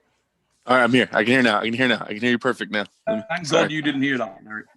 Sorry, is the audio was messed up. I'm here. Okay, I got to bring up a topic. Neil Pickup. Derek Smith going to Dubai. I wanted it to be no expectations. I just think he has an opportunity. People who go there, it seems to have been able to it's like adding fuel to your fire as far as like your channel. And you know, it's not about beating Larry or Khaled. It's just like, I think Derek Smith is a perfect role model to go over there to do, because Larry seems to be so open-minded. He doesn't mind taking losses. He just wants to learn. Yeah. Can you give me some perspective on that? With Derek, we don't expect Derek's like, in arm wrestling, there are levels, and Derek is in the undercurrent level, just below the elite big boys. You like he's serious enough to actually keep them awake at night a little bit, you know. And he's on the fast track. He's evolving, and he's got all the physicality that he needs to go further and further in the sport, and the mental capacity as well. Arm wrestling is a combat sport, and you've got to understand it, you've got to develop it, you've got to grow, and you've got to. You talked a moment ago about Larry attitudinally. If Larry's got a strength that everyone can see, it is the fact that attitudinally he's an absolute boss. He is a warrior. He does not mind getting plastered. He takes it on the chin. A lot of people that are in the ascendancy in this sport, most notably John Brzenk, had a magnificent attitude. People talk about John Brzezink's well-roundedness for the sport of arm wrestling and what separated John. Was it the fact that his hand and wrist were so strong, that he was so strong through the elbow, that he was so strong in all these areas physically? One of the areas that he was most strong, if not the most strong, was mentally. Because despite having the biggest reputation in the game, he had an ability to negate pressure like no one I've ever come across. Just didn't care. You could beat John, and all you'd get back is a nice smile, little nod of the head, and a pat on the shoulder, and he'd walk away. Not that I ever experienced it in a tournament, motherfuckers. But that's the thing. And I think Derek's of a similar mindset. He is definitely in pursuit of victory more than he fears defeat, and that's a very scary individual, especially when the man is built for getting cats out of trees and gardens. The big motherfucker. I'm sorry, I don't know much about Derek. Derek, how tall are you, man? How much do you weigh? I'm 7'6", 527 pounds. Correct. I'm 6'8", 342. Good God. Yeah, look at that thing though. Look at this. It's starting to get there, Neil. Why don't he Not even an arm. Holy. Quick question, Derek. Aussie Arm Wrestling, really, really good to meet you, mate. I've watched a bit about you. Now you were on this live stream earlier, but I never got to see your response. When you found out what Gary and Uncle John were doing for you, what was your initial reaction? I didn't know what to say. What do you say? Like when someone buys you a new car, what do you say? It was hard not to cry, and I conveyed my appreciation and my love for the community and for the sport and for Gary and John and everybody else involved. I feel like I don't know enough words, in my vocabulary. I don't know. I've at a loss of words, I guess. So then on the competitive side, is Gary gets you over there and you get to pull Larry wheels. You guys are going to somewhat do some sort of a super match. So one, do you think you win? And two, why is it 6-0?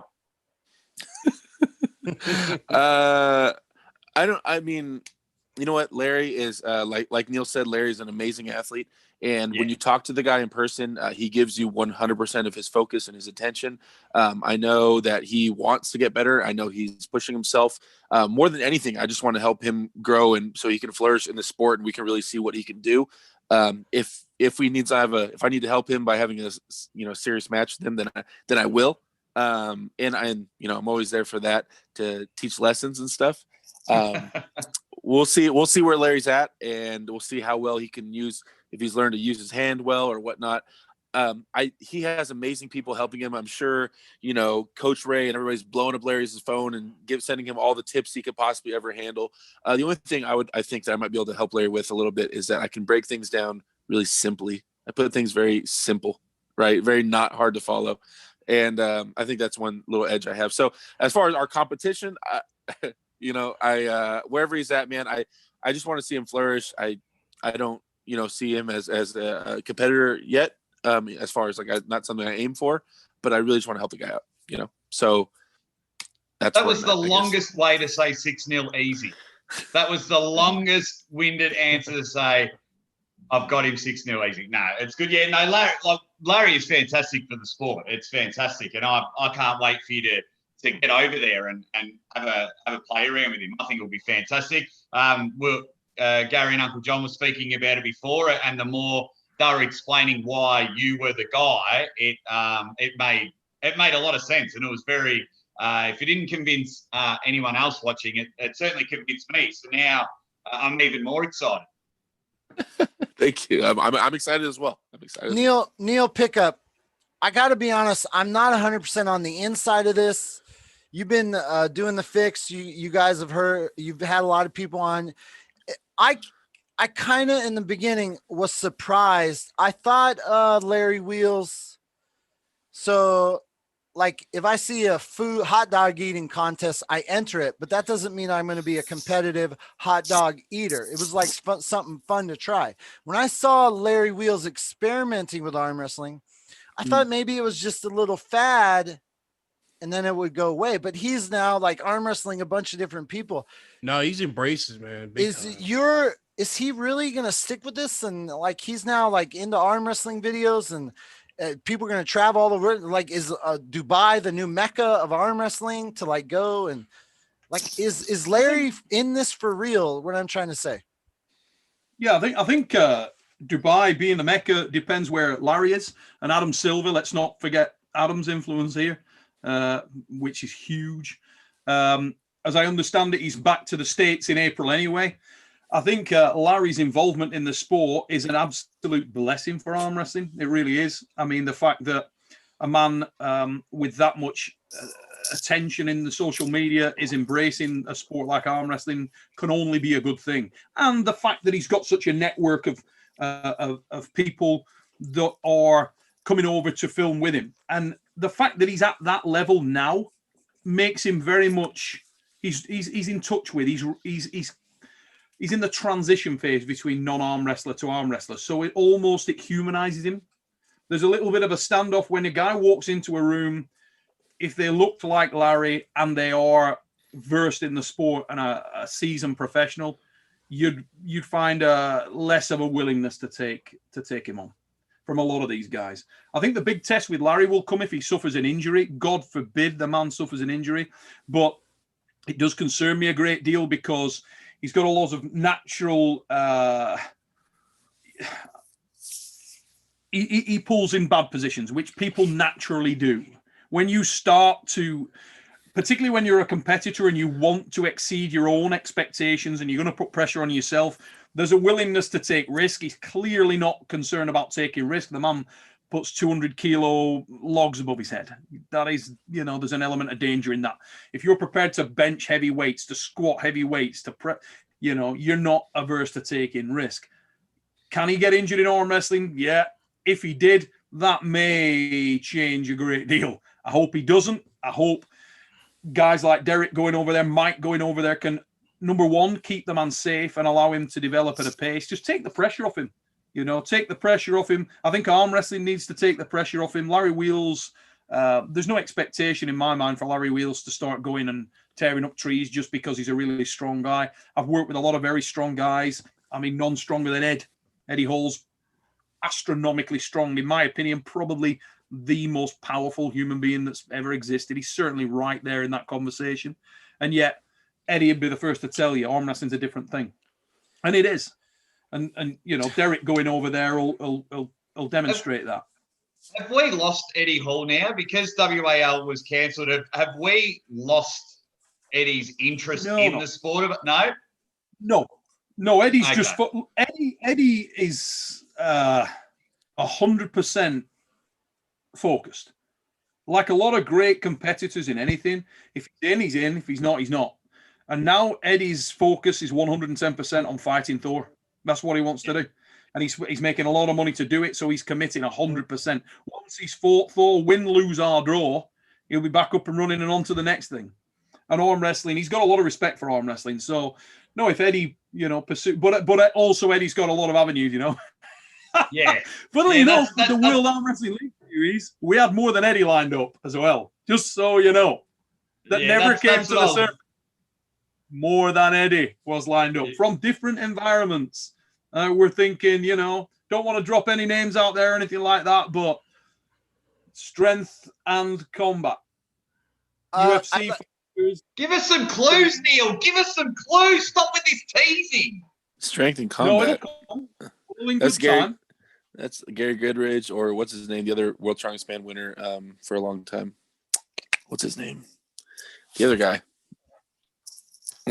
We have to pause for station identification and give away a raffle ticket. Derek, since you're on, I'm not sure if we gave away a ticket when you were on before. I need you to pick a code word. Code word. Alpha Empire, my team. Alpha Empire. Oh, nice. Okay, let me get Alpha Empire. Start typing it in your chat. You want to win this arm bet table thanks to Adam of Western Survivor. World's greatest beef jerky. Type it. Alpha Empire. Alpha Empire. Type it. Oh, damn. 1, 2, 3. I'm down to 4 raffle tickets. I may have to go buy some more. Alpha Empire. Come on, faster. Derek, say faster. This is Come on, for you, guys. man. Speed it up. Are you guys serious? Pick it up. It's a new year. We don't have time for lollygagging around Yes, here. that's Pick right. this shit up. Move it. We got bills Let's to pay. go. Yeah, we got shit to do today. I'm falling asleep. I'm drunk. I've been partying all night. Hurry up. I don't got time for this. Yeah, it's Time. almost the 2nd of Boom. January. Time. I've got Halen, Halen, Lammy, Lamey. Hey, Lynn or M? Hey, Lynn, Halen. Like And a then van, last Halen. name? Lammy, Lamey. Halen Lammy, please send me an email at Lammy. Please send me an email at Gary Steven Roberts at gmail.com. Just for insight, I like insider info. Just so you guys know, I followed some other popular channels, and a music band, they were doing a live thing, and they were giving away like a ukulele, and they said this helped with the chat algorithm. By having those people chat, and it tricks YouTube. It thinks you're having massive conversations and pumps you up into the letting people know you exist world ether. So let me do something here quick, Gary, because I think my ability to contribute at an Uncle John level has finally begun to go into the negative. You are a weak bitch. You are a sad sack. No, just kidding. Uncle John, can we all pause for a minute? I just want to shout out to Uncle John. Uncle John, I said we were going to get you an extra 1,000 subscribers. Did I break that record? I will say confidently no. How many did we get? We did get like about 40 or 50 new subscribers. So that's pretty good. Honestly, that's not bad. That's not bad, realistically, for passed me up, John? what we're doing here. You passed me up, didn't you, John?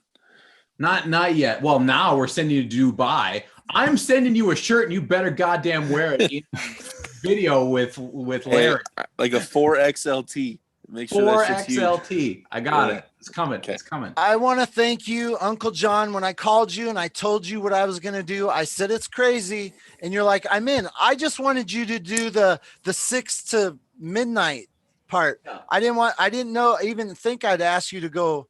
And I forgot people might like join in on the ship, but you hung in there. How far did you get?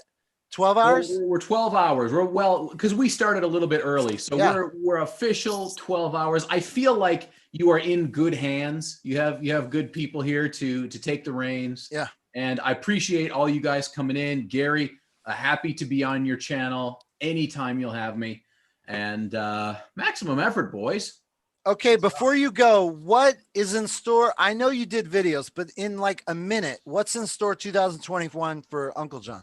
Arm wrestling as much as humanly possible. And let me tell you this. I'm going to go to Ontario And I am going to beat the shit out of every single arm wrestler in that goddamn province because I'm so tired of them thinking they're the best. Woo! So BLM, so Evan Burgoyne, so every person probably under Devin, get ready. Because 198-point Uncle John, 198-pound Uncle John is coming. Oh, snap. Okay. Thank you, Uncle John. I have one final question very quickly. Once I just checked my Facebook messages and I got a simple from Evan Burgoyne. It just says, fuck you. Yeah, that'll happen. Is that serious or is he like really mad? He was saying hello. That's his hello. You just gotta let it play out, man. Okay. Hey, go to sleep. I'm right. probably going to be here when you wake up. I'm just saying. Go to Sounds bed. great. You guys John, have a thank you good so bed. much. Thank you, John. Thank you, John. Thank you, John. Well done, good job. I hate to say it, but I got to break out too, guys. Hey, Brad. man. Hey, Thank you. Brad. Yes, sir. Brad. What? You're pretty good at this.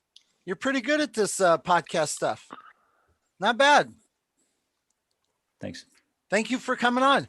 I'm curious. Hey, You see how awkward? You see how awkward that is? But it works. It works. Wait. Before you go, you sat in the chat for a long time. Why didn't you just join us? You didn't invite me, dude. I invited everyone. I said that the chat is in the Gary. description. Messed up, Gary. There's always a next time, Gary. There's always a next time. Thank you very much for coming on. Not a problem, man. Thanks for having me. respect your talent. I respect what you're doing. Good luck. Keep it up. Thanks, and sir.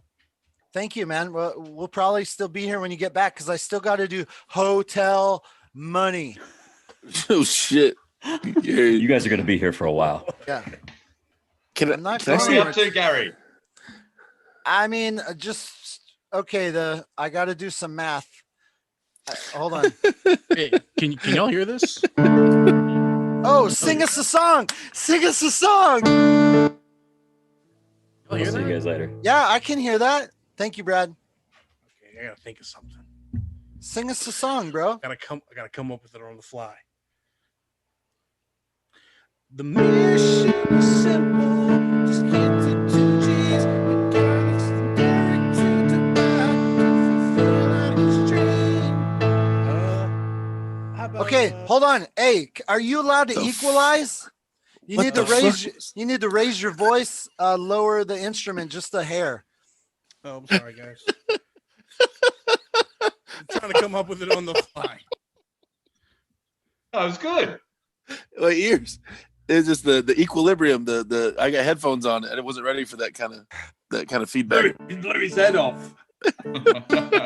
Worked. He's got worse injuries than Cody. Is that better? Yeah. That's good. A little louder on your voice. On the voice? The instrument's good. We need to hear that dulcet, sexy tone, brother. We can't hear your voice. The instrument is high, voice is low. Is that better? Better? No. Worse? Better? Like higher. I can't hear you. Is that better?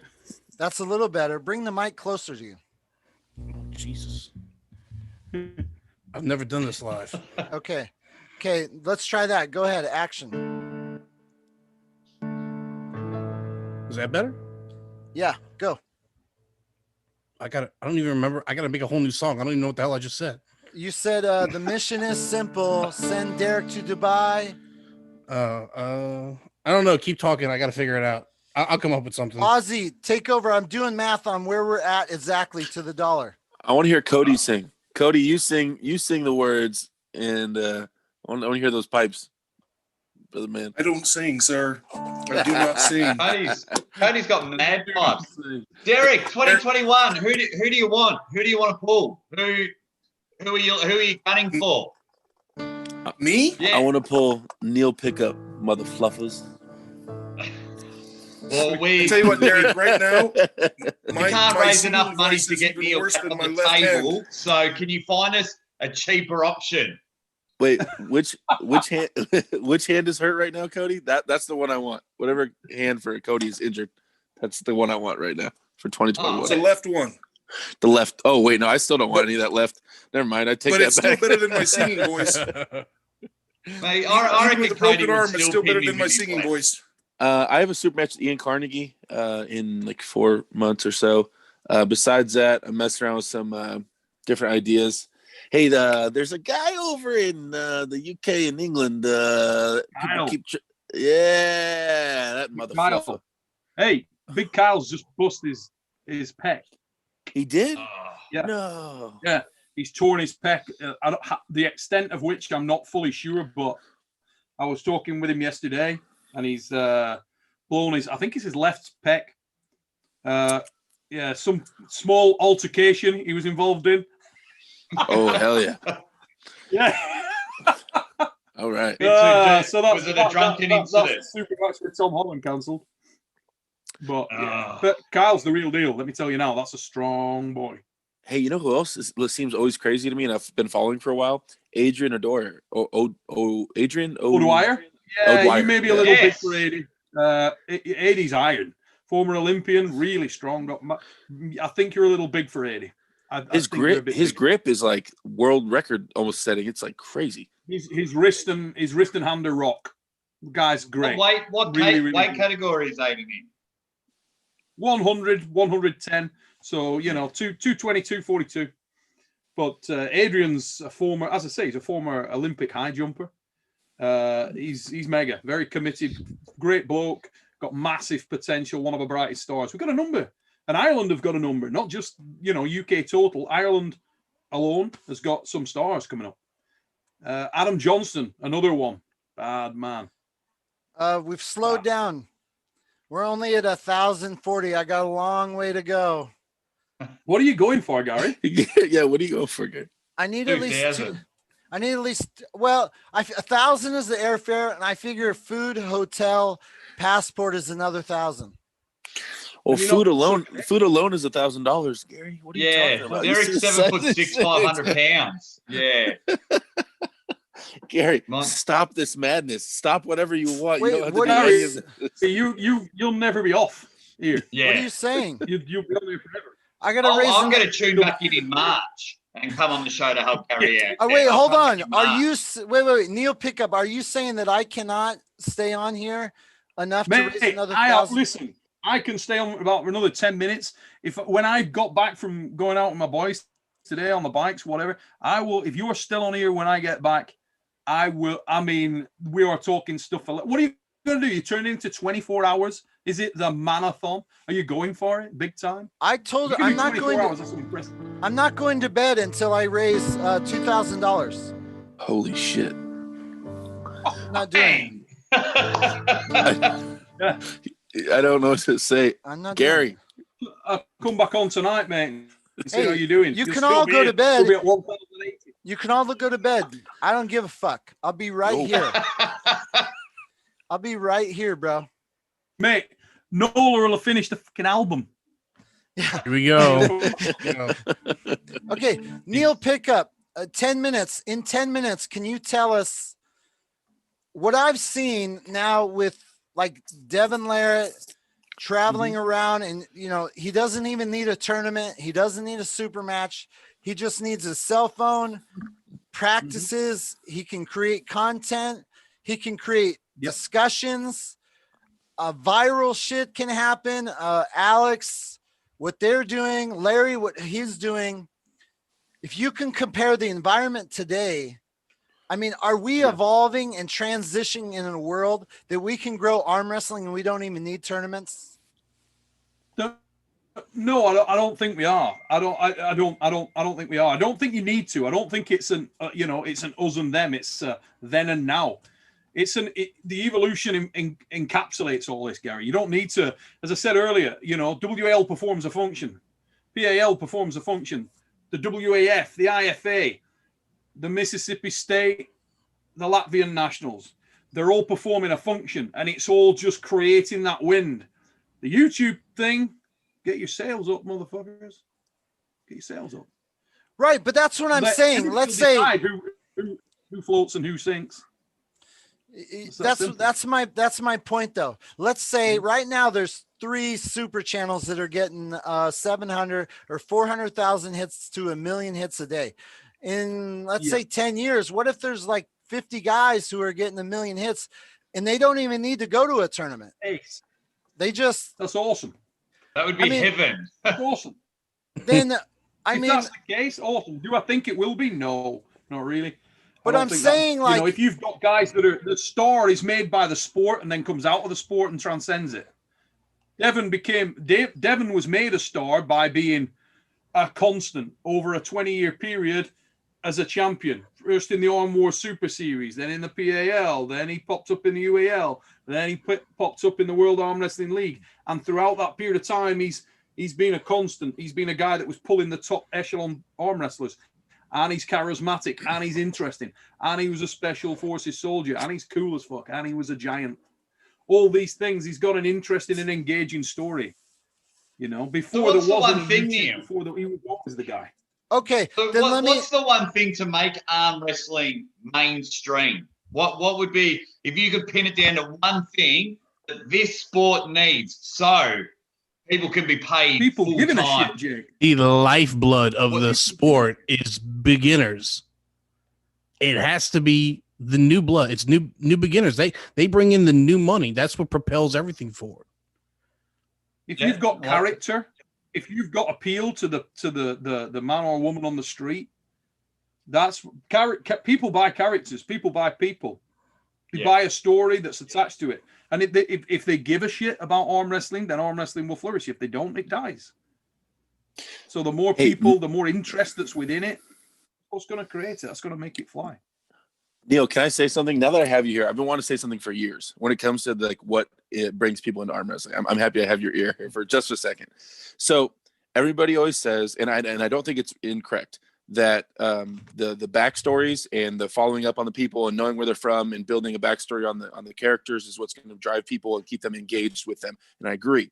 But I do know this. I do know that every single person I've ever met, that when I grab their hand and I'd start talking about arm wrestling and they start understanding how much it's not a basic side-to-side sport, that there's a light bulb and a little flash in their eyes when they start understanding how deep it goes, where they become interested, where they start getting hooked. It has nothing to do with me as a character, but it has something to do with the depth of the sport and conveying how it's more than what they thought it was.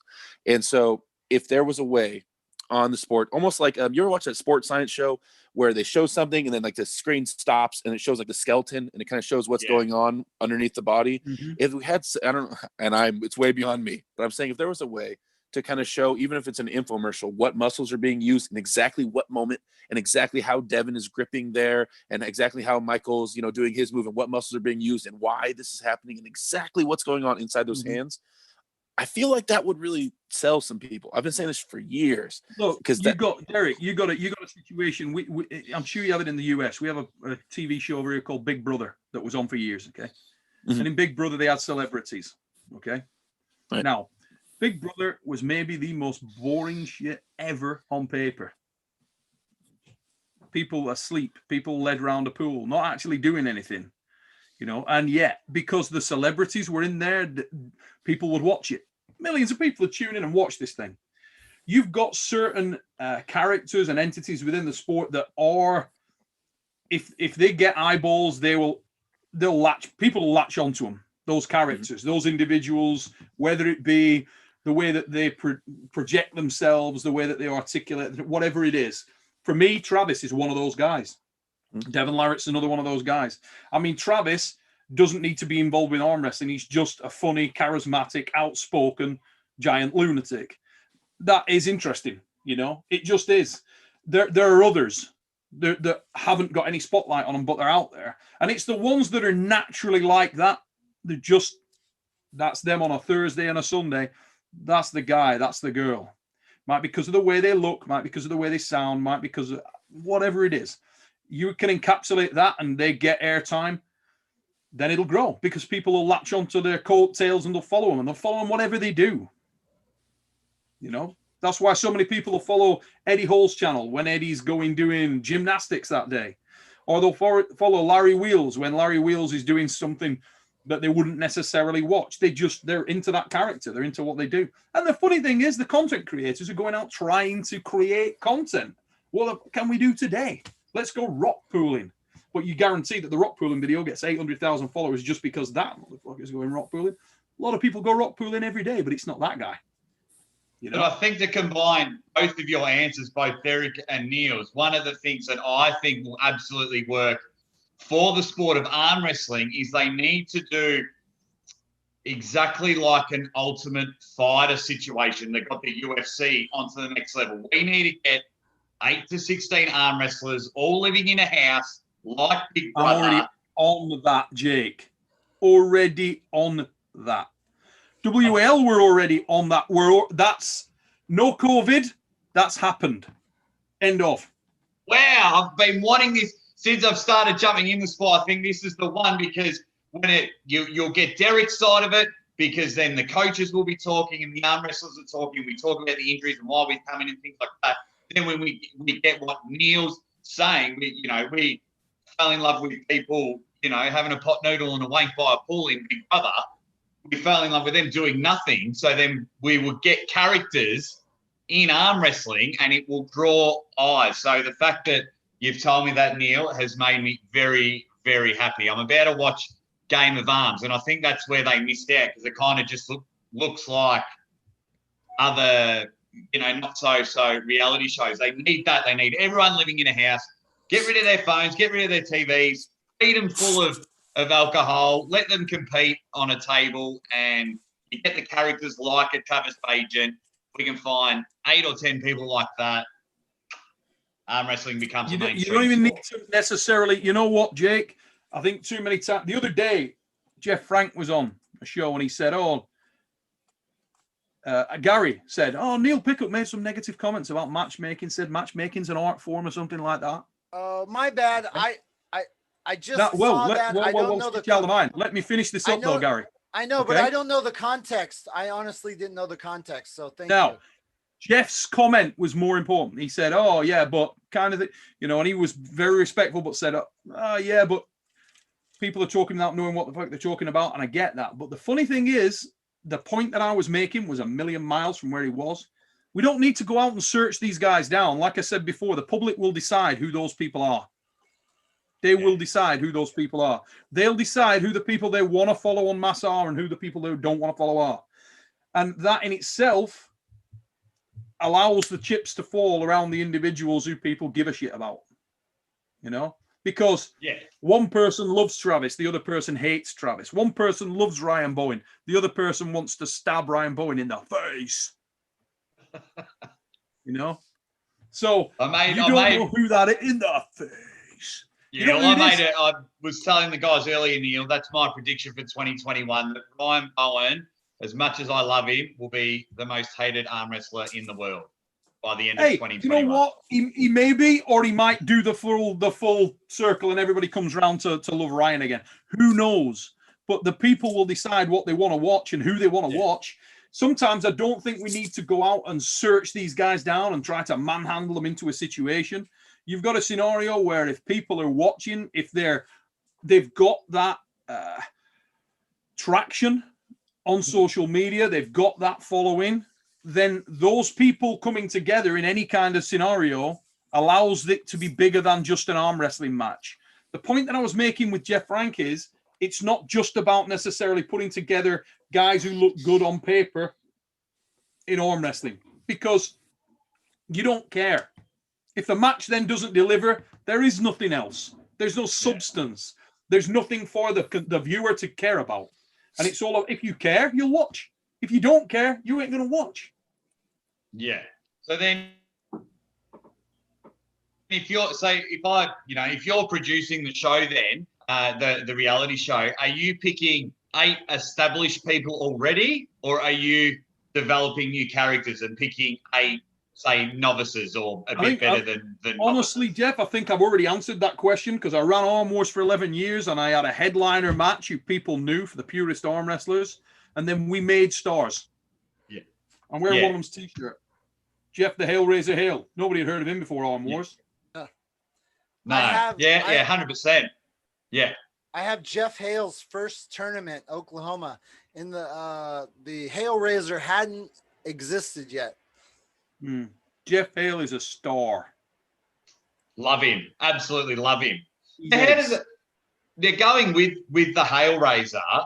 Neil, what does it feel like from you being in the sport to don all these people with their nicknames and they stay?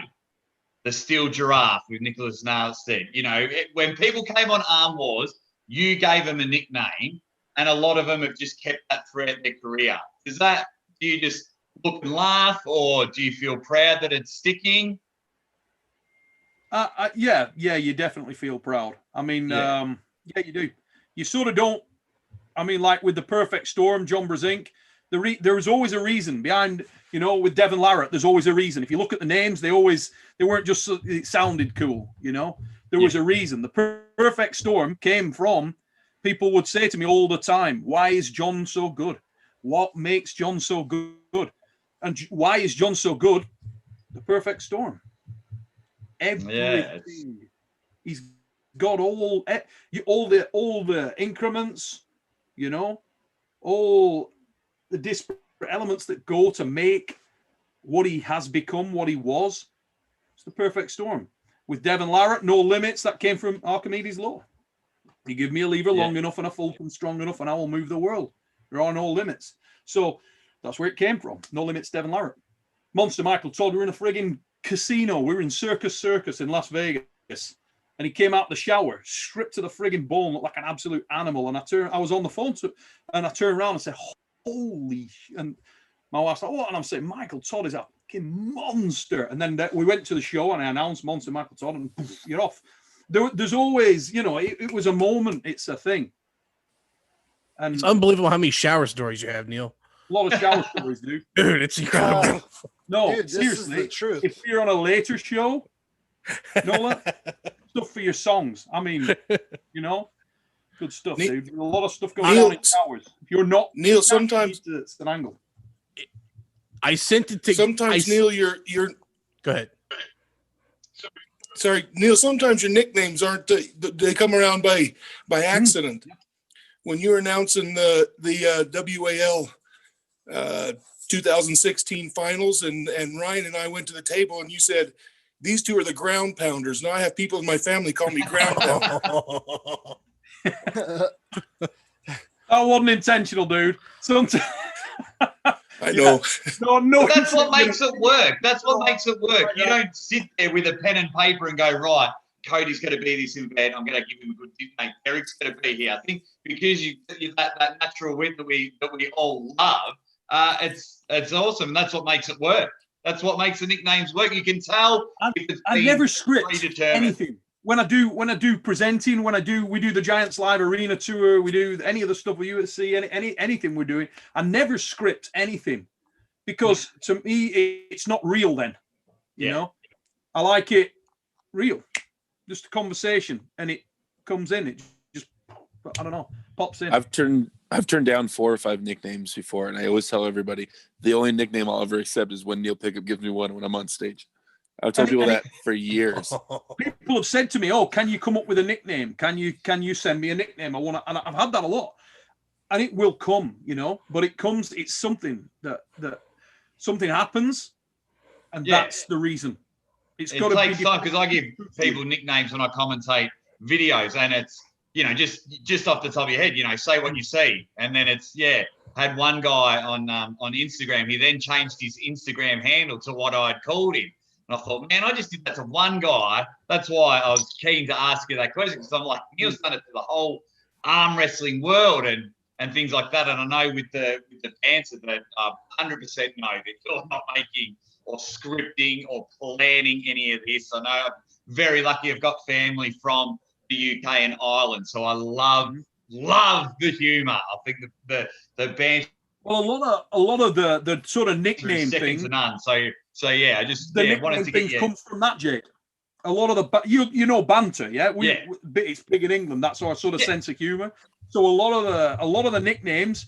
I mean, Caveman Christ, Juice Jesus, they came from Wagner Bortolato when we were sat around after shows having a drink and we're taking the piss. You know, and no somebody way. come out and say, looks like Jesus on Juice. And next thing you know, Juice Jesus, we're off.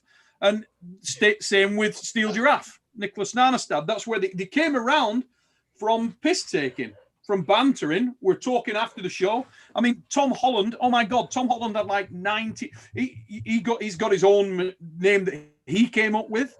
You know, the machine. We added Lean Machine, which I like better because but he was Slim Fast. Was the one because he was rapid and super skinny. So, you know, he had 10 nicknames and just chose to go with his own one. But the amount of people in England that were just taking the piss and calling him all sorts of stuff at events, some of them he didn't like. I mean, I like Jerry Carteret's Brokeback Mountain. I love Brokeback Mountain. You know, Jerry's not too much of a fan of the Brokeback Mountain, but the Brokeback Mountain's my favorite nickname. I call him the tugboat, but that's how my catchphrase happened. It just naturally rolled off, and it's just a habit now. I tell you what, I would pay top dollar to sit in those conversations and have a beer and just have banter and just start calling each other names, and then they stick. That's the worst. Like playing at Aussie Rules footy clubs over here, I know exactly how it works when you sit there and you're having fun and you just call someone something stupid and it sticks. And the best thing is you make it on an international level. No one would ever call Nicholas Narstead a Steel Giraffe and things like that. And now I think that's how just about everyone introduces Nicholas to everyone. It's the best, man. It's you know. You lads will all come up with your own names. I bet your mates, your team of guys. I mean, Christ, in Derek's team, Jesus, so many guys over there. You'll know the names. You'll know their names. They'll do something. There'll be something that they do at training all the time, or that's in their character. The name's already there. It's already there. It just takes I've nicknamed 3 people on my team already, but it has to come naturally. Like they did some stuff, and I was like, oh yeah, okay, that's you. I just pawned mine off with Evans. One of my guys told me he had no access to a gym. He goes, I've been lifting with bricks in my house. I just put a bunch of bricks in a basket, so I nicknamed him Brick, and we've been calling him Brick for years. That's it. Got to be something that identifies with that person, that everybody that's in that inner circle, you know, knows. Yeah, for sure. Yeah, well, I was sending all these songs to Devin, and his name is, No Limits. So I was like, well, shit, I got to come up with something pretty similar.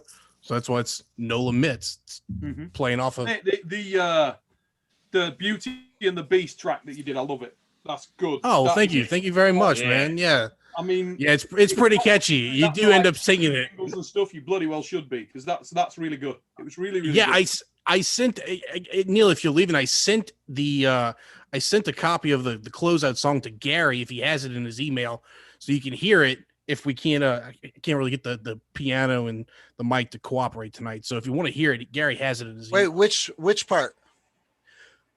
What? Go ahead and look in your email, man. If you can play it.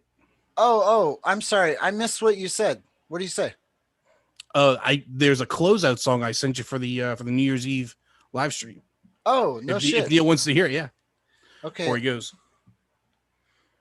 Give me 1 second. Just in the dead time, going to do a little plug. Ladies and gentlemen, Derek, when you get off so here, tired, go and check out the New Year's Day in the Presence of Greatness. It's up now. New Year's Day in the Presence of Greatness. When you get off here, go check that out. We got Travis Bajan in the house, Engin Terzi, Rob Vigent Jr., Monster, Michael, Todd, always, and my fat ass. When did you film that? Like 3 weeks ago. 2 weeks ago. Yeah, we did the fix and that at the same time. Guys, I want to get on very, very soon. Nola, I don't have an email. Sorry. Yeah, you do. Okay. Neil Pickup, we will send you the link so you can hear it. No worries, guys. We'll be here probably when you get back, because our donations have trickled at this rate, maybe mid-January. What time is it there now, Gary? It's 5:19 a.m. I'm over 12 hours. You're not feeling like really bad now? No, dude. I'm gonna do something no arm wrestlers have ever done. I will never be world champion, but I'm gonna make sure no one ever tries this again but me. That mate, You know, I hear can't that? come off far enough. It's friggin' awesome. That is Oh, it's awesome. phenomenal. And It's phenomenal guys, what you're I'm doing. going to jump off here, but I just want to say massive thanks, Gary, for your efforts with this, mate. Really, really entertaining stuff. Nola, lovely to meet you, brother. Talented guy. Yeah, man, Derek, absolutely. I'm sure our paths will cross soon. Jake, keep doing it, mate. Keep Thank doing you, it. mate. And I'm starstruck. It was an honor to have a chat with you. Hey, get up. Nice to meet you guys. And Cody, heal up soon, mate. You're a friggin' warrior, and you will be back, dude. You will be back and kicking ass very soon. Just don't rush it, mate. Don't rush it. Lads, Thank you, Neil. honor and a pleasure. Thank you. Hey, if there's anyone who's crazy enough to be on the show with us, I put the link in the description. You know, join. Just have something to contribute. We have a guest of honor, Derek Smith. Derek, can I say so? When I was watching your YouTube channel, oh, you know what I'm most disappointed about? Oh, shit. You, Derek? What? When I went back, I was trying. I really wanted to make a kick-ass video. For the first time, I stole a bunch of videos off your YouTube, and I was gonna make this like promo video to tell people about you. I was gonna, and dude, I ran out of time, and I didn't get it done. So I'm sorry, but when I looked up practices, it was of everyone else on your team, and you were holding the camera. I was like, "Where's my man?" I was trying to get shots of you on the table. I hear that all the time. Yeah, I'm really bad about filming myself. I know people want to see me arm wrestle, but someone has to hold the camera. I don't know. Yeah, you can get a tripod. Yeah, That's well, let's stand. That's coming out of the Patreon. Someone donate $10 so Derek can buy a stand so we can see him arm wrestle. Listen, Derek, it's very. Guys, my practice pulling is not very. It's not very entertaining. It's people using two hands, people using rubber bands and things like. It's not like I don't. It's not very fun. It's not very cool to watch. People are invested in you now. It doesn't matter what you do. You can have a cup of tea on the toilet, but now everyone wants to sit there and watch you do it. There's 1,000 training videos on the internet. I am sick of seeing everyone do this at the gym, but I'll watch the people that I like. That's true. That's true. And people like you, Derek, whether you like it or not. I appreciate all the love. Hey, I have a question, Derek. When you go to Dubai, because we got a plane ticket, so I don't know like where you'll be staying, if it's like the Motel 6 or the Four Seasons, but we'll get you over there. I'm not as much of aware. I've watched videos, but does Khaled live at Larry's gym? Like, is he always there? Or I don't think so. As far as I know, Khaled is attached to Mr. Bader, and Bader is really into grip, and he kind of helps Khaled out, I believe. And then every once in a while, Larry, and then we'll get a hold of him, and Khaled and Bader will meet up with Larry and arm wrestle. So Khaled would like come in when the big dogs are in town and then come over. Yeah, as far as I can tell. But they're not like a daily workout partners. Okay. No. How you've watched him? Here's my perspective. Everyone wants to know, like, oh, all these guys, because they're arm wrestling so many people. It gives you, every time they arm wrestle somebody new, you say, oh, I can kind of see what's happening. Like they arm wrestled Alex, Schoolboy, Ryan, Michael Todd. And I feel like there's a piece of the puzzle missing for us to fully have like a perspective of these guys over there. They're like, right. You're the perfect guy to like help fill in the puzzle to find out like a more well-rounded of where they truly are. Right. Like you can come back and you'll be like, well, we were all wrong about this or that or whatever. So I can't wait just for that perspective, because I feel like there's a piece missing. Gotcha. And, I'm excited about that. if I were to ask you, are you more looking forward to arm wrestling Larry or Khaled or someone else over there? Do you have any thoughts? I'm mostly looking forward to arm wrestling Adam Silver more than anything. The manager. I want to arm wrestle Adam. No, Adam's my boy. I've been talking to him for a while. Actually, we've been messaging each other for a while. No, I mean, if hopefully Larry has made tremendous strides, and that we will have a good match. If not, then I'm interested to see how strong Khaled is, because it seems like a great unknown for him. But I mean, we'll see what Larry's doing. Last video I saw, who was it? Someone was just containing Larry's wrist, and it wasn't too crazy. So it looked a little similar to last time we pulled, but I could be completely wrong and not understanding the forces at work there. So, but Khaled seems like a big, giant question mark. And I'm excited to see where he's at.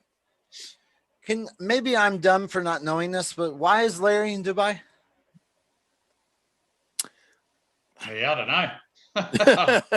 I got no idea. I just nobody's asked him. Assume he just moved. I mean, it's like in LA before because of COVID, so he could keep creating content and having guests over. I mean, does he know something we don't know? Like, is life in Dubai just freaking awesome? And well, I'll let you know, Gary. If you're in the inner circle, it is billions of dollars there. Billions of dollars. If you're in the inner circle in Dubai, you'll be very looked after. And it appears that Larry might be. I might not come back, Gary. You might be buying me a one-way ticket. I'm not sure. I mean, what if you go over there and you're just like, oh shit, this is amazing. Like, I mean, Michael Todd, right? He's like, oh, I got to come back. I mean, You know what I found most interesting? During so here's the funny thing. I knew what I was going to do, Derek. I was making my plans and then I watched a live stream and someone asked you about if your timing going over there was going to be the same time as Michael Todd. And you're like, I want me time. And I was like, right. I like that. I like that. It's perfect. I want you to have me time. Because, Michael Todd's going to do his thing and I don't want it to be like a blend. So I want you to have your me time. That's what this comes with. You get whatever time you say is gets you me time. If we have to delay it, whatever the money's the reason I did the GoFundMe and the super chats is because it's all witness. Like you all can see it. We know exactly what there is. And, it's 100% legit. I don't want you coming on social media like 2 months from now and be like, we never saw the money. Like no plane ticket. Was that a bunch of like $5 increments, or were people making like big donations? I'm going to show you the breakdown. The breakdown. Some of them were pretty big. Really? I thought so. I have to look. I mean, not that it matters. Not that it matters. I'm thankful for anything. I'm just wondering, like, that's a lot of money. I mean, did someone throw like 500 in there? Sure. Or is that all like $5 increment? Like, there was 99 cents, and then there's a bunch of 50s. Aussie Arm Wrestler is the biggest one at 150, I think. But there was a bunch of 50s in there too, just random. Yeah. Oh, shoot. We missed something. Jake, my bad. Derek, our biggest. You missed the coolest part. So I was waiting to put in my donation. I kind of Uncle John went in early at 25, and I'm like, what's the best strategy here? Do I go in small? I didn't want to like scare people away, so I was like, I'll wait. And this guy, Jake, he's like, I'll match some donations. He's like, in the next 2 minutes, whoever chimes in, I'll match. And so I went in with 100, and he busted out with 150. So 250 between the two of us in 2 minutes. Bam. Wow. Thank you, Jake. Wow. Yeah, the difference was when I first came on, I was married. After Gary stitching up with the 2 minutes, I think I might have to change my Facebook to, it's complicated. Thank you so much. I appreciate it so much. You didn't have to do any of that, man. No, that's all right, man. It was just, No, and that's the thing. I wanted to do it. It was a bit of fun. Like I said earlier, Gary and Uncle John, you know, were talking about why you, and specifically Gary was talking about why you, and yeah, so I was like, cool.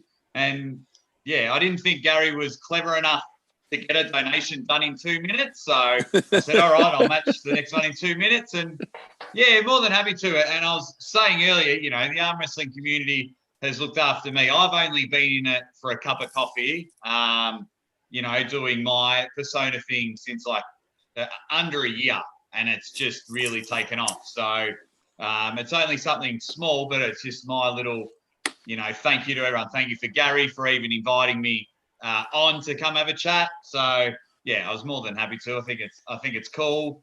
I'm very fortunate where I am here in Melbourne, in Australia. Got a, you know, lovely wife. I love my job, and I absolutely love arm wrestling. So if you just happen to be on Larry Wheels' the show and you mention the Aussie arm wrestler, man, you know, yeah, it's not gonna hurt.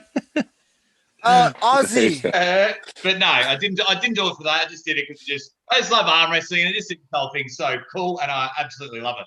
Jake, Thank you, man. How many followers do you have on your YouTube channel? On YouTube, just under 600. Very fortunate. Just under 600. 589 or something like that. Okay, I'm not going to bed until we get you to 1,000. We got to get Aussie Arm Wrestler to 1,000 members. I've got 3 missions. 2,000 for Derek to go to Dubai. I need to get 1,000 subscribers to Uncle John, and Neil's at like 5,000. Let's say we got to get Neil to 6,000, and then we got getting you an extra 1,000. Those are my missions. Those are my missions. Not going to bed. Meanwhile, Cody's sitting there with medical bills. Yeah. Shame on you, Gary. You know, I've got really good insurance. Really good insurance. I don't have to pay much out of my pocket. And that TAL winning money. Oh yeah. Yeah, it was huge too. Lots of that. Okay. Hey, everybody should know. Here's the thing. Yeah. Oh, go ahead. Oh, no, I was gonna say I'm honored to even be on this call with Cody.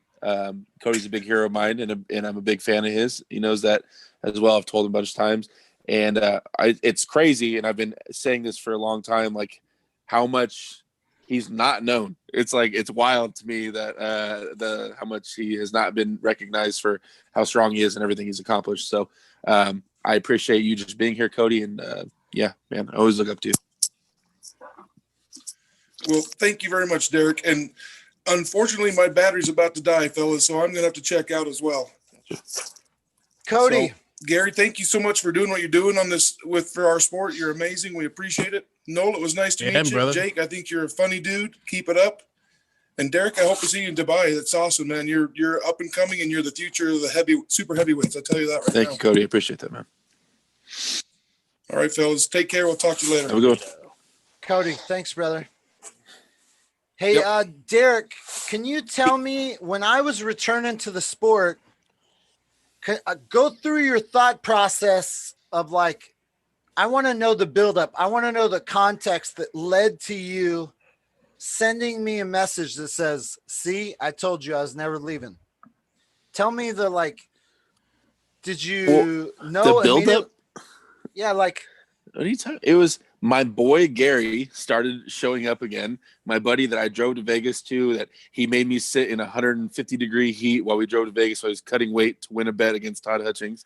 My boy that I had spent countless hours with started posting online again. And I wanted to reach out to you to let you know I'm still here. And that was it. It wasn't like I need to prove to this guy I was. No. You know? I just wanted to know like how it transpired. Like, I appreciate it. I appreciate you did it. So I just, we are going to be on here for 48 hours at minimum. So it helps to have some of the backstory. Oh, yeah. Tell us about Vegas and cutting weight. Tell me about that. I've never cut weight in my life. So we're talking about your story of cutting weight. Yeah. What happened? We were going out to Vegas for, that was a PAL match. It was the match where John Brzezinski was announcing, and it was Arsen Liliev pulled Richard Lepke's, and Michael Todd pulled. Who was Michael Todd pulling with that one? Oh, he was pulled push car at that one, and then and then Todd Hutchings pulled. I can't remember who Todd pulled, but anyway, you had a running bet with Todd Hutchings from like a year or two prior that you would hit a certain weight class, and you were close. Like 3 years. Like yeah, it was bad. And so you tell me you're going out there. I'm like, Gary, you're going out to Vegas for the PAL matches. Can I tag along? And Gary goes, yeah. But I got to cut this weight. It's more important than anything. I got to win this bet. And so he pulls up. It's Gary and his daughter. And he goes, get in. And he goes, listen, I got to cut some more weight. So we're going to have the heater on. And this is in the middle of summer, like during the day, in the hottest time. We're driving through the desert. And legitly, how hot was it in that car, Gary? It had to have been like, oh, yeah. I don't know. Dude, I had garbage bags on. And he had garbage bags on the whole way. And he was cranking the heater full blast, as hot as it could possibly get in that car. We drove all the way to Vegas, which is about a 3.5 hour, 4 hour drive of just drenching in sweat. And but it was worth it. I went all the way out there just Okay, wait, pause. So you wanted to come to Vegas, and is there anyone else in the world who's done a road trip to Vegas and then someone's like, oh, but we're gonna have the heater on? I mean, did any part of you say, oh, I can't do that? I can't do that. Not at all. What are you talking about? I had an opportunity to roll with somebody who had an all-access VIP pass to go hang out with the top arm wrestling stars at the time. Hell yeah, I'm going. I'm in like Flynn. Let's get it. Okay, so do you want to know something? I remember, for some reason, showing up at your house, and I remember like that whole thing. I remember at some point we pulled over in the freeway because I had to drench out like some of the sweat and like get it out. I remember the whole. Can I tell the backstory? You don't even know, Nola. You don't even know. Oh, anyway, yeah, go ahead. Let me tell you the backstory real quick. So Todd Hutchings probably doesn't remember this, but he wanted to have a tournament called Destroy All Monsters. And he invited me to South Carolina. And it was a weird format that arm wrestlers weren't all like into. But I was at his house. We were having dinner. And at that time, I was very overweight. Like I've been I've fluctuated between fat, skinny, fat, skinny, fat, skinny. But during my ARMTV peak years, I really let my weight go to shit. And Todd Hutchings, as well as like 2 other people, said diet came up. And they said, oh, Gary, I was like 250 something, 260. And they said, if you ever get under 200, we'll have a bet. If you get under 200 pounds, we'll pay you $200. And this was like 2008. I said, okay. Well, I never did it. At all. Well, in 2012 or 13, I started to lose weight, and I got 5 pounds away from 200. And I was like, holy shit, I forgot. Todd Hutchings said he'd give me $200 as well as somebody else if I got under 200 pounds. So I messaged Todd Hutchings and I said, hey, are you going to honor that bet? And he said, what bet? I don't remember any bet. I said, you said you'd give me $200 if I got below 200 pounds. He goes, I don't remember saying that, but I'm a man of my word. If I told you that, then I'll honor that bet.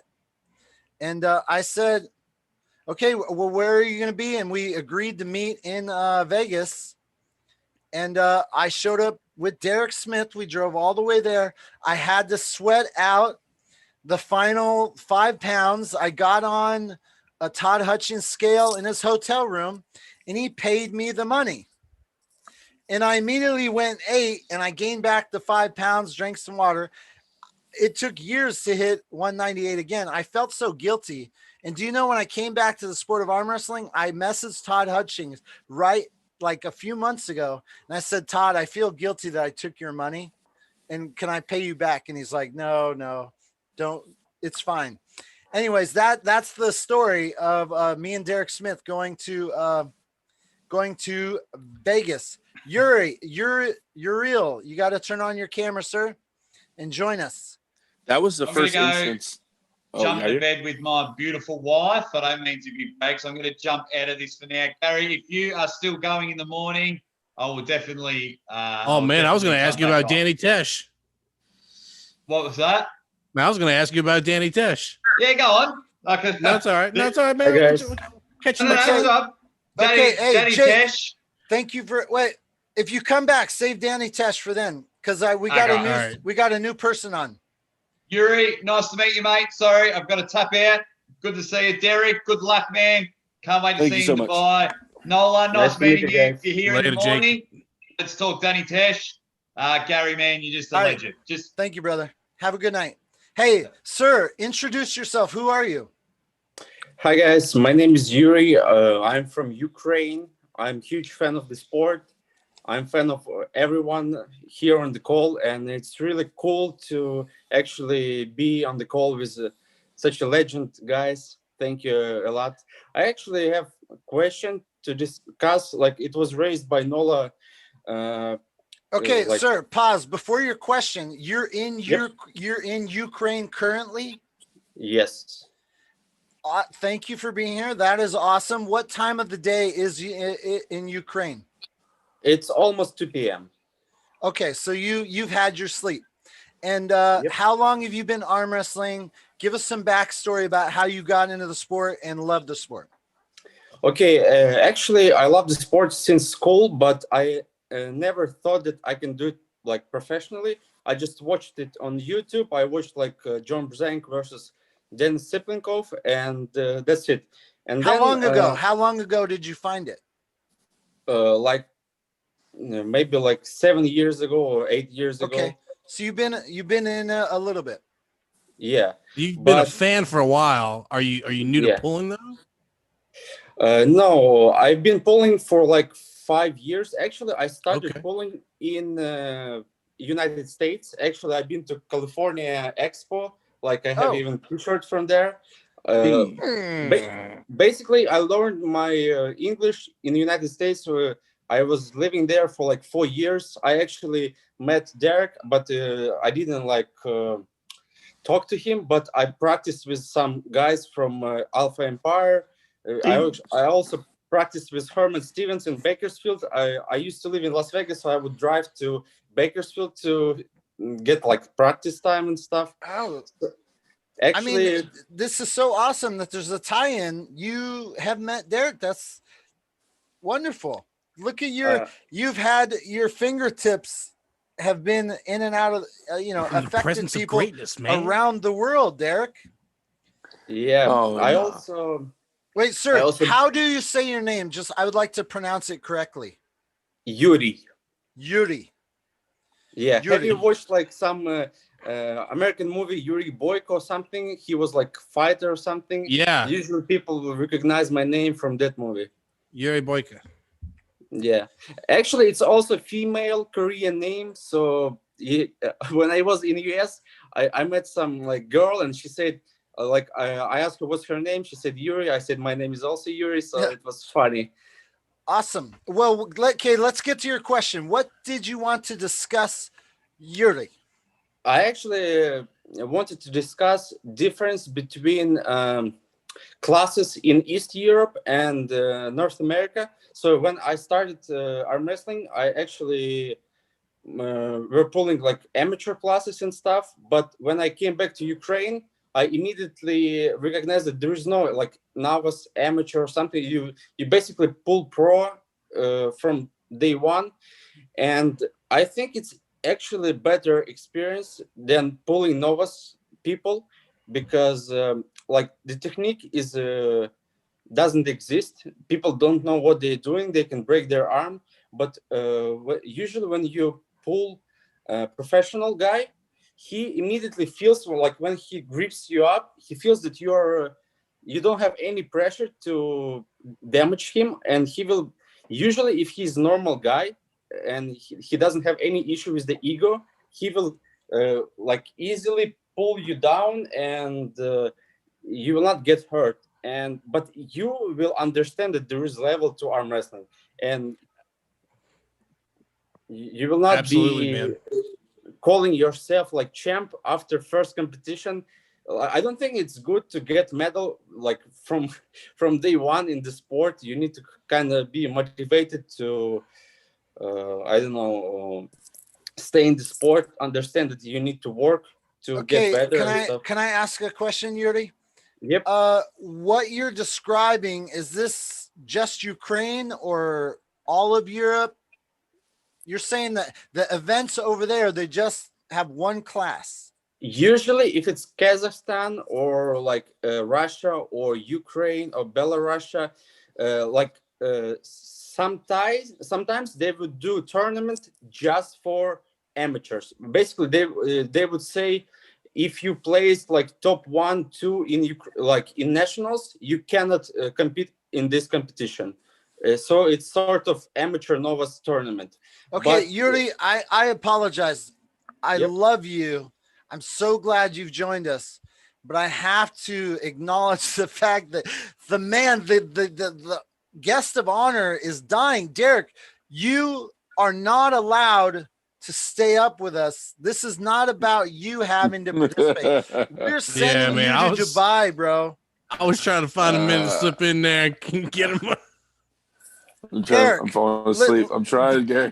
Derek, dude, no, when you wake, man, when you wake up, dude, there might be $5,000 that you don't know. Derek, listen, dude. Go to sleep. If there's one thing I can do, this, so Travis Bajan's doing the World Weirdo Camera Guy. Hey, did Travis do anything to help me out? That son of a bitch. Did Travis? He did a show with us. He did the live Beauty and the Beast from 6 to 7. If he says your name, that's enough. Oh my God, that's pretty good. That's pretty good. But listen.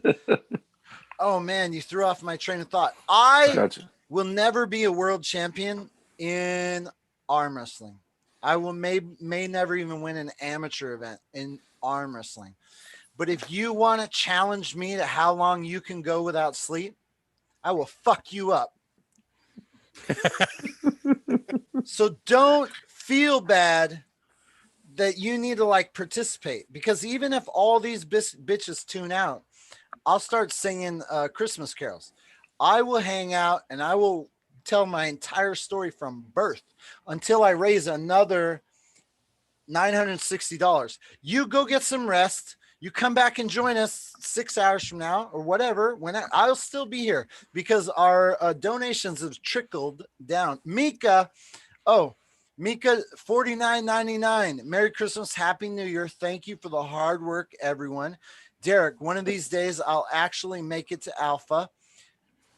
I hit up Cerna for a match in a couple weeks, donated to your cause for Dubai, bro. Thank you very much, Mika. Derek, go to bed, bro. Okay, I'm coming back though, Gary. I'm coming back. Yeah, but don't. He ain't coming back. Go to sleep. Go to sleep, bro. Go to sleep. I'm coming Good back. night. Good night. All right. Well, good night. Nola, thanks for tuning in. Gary, you're a monster. Yuri, I'm come back to California so we can arm wrestle. And Gary, once again, I don't know what to say. You're too much. Hey, dude, go to bed. Go to bed, man. Go to bed. Get some rest. Won't allow you to try to do this. This is what I do. This is what I do. Okay, Yuri. Okay, so go to sleep. Log off. Say no. Bye. Okay, Yuri. Nola Limit. Yuri. Hey, man. I love the look, the glasses. You're right. Thanks, man. So this is interesting. I had no idea that in America there was a different like tournament system regarding like beginners and pros. Do you have any idea why they only do pros? Is it because of that? They think it's more dangerous if novices go up against novices? Because I get what you're saying. It makes so much sense. If I'm John Brzezinski and I line up, I can tell right away an amateur guy, he's like, okay, I'm not getting even put it in first gear. I barely need to hold on. It's like, okay, you ready? Whereas novices get together, they don't know what's going on and they can hurt themselves. This is an interesting perspective. I've been in the sport a long time. I had no idea, but you're selling me. You're selling me on this concept. Tell me more. The thing is, when I was in US, I saw live 3 arm breaks between amateurs or basically novices. So like they have equal strengths, so they can apply wrong pressure to each other equally. So and once like I remember one guy was like bodybuilder, so he had big muscles, but his bone structure is not prepared for the arm wrestling vectors of pressure. So he basically just broke his arm. They got him out of the competition, and it was LA Expo. Actually, Bill Collins was the host of the tournament. Oh, Another one was in Utah, St. George. I was there also, and like also two guys, wrong pressure. He broke his actually that muscle in the forearm. It was actually weird. It was not open. And I never saw any arm breaks here, just because the strength level between like amateur guy and, for example, like in my class there is world champion, and he's actually kind of like president of federation in my city. So every time I compete with him, he just gets me very easily, and I never get any injury. So I don't think it's a bad thing to experience that type of. But of course, I would never get first place until I reach like world champ level strengths. So yeah, I will never see like gold medal. But if we have like novice class, I would be like champ every week or something like that.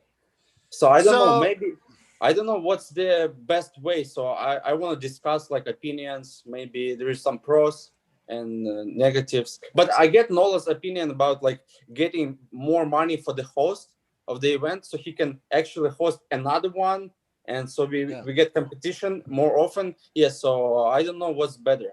Well, let's just say I gotta hold that thought. I gotta pause. Station identification. Mika, Gary, you'll get the donations way faster towards Dubai if you put up the donation on your screen to display. Not sure if you know how to do that. Oh, maybe. Man, I'm not even sure. I'm not even sure what you're talking about. They might be right. But if I share the screen, I can share the screen, but then we wouldn't see any of us. I'm not 100% sure. Like a goal number, like, you know? Oh, listen, guys. This is a true fact. I'm new to the live stream thing, and there's this software, the OBS software, which allows you to have overlays. And I could have had a little banner down below that says for Derek, but I didn't learn the graphics in time, Mika. So I get what you're saying. I totally would have hit it if we had the graphics. I could have had like, you know, like the little, you know what I'm saying? Anyways, man, this is so fascinating. Like you, so you guys were just saying, I really think like it comes down to, for good or bad, entry fees are very important. And if I'm hosting an event, if I offer novice, amateur, pro, that's 3 categories that enabled me to get entry fees. So let's say most likely if you're novice or slightly above, you're either entering the novice or amateur. And most guys who want to test themselves, they're like, okay, I'm probably going to do okay in the amateurs, and then I want to feel what it's like to pull a pro. So then they come in and double up, and that's like double money. So right. I'm not saying it's good or bad. I'm just saying that's kind of like that helps pay for the awards if you double up the weight classes. So my solution to that is this: when you have a beginner's class, you can bring in extra money as they will participate in the amateur or novice class as well. So when they pay their money, their $45, that normal $30 that usually puts them into the amateur class will still be there. That extra $15 gets them a table time with other beginners, right? To where they have the ref set them up, take them through the steps to where when they get to the amateurs, they know exactly what to prepare for. They know exactly what's going to happen. And they've already had. Well, that's not what Yuri's saying. Yuri's saying that by having any amateurs up against any amateurs, you have resulting injuries. Like when I filmed arm wrestling, not all the time, but right. But when I filmed arm wrestling and I filmed the amateurs or the novice, I swear to God that I did this so much. I had the camera right here. So I was filming and I was watching it like this. Like you could almost see the breaks about to happen. But then you go film pros and you're like, bam, everyone's good. I get what you're saying. This is a very interesting topic. And I kind of am wondering why promoters in Ukraine, did they not need entry fees? Do they have better sponsorship? No, it's a little bit different. It's about where you get sponsorship from.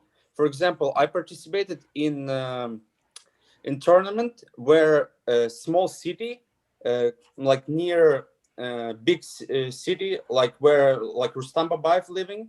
So that small city, it's like county near LA, something like that, basically, just to compare. And they got money from that city, and they made no entry fees at all. So it was a huge amount of people participating, but it was no like dividing amateur, but it was a lot of people, like 15, 16 people in the class. Yeah. And we also get like absolute for the left hand, and it was like 36 people. Anyway, so yeah, it was a lot of entries.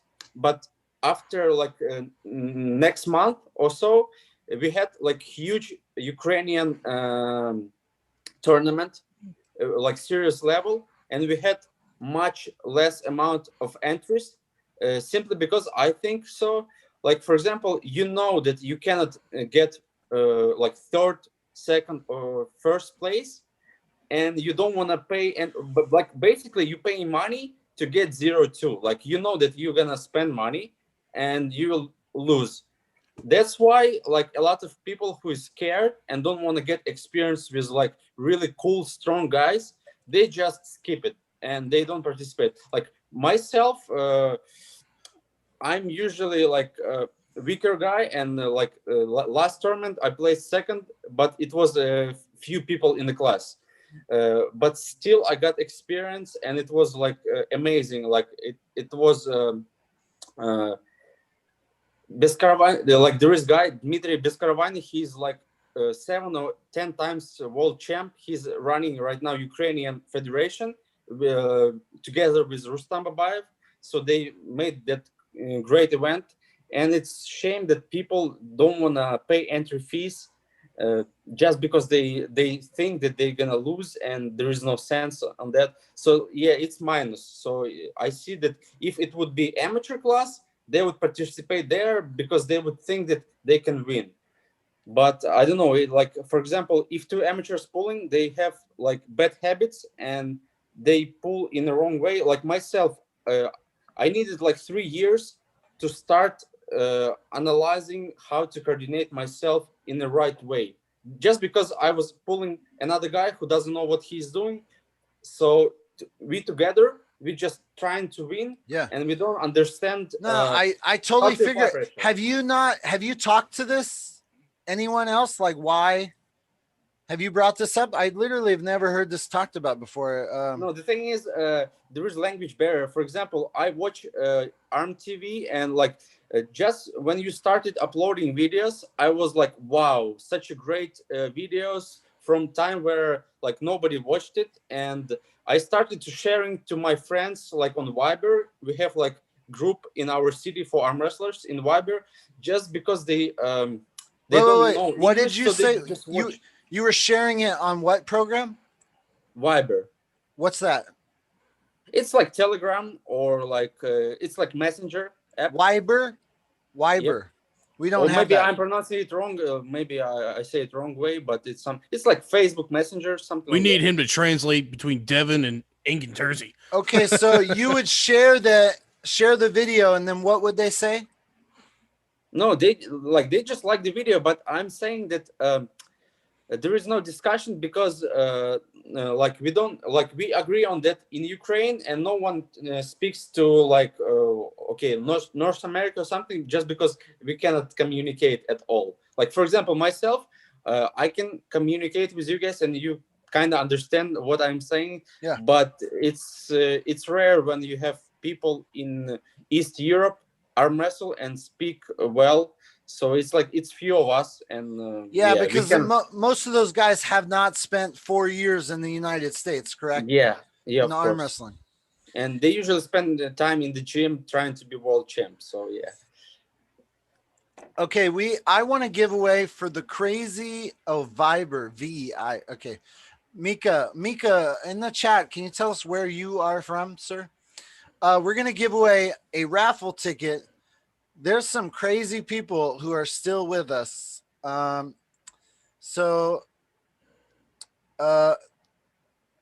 We have, it's YURIL.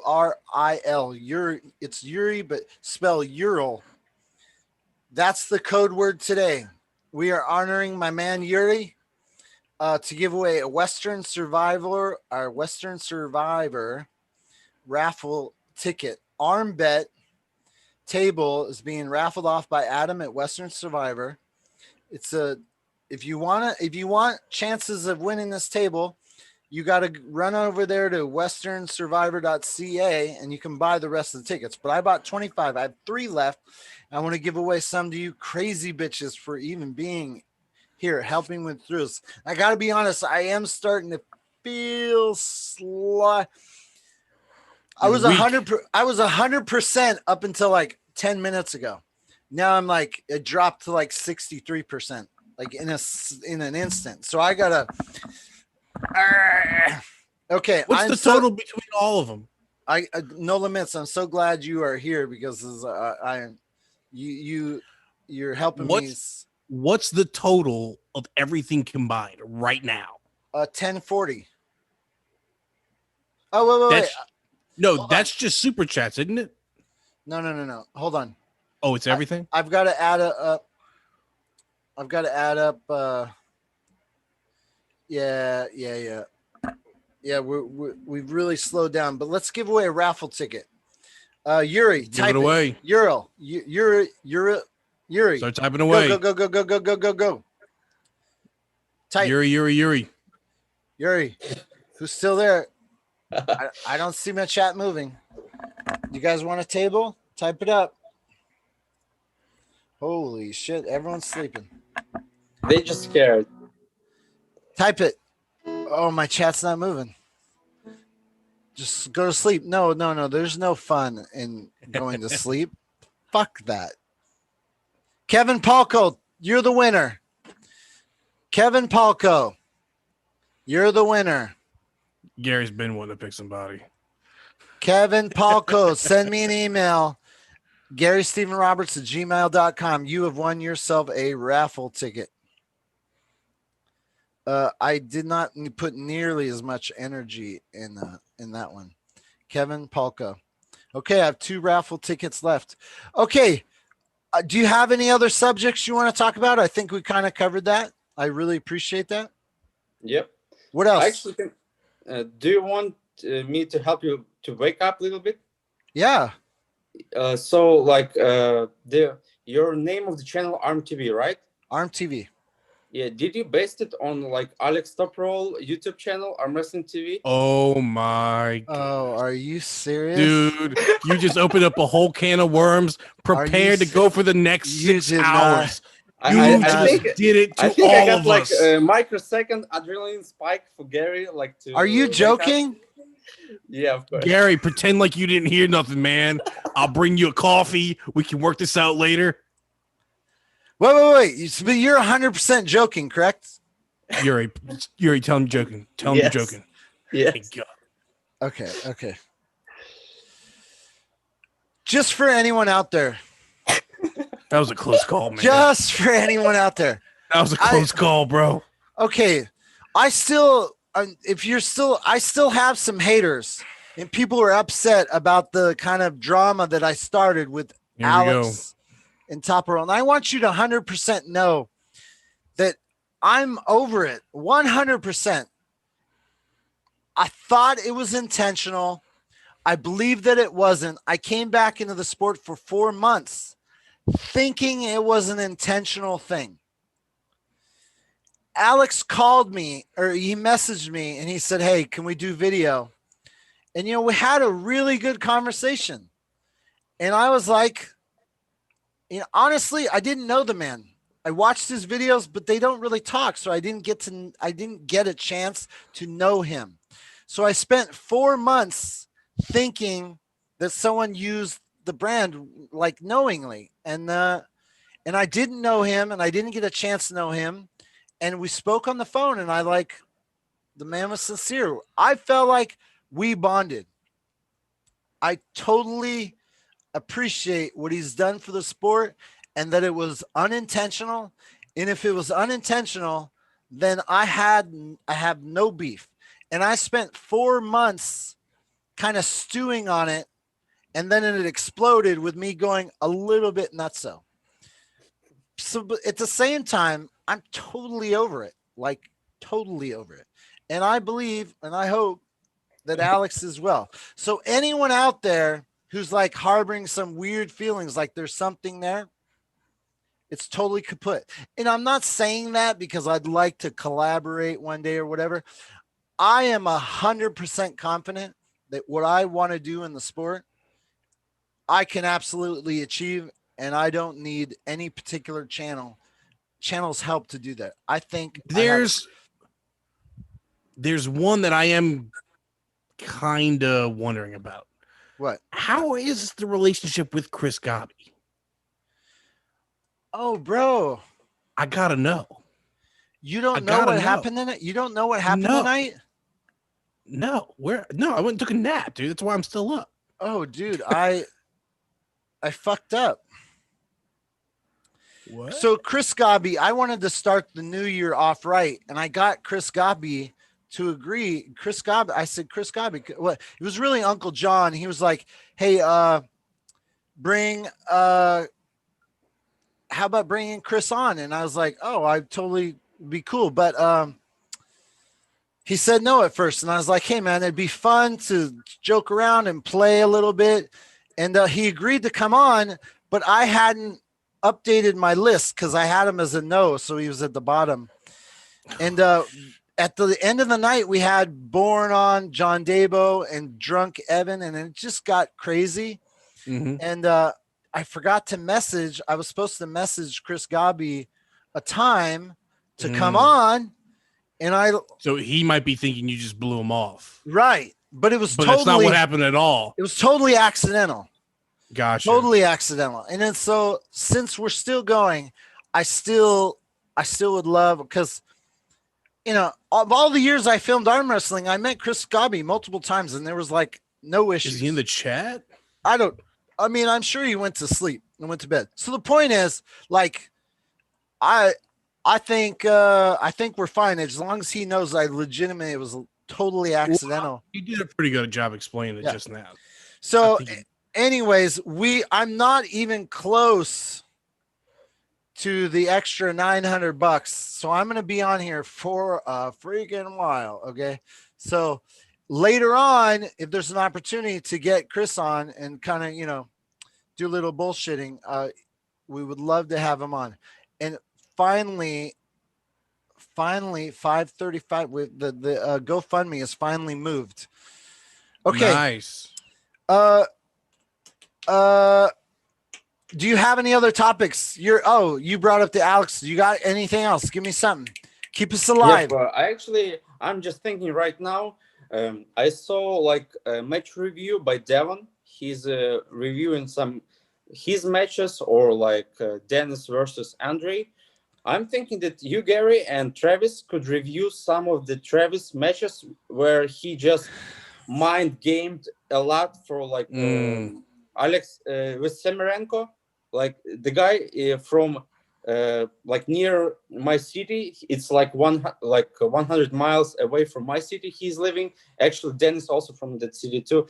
Also, he pulled like Alex. Like Travis did a lot of things that they are.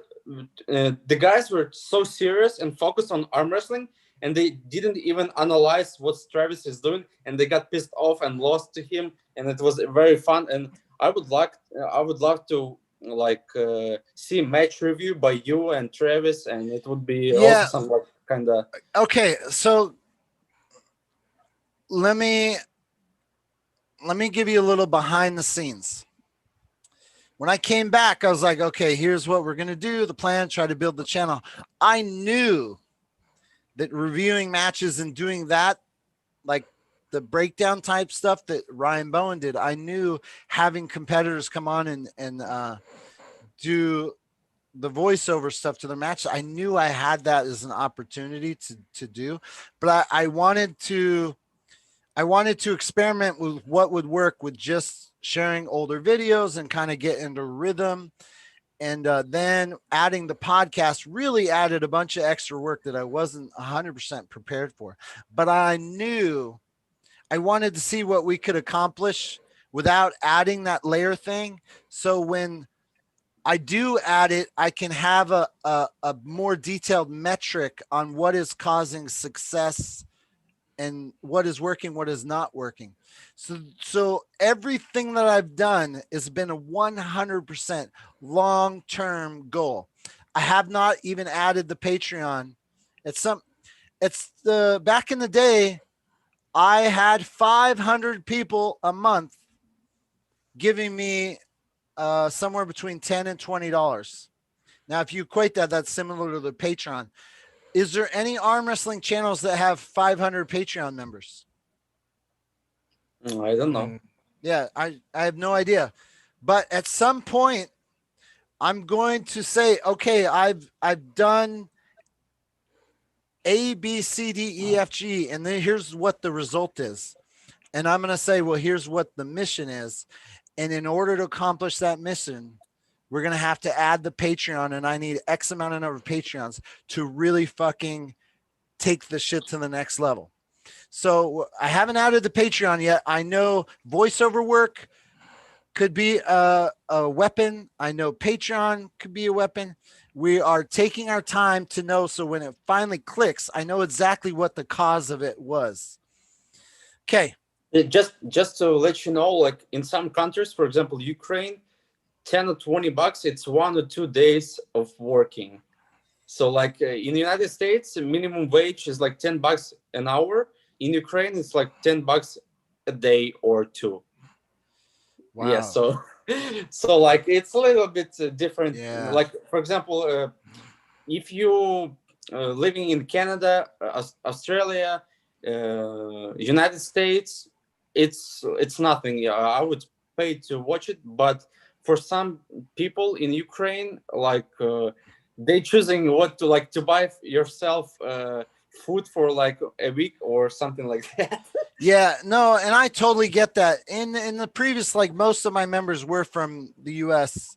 We had some international stuff. So Vasil Caslano, thank you for your $10. Michael Sakavaralidze. Oh man, you'd left $50. $50. So that's $60. We just upped it to 1,100. What? I can add some numbers. Hey, you guys chat, say something so I can add some numbers here. I have a question, Noah. Do you arm wrestle? Yeah, man. Yeah, I've been. I started an arm bed club down here in New Orleans, and we call ourselves the Bayou Arm Benders, and we got a group of about 10 of us, and it's pretty fun. And yeah, we started probably back in maybe June or July, and we've just been growing it since then. So yeah, it's been a lot of fun. It's been a lot of fun, basically learning from the ground up, and yeah, arm bed's been awesome so far for us. Cool. All of you guys novices, so like there is no like elite level puller in your club, right? So all of us are honestly beginners, right? So maybe we've pulled before, like at a bar, maybe something like that. But as far as on a table, we've never pulled on a table. So one of our guys had a table, he never used it, so we had a kind of a brand new table. But we started going to different clubs and started learning what they were teaching. And we try to gain all the information from different clubs and bring it back to our own and start implementing it that way. Guys, I'm sorry to interrupt real quick, but Mika, you're Michael from Georgia. You're from Georgian country of Georgia. Is that true? Say yes if it's true. Man, thank you very much for the donation. That That's Thank amazing. you for the donation. Thank you very much. Okay. Right on. What made you start an arm bet club?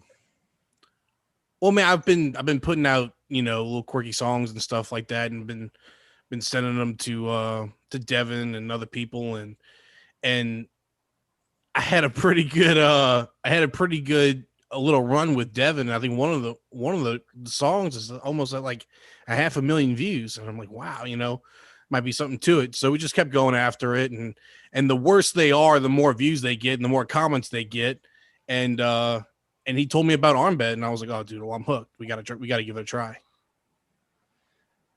So Devin? Have I met Devin personally? No, I have not. He sent me an email. He said, meet my man, No Limits. Like, how do you know Devin? Yeah, I bought a shirt from Ryan Bowen, and when Dave Chafee and Devin were gonna have their match, there was a big unsportsmanlike, and Dave Chafee was talking smack about Canada. So I was like, man, I can come up with something pretty quick, and I was just kind of dabbling around, and I sent something to him. And I was like, hey, look, man, I don't know if you know Devin or not, but like I came up with this and see what he says. So he ended up sending it to Devin. And about an hour later, I got an email from Devin, and I'm like, whoa, he liked it and he's going to post it. So he ended up posting, and we've just been going back and forth since then. It's been a couple of years. That's pretty cool. Yeah, it's pretty cool. So let's talk about Devin Laird for a second. He's so nice for being like, like his status. He's like open and cool. I'm surprised at how many coolest dude I know by far. Like, I'm surprised how, I don't know. He's awesome. And he hearts all his comments. It's man. Amazing. He loves to show his appreciation. And if you ask almost anybody new in the sport, they're going to tell you that their favorite arm wrestler is Devin Laird. I mean, that's just how it is. He's just so prevalent nowadays. And he's fun. He's fun. He engages with his audience. And I think honestly, Travis has the same ability. He has the same ability and even could be even better than Devin. Be honest with you. He's so charismatic, and he's got so many stories, and he's got everything that Devin has, but he could be even better. I would like to talk about Devin Laird for a second, specifically the video that I posted, 2006 Michael Classic when he arm wrestled Ron Beth. The video that we put out the day Devin Laird changed arm wrestling. It's so amazing. There's so many little things in there, and I did not think that video could get any better. And then that video was amazing. If you have not seen it, go look up that video right now. But then, like almost a week later, Devin Laird posted his take on that day, and it just blew my mind. If you have not, go to Devin Laird's YouTube channel, subscribe to Devin Laird if you haven't already. I know none of you are subscribed to Devin Laird. Just kidding. I know you all are. But go listen to his take on the day Devin Laird changed arm wrestling. It blew my mind. He added, for anyone else out there, you were talking about commenting thoughts of matches. I will use that video that Devin did forever when I'm trying to describe to somebody what I want when we play their match and they give their thoughts. Devin hit everything he needed to hit. He gave the context of feeling, what happened, some of it about being at the war. I'm like, what it meant to build up to Ron Bath. And he hit the actual match. It was like, it's art. And I want to talk to Devin because I'm like, how does it came off so natural? Did he have to like learn how to do that? Anyways, to hear his perspective of that day was like magical. I didn't think that video could get any better, but with his perspective over it was just a beautiful thing. Holy fuck. I just got tired like overnight. Okay. Arm wrestling. Can you please give a shout out? No. I'm not going to give a shout out unless you super chat. super chat, and I'll give you freebies. I'm $900 away from sending Derek Smith to Dubai. So Arm Wrestling, if you would like your quote, or you can join the conversation. You can come in. Hey, I want you guys to know, anyone out there can join it. I didn't know Yuri an hour ago, right? Look at you. You're ARMTV podcaster now. Anyone else out there can join the chat. There's only 3 of us. I have room for more. Plus, here's the thing. I am slowly starting to degrade. I need a few more people in here to keep the conversation alive in case I I actually want to keep speaking to about Nola experience with arm wrestling. Myself, I used to practice at Las Vegas with the guys, and what would happen? We would be amateurs or novices. We would kill each other every week. We come back and we kill each other every week again. And progression would go even down. So I'm interested how you guys approach the thing. Do you, for example, you just started. I think all you want to do is just arm wrestle, get that feeling that when you pin someone. But the thing is, how you approach training. Do you go to the gym or how do you practice? How do you train? I'll tell you exactly what we did. Yep. The first 2 months, we practiced once a week, every week, and we developed the beginner pains, right? We went through it, and we everybody goes through them, right? But what really turned everything around was when we went to the Mississippi State tournament, and we learned what it felt like to be at a real tournament and have a real ready go. Because up until that moment, we were just meeting up every week just to hold hands. That's honestly what it felt like. It was such an eye-opening experience. So now that we have a tournament under our belt and we know what it's like and we know what to expect, now we know how to train much better. And what do you think about training program? What you guys doing? It's personally, each of you train in their own way, or you guys come up together with some sort of plan for training to get better, or you just take it as a hobby, or is it meeting to guys meeting in the bar, but instead of bar, it's guys meeting at the arm wrestling table, something like that. How you approach this thing? We wanted to establish a solid group before we went and bought material, before we went and bought an extra table, before we went and bought cables, before we went and bought extra bands and straps and etc. Before we wanted to make that financial commitment, we wanted to make sure that we were invested in our hearts. We wanted to make sure that we were dedicated to our sport, and we're willing to, push it forward and grow it.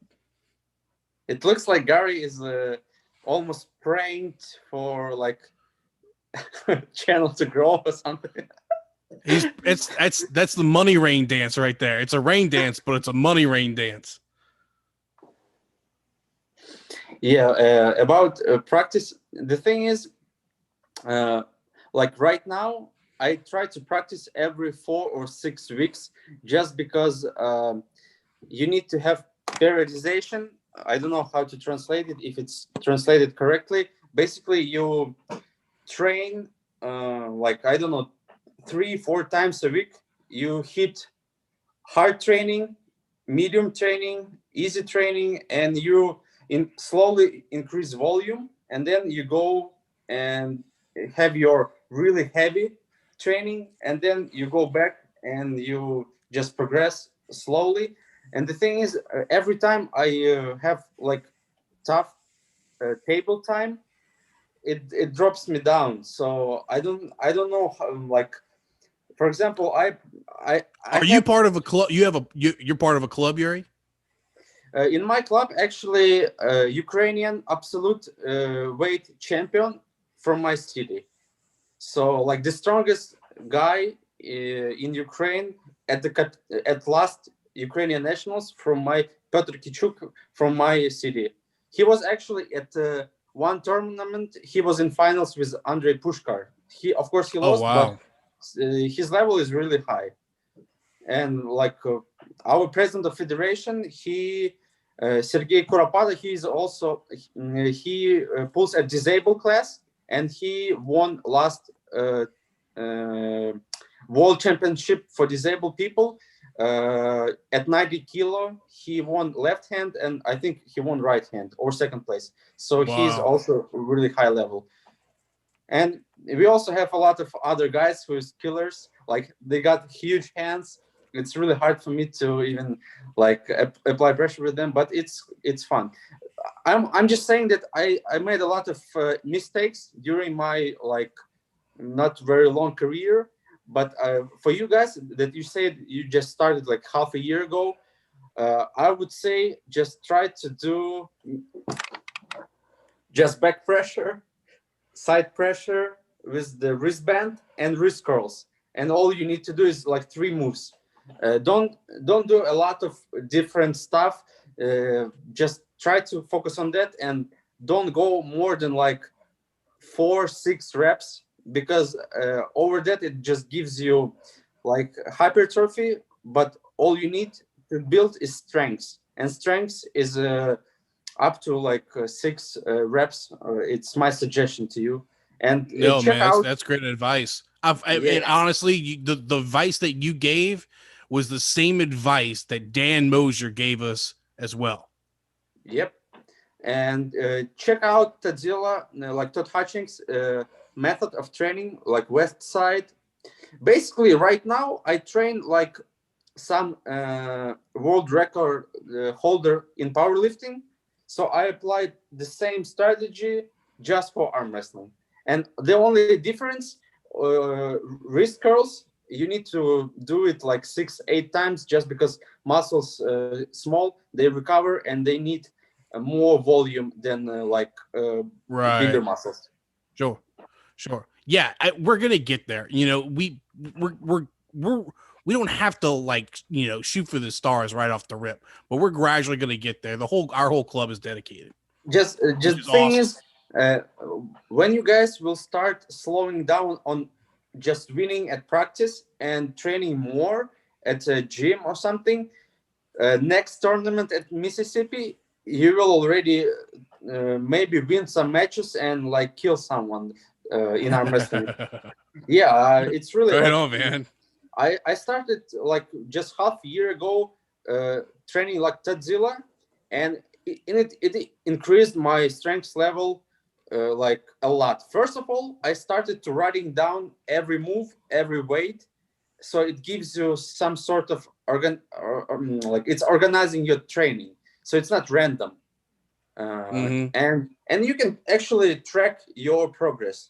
So like some lifts, I know that I increased strength like 20%, and I've been stuck at same weight for like 2-3 years, and I hit a plateau. So I don't know, like try to focus on training more, less table time. I know it's not fun, but it's fun to win actually. Have you joined Armbet? Yes, I have. Like I mean, I'm like one of the first people to join it in Ukraine, but in Ukraine, it's not like it was issue with the signing, like emails and stuff. So it's not really popular in Ukraine. I think if Devon will travel around like Ukraine, Russia, like he did in the United States, it will bring a lot of followers. Traction. To his, yeah. Like, and he would need to speak about that, because right now people don't understand why they need it. Yeah, so it's something like that. Basically, from what I understand, as the app gets more features, you're going to want to have it. It's going to be more advantageous to you to have it, because it's going to involve clubs and tournaments and get-togethers and meetups and all this other stuff. And you'll be able to use coins to buy stuff. It's going to be really interactive. What's that? I understand it, but it's hard to explain to people who doesn't speak English. It's also a language barrier. Gary, you still use Armbet at all? Have you done any meetups recently? I when was think the last time you like 2 minutes break to finish Western Survival beef jerky, and then he will answer his question. Oh, do you have any more raffle tickets left? You have 2 raffle tickets left. That's a. He has 2 of them. Yeah. That's a lot of beef. 2 left, I think. Okay, you went. Can you hear me? Yeah. What? Mika's hooking it up. So listen, when Devin Laird came to town, we had a practice in Chicago, and I talked about earlier, but Pablo, the badass. Did you pull that day? I gotta ask you. Did you pull anybody that day? Yeah. The stream is online. I pulled Devin. I pulled Danielle. I pulled Joseph Drelak, but Dimitri. I can't remember how old Dimitri is. He's like 8. No, not really 8. He's 12 or 13. I don't think he's 14. Anyways, he's so fast. And my hand was already strained from something. I don't know if it was overtraining. But he busted me over. Like every go was like, bam. And he got my hand like this. And I couldn't get my hand like that. I couldn't pronate it. And I kept pulling like this. And I just totally strained it. I've only just now been able to start arm wrestling. So I have not had any meetups because I needed to rest my hand because a teenager broke it. Maybe that's karma from like way back in the day. Yeah. Mika, are you so you're from Georgia, the country of Georgia, Mika? Everyone donate. Every little bit helps. Let Gary sleep. We're still waiting. I assume we're going to go into later on in the day when the traffic comes back. I'm hoping to get fired up and bust that last 900. But Mika, I appreciate it, man. You are awesome. People should write letters to YouTube for taking the 30% cut. You know, it's for a good cause. They should cut it down. Yuri, thank you for help saving the day, bro. Giving Noan Mitz somebody to talk to because I haven't been because you can tell I'm a fading just a little bit. Hey, Jason, I've seen you in the chat many times. Why don't you join the show? Come on in here. Somebody join the chat. We're waiting for you. Not that this conversation isn't great, but it would be good to add another voice to keep the flow going. Noan Mitz. Yeah, I can't believe how many comments I got on the intro and outro song for the Beauty and the Beast podcast. That was that's pretty nice. Pretty nice to hear. Can I beat you? Can you beat me? No chance. No, dude. I'm the king of my club. Oh. Sorry to change the subject real quick. Yuri, what are your thoughts of Barry Bourne? I haven't watched that thing. I saw that it was fun. Like the guy who competes in Novices says that he's world champ, but it was not really like interesting for me. Here's what I want to know. Some people are sending me messages saying because of who I am in the sport and representing media that it's beneath us and belittling to the sport to talk to people who are royal bloodline world champions of the elite level that is Barry Bourne. Basically, they're saying, don't talk to this guy. Do you think we should ignore those guys? No. I think it's cool. First of all, everybody is different. For example, I love Game of Thrones. Someone says that it's shitty show about something like Fantastic Dragons and it's bullshit. And and they love like movies about like with Robert De Niro about mafia and stuff. So everybody has different taste. And for example, like there is another guy, Jeff Dabo, something like that. Yeah, John Dabo. Yeah, without teeth. And like, it's like when the like Ron Beth took his face and stuff. It's fun, but That's exactly what Neil Pickup was talking about earlier. It's about the characters. You got the pros, you got the freaks, you got the weirdos. I mean, Travis even said it. It's all about the characters and the controversy that they bring. Okay, but somebody else says, basically, I'm exaggerating a little bit, but arm wrestling would have a better shot at getting into the Olympics if you didn't talk to the weirdos. I think arm wrestling will never go to Olympics. So I think we should focus on like arm war stuff, like what Neil Pickup did. I think it was like the best way to promote sport. And other leagues like PAL, WAL, any other stuff that like super matches format, tournaments. I think it's like we need to focus to be like UFC. I agree on that note, and forget about amateur approach to the sport of arm wrestling. Yeah, I think if I start filming more stuff, I used to film everyone, amateurs, masters, grandmasters. And when I film all those, I have to edit all those. It's like, I can't. You know, can I just interrupt? Yeah. Like when you just started uploading videos, when you came back and on YouTube, you started uploading videos.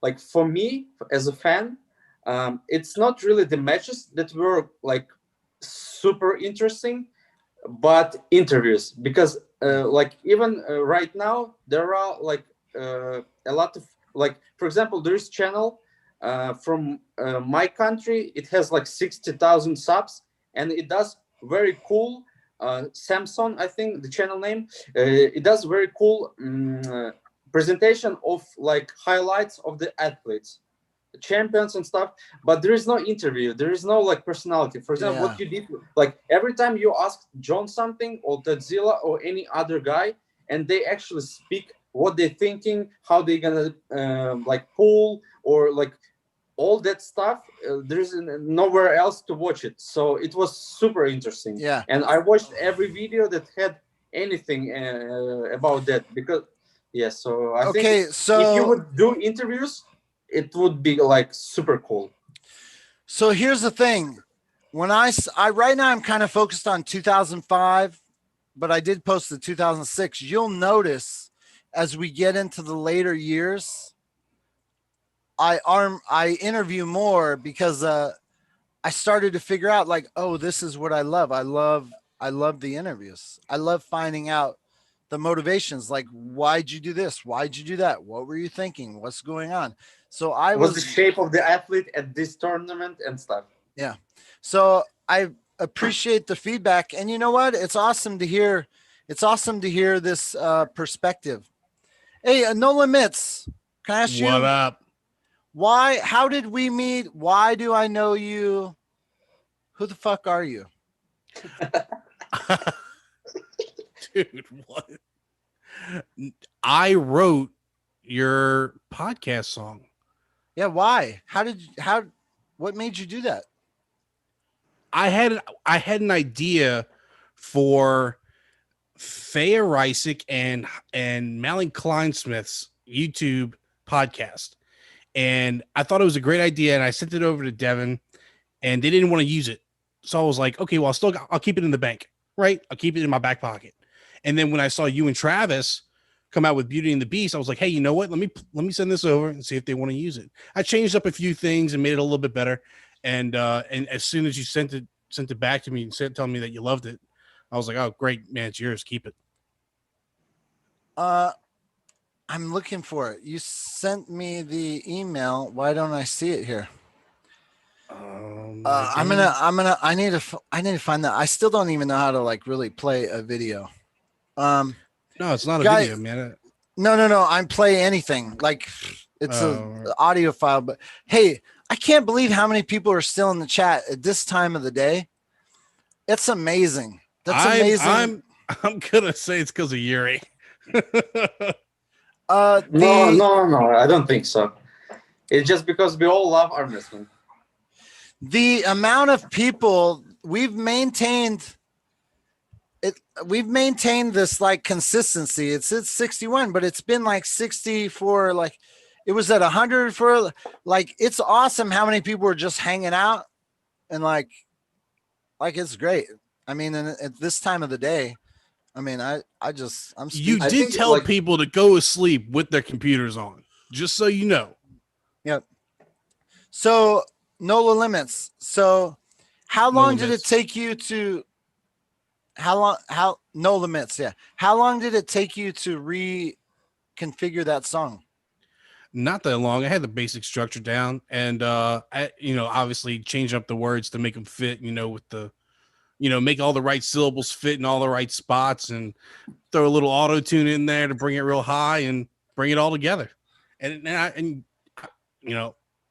liked it, and obviously you did too. So yeah. Newbie, I have Newbie Swedes podcast. Okay. I'm gonna experiment with something. I don't know if it's gonna work. Okay, you ready? Share screen. Share desktop 2. Share the song. Can you guys let me know if you can hear this? I got it. No, I got to download it. Never mind. Forget I did that. I need another topic. Actually, I want to say to everyone who's watching right now and ask your opinion, guys. Myself, when I see any arm wrestling related channel on YouTube, I usually subscribe and like every video, because I'm thinking that if we help to grow every channel arm wrestling related, we actually can achieve bigger things, like for our sport. Plus, we would see some collaboration between channels, and it will be super cool. And they like give each other their subs who are not subscribed to each other.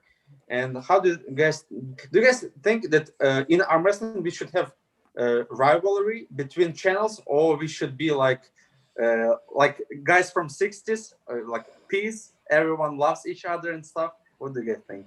I think rivalries don't help the sport.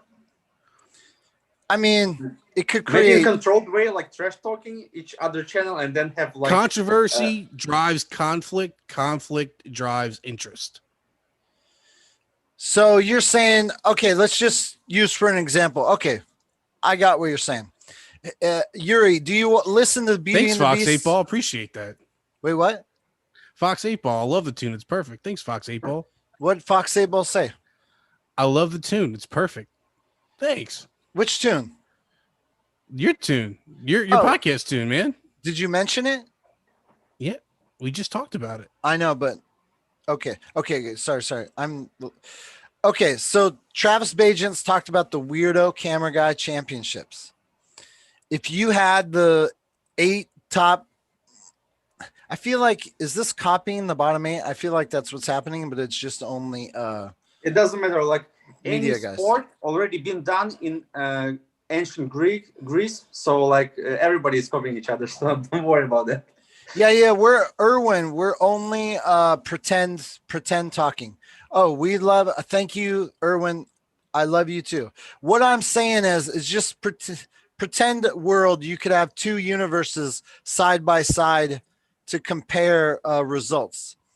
If we had the Weirdo Camera Guy Championships with Albert Ding, Gary Roberts, Uncle John, Jody Williams, yada yada, Artem.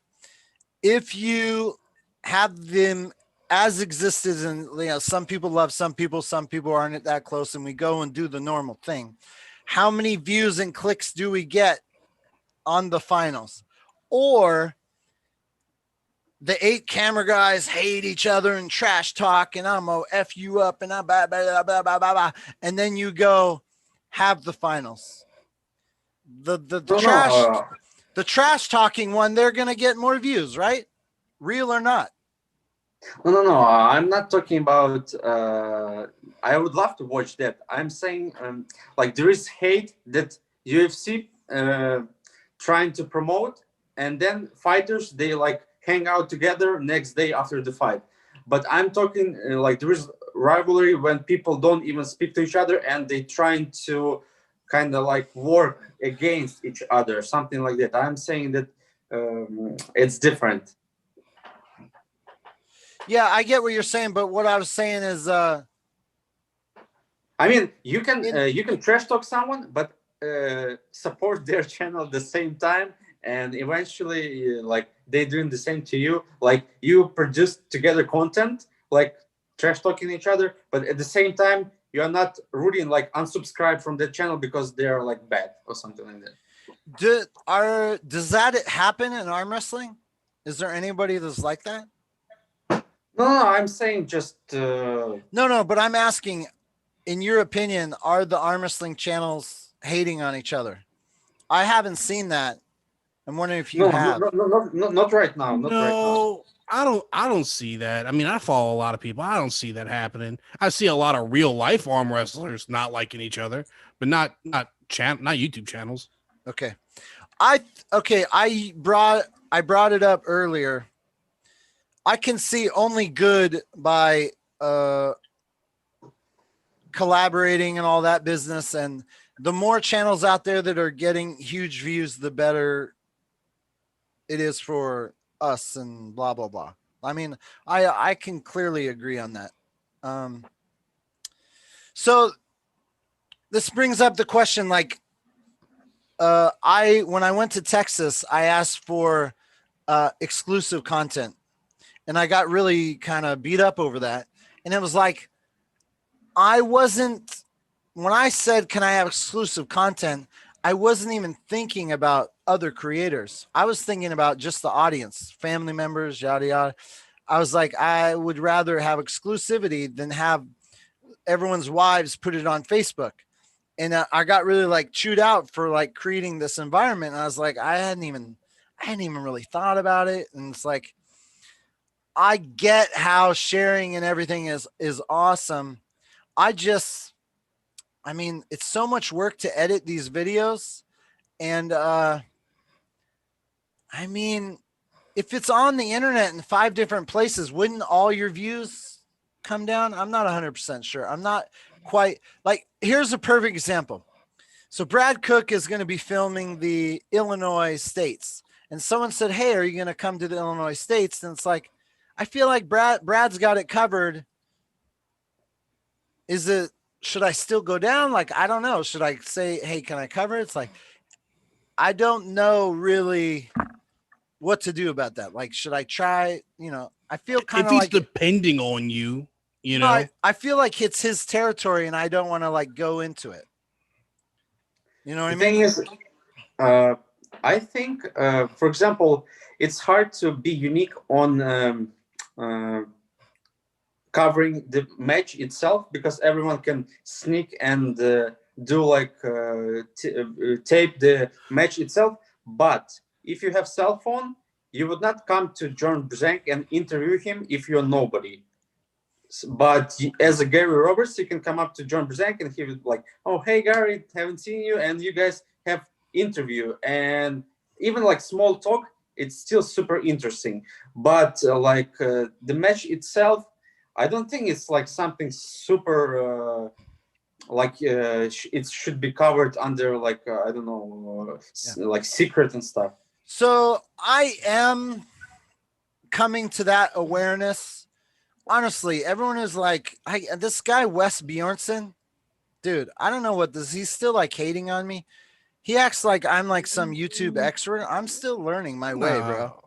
Like, I'm still figuring YouTube out. You know what I mean? I have all this content, but that doesn't mean I'm a YouTube expert. And figuring out, like, it's like I'm realizing the sport is slightly different than it was before. And it's like, I'll probably get on board. But anyways, we have a new guest on the show. Who are you? Hello. Alex Jacek. I am too from Ukraine, like Yuri. But I'm some West. I'm from West Ukraine. How do you say your name again? In Ukraine, Alexei. Yes, in Ukraine, Alexei. But you can say Alex. Okay, Alex would be a little bit easier for me. Yes. Alex, tell us about yourself in a couple minutes. Wait, why are you here? Why are you on this channel, man? What's going on? Are you crazy? It's like late at night or something. In Ukraine, we have. It's midday. Yes. It's known. It's I think I wake up, open my phone, YouTube, and see your stream. How many people Sometimes are in the I chat? watch it. I think there's still 60 people in here. Can I understand everything?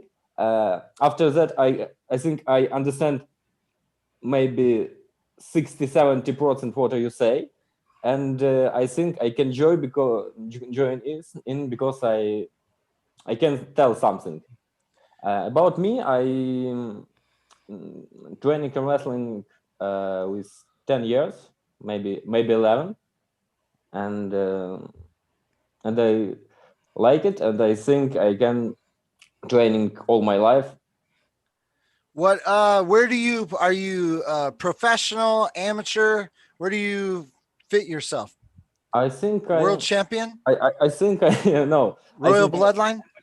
I think I'm amateur, but maybe high level of amateur. I sometimes win a Ukrainian championship, and I once stay first in the world championship, but not for the senior class. In the junior young class to 21 years. Like biggest junior, I don't remember how it's a true name of this class. I have 21 years. I just want to add. Okay, go ahead. In when I win. Now I have more. 26. What did you want to say, Noan Mitz? I wanted an opinion from these two guys just because of what's going on with Ingen Terzi and Devin Larratt. I just want to know your opinion. Aesthetically, do you think the King's move is ugly? It's a question for me, yes? Yeah, yes. King's move. Is it ugly? I think King's move is really No, I asked if it's ugly. Straight arm King's move is ugly. I understand. I understand what about King's move. You can you tell me what about ugly? It's ugly. Уродливый. Уродливый, да? Okay. To where your arm okay. No, I don't think. I think it's he didn't know the word ugly. What does it mean? Yeah. So I think King's moves is really good technique because it's not easy technique. I don't know many people who can do right and do good King's move. Thank you. Many people what can start do King's move. He have broke his arm or he have broke his biceps, and because they don't know how positions your hand, his hand, close to his body and close to the vector of pressure from the another people from the table. He only do that, but he don't understand how do that. And maybe it looks some strange, but if we see how do this Michael Todd in the PEL championship, not well, because in PEL he can do this in these rules. Well, there'll be a much smaller pad as well. Yes, he don't put his shoulder under the table. Oh, this table from wrestling. Excuse me, if gentlemen. It's under the table, excuse me, yes. Excuse me, gentlemen. Will you promise to keep the show going while I step away to use the restroom? All right, Gary, I'm leaving. Oh, okay. No, I need you. I need you to hold the show down. Alex, like I was saying, if the shoulder drops below the table, it is ugly. If the shoulder remains above the table and the arm cannot be pinned because of a bone lock, right? If it's locked, if your arm does not straighten, but it is still parallel with the table, I think it's fine. But Ingen Terzi has a problem with that, and that's the discussion between Devin and Ingen. Is one, the rules of dropping below the table or being parallel, but the arm still not being able to be pinned. Nola, have you watched Devin Larratt videos with Bob Brown when they discussed for like I watched hour and a all half. 45 minutes of it. I did. Yeah. Yeah. So they actually covered that pretty well. But here's the thing. The rules that they were speaking about were North America. It was really about the WAL and WAF, right?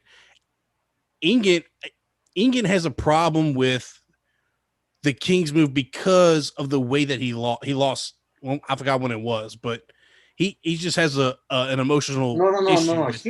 He says that it's unfair because when your arm is straight and you apply that pressure, you actually like opening your opponent below the table. Yes, but he says he has no problem when your like shoulder is how you say that on the level with the table. Right, parallel, yeah. Parallel to the table. So I think Devon and Engin they're gonna discuss it more, and we will see what they say about it to each other. But if Devon, Michael Todd, or anybody else that can or Crazy George that can pull a King's move that has a lock, I don't think that any one of those people will be able to convince Ingen Terzi because they are one of those people that have that ability. Yeah, but still, it's beatable move. It's absolutely beatable. If you take the wrist of the opponent, you can beat it, and if you can shoulder press, you can still. Or just unbelievable strength just to power through it. I don't think so. I don't think John Brasink did it to Michael Todd. You cannot do that. I think no. you cannot John do actually pressed. You need winner pronation. You need winner pronation, and after that you can move with your triceps, with your shoulder, with your triceps. But if you have open wrist, you need to have a long hand, big hand, because if you have not biggest hand of your opponent, you cannot do that. I'd agree with that. No, actually, if you are Jerry Cadret, you can still do it because yes, you can Jerry Cadret. Yeah. Yes, so it's something like that. Actually, I think Alexei, I bought some equipment for arm wrestling from Alexei. So yes. He is part of my strength building. Wait. You guys know each other? Like we are not friends and stuff, but I found on Instagram page that sells equipment, and it was Alexei's equipment. So I bought from him some equipment, and now he's joined. Like we didn't discuss this thing; it's just random. Whoa, that's pretty cool. Hey, I have a question. In Ukraine, I know some countries like sponsor athletes to be like win world championships. You get paid. Is Ukraine a country that like pays arm wrestlers? Not much. They like, for example, they pay decent money for disables. But not for regular arm wrestlers. Why disabled only get paid? Because it's a little bit different federations and stuff. Like it's a little bit different. Huh? Interesting. Ukrainian federations can pay for the athletes who win the European or World Championship, first, second, and third place. But how I understand, it's only for senior class is good pay from Ukrainian plus for Ukrainian reality. But because from young boy or junior boy, it's really small cost, and this cost don't beat the way and food from you go to the championship. Yes, especially if it's when I stay third place, I enrolled in World Championship. Thank you, Fox 8-Ball. You're right. Chatting helps. Keep chatting. Say nonsense. Doesn't even matter. Guys, so this is kind of cool that you're on here. In America, like right now, people are going out, their arm wrestling practices. There's still some tournaments. They're not really social distancing, still arm wrestling. In Ukraine, are you guys arm wrestling or are you still? Yep. Actually, can I answer the question from the chat? So like Kevin Palko is asking, do like Ukrainian arm wrestlers have actual jobs?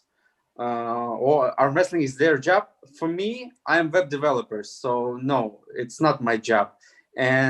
But there are some athletes that they are like personal trainers at the gym, so they kind of like mix it up. So they they train people and they train themselves at the gym, so they come up. But usually it's same like in the United States. It's just a hobby because no one is paying you salary every month. So you need to get money to pay your bills and to like and stuff. Okay, I got to give a shout out to Lebanese Arm Wrestling Federation. I tried to get a super chat out of you for the shout out, but you didn't do it. And it's like, I feel bad. So fine. Lebanese Arm Wrestling Federation, shout out. There, I did it. Okay. That's very interesting. Good so man, it's very similar to America. Like, you know, a lot of hobbyists. They still have jobs. The thing is, Ukraine is not like most East Europe. For example, in Georgia or maybe Bulgaria or Kazakhstan, they get some like money, but it's still only for the like high level athletes. I don't think every guy who participates in arm wrestling gets like sponsorship to go somewhere. So I don't think so. That is awesome. I agree with you. Alexei, did you have a topic you'd like to discuss? Bring something new, interesting? What do you want to talk about? I think I can have questions. How a wrestler from North America tell about his fighting? Because in Ukrainian, Russian, Kazakhstan, and more people who speak in Russian tell something like table the show. I don't know what I can do, but table the show, and it's I think bad idea to say because it's tell nothing for us. I gotta be honest, I was a little lost. Yeah, I can like help. Okay, so yes. basically, in Russian language, for example, like PAL, they ask like Dmitry Trubin or like Vitaly Lalitin or any other like Levan. They ask him like, "How you gonna do with this guy?" And all he's saying is like, "Table is gonna show." Basically, once you compete, you will know the result. But I think it's really bad for promotion because if like Conor McGregor would say like Octagon will show, it will not promote the sport. But if he says I'm gonna rape your like daughter or something, yeah, it's gonna do something. Hey guys, my man Noan Mitz has to cut out. I want to thank you very much for coming on the show. Noan Mitz, Is it like surreal for you, Gary? That it's gonna be you and two Ukrainians on the podcast? Yeah, I'm waiting to catch that. Yeah, let's do it. Hey, Noan Mitz, before you go, can we give away in the chat the keyword? 30 seconds. The keyword is Noan Mitz. Type Noan Mitz. Type Noan Mitz. We're gonna give away a raffle ticket for welcome everyone. Arm bet table. Noan Mitz. Noan Mitz. Glad to be a part of it. It was a lot of fun. Gary, thanks for having me. Type it, bitches. Type it. Noan Mitz. Not Mitz. no limits. Not no limits. Noan Mitz. Noan Mitz. NOLAMITTS. Noan Mitz. Hey Evan. Thanks for giving us an update. With Tamara, we have some severe history. Man, I'm saddened about the news with her daughter, and I hope that things get better there. Nola built up Noan Mitz. NOLA. Noan Mitz. Keep going. Mika. Oh man, someone else has got to join. Mika is kicking your asses. Okay. Keep going. I'm going to give it X amount of more sets. No limits. No limits. Next one that pops up wins. Fox Next 8 one Ball. that pops up wins. Mika, you're the champ. Mika. Oh, I was rooting for Fox 8 Ball. Mika, you're the champ. Let me write it down. I tried.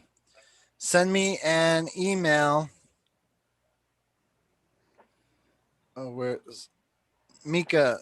Gary Steven Roberts at gmail.com. You win the second to last raffle ticket. It was fun. All right, bro. Thank you very much, and sign off. Adios. Okay, if there's somebody else in the chat, Fox, you're welcome to join us. The link is in the description. Mika, donate. Yeah, Mika, serious? Donate the ticket to Fox 8 Ball. Mika wants to donate the ticket to Fox 8 Ball. Fox 8 Ball. Fox 8 Ball, you got to send us an email. Okay, guys. Anyone else want to join the show? We got a couple my man's from Ukraine. I want to talk a little bit about, I don't know if you, so Alexa, you know what ARMTV is? I think I subscribe, but I'm not show all of your video. Right. But do you know the history? Do you know what we did back in 2005, 6, 7, 8, 9, 10? No, I think I don't know. You can one more say. Okay, well, since we're now just trying to keep my ass awake and we still have 62 people out there, I'm going to tell the Gary Roberts story because it's going to keep me awake, and I don't know if anyone's listening. Basically, my name is Gary Roberts. I founded ARMTV, my creation, basically in 2003. I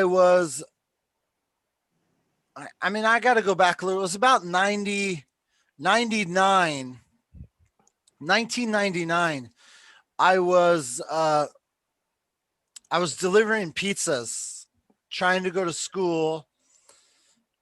I had a baby. I had a 3-year-old, and I only had life was tough. I was pretty poor. I was going to school part-time. I was on the GI Bill because I spent some time in the United States Marine Corps. And, delivering pizzas, man, living off tips. Mika, it's Gary Steven Roberts at gmail.com. And I was going through some home videos, VHS tapes, and I found some home video of my daughter being born. And I was like, oh, I remember when I was in high school, I had an interest in editing videos. And I remember I used to be a skateboarder. And I remember one time in high school, it was 1988. I hooked 2 VCRs up and I took my camcorder with my skateboard footage and I tried to make a video. I tried to make a music video of me skateboarding by editing the VCRs together, push pause, record. And it was on beta, not VHS, beta tapes. And I remember when I found a tape of my daughter being born in like baby stages, I was like, oh man, computers are getting pretty advanced. I wonder if I can edit videos with computers. And so my stepdad gave me his old computer. And I looked online. I was like, holy cow. It was like magic. When I figured out that I could plug the camcorder into the computer and I could get the video digitized and on the computer, I thought it was like magic. I freaking really did. I was like, holy shit, it's like I could really do this in the computer. And I started editing my daughter's videos and I put it to some music. And this is what I got into video editing. And it wasn't too much longer. So I tried to find a wedding. I remember a coworker said, hey, can you film our wedding? And I made like $200 to film their wedding in 2001. And man, I was going to school. I was delivering pizzas. And How at that old were time, you? I was 2003. That's 17 years ago when I started ARMTV. So it was about 20. So it was about 26 or 27 that I was trying to do wedding videos. And, you know, I got a couple gigs, and for a while I was making a little bit of money filming weddings.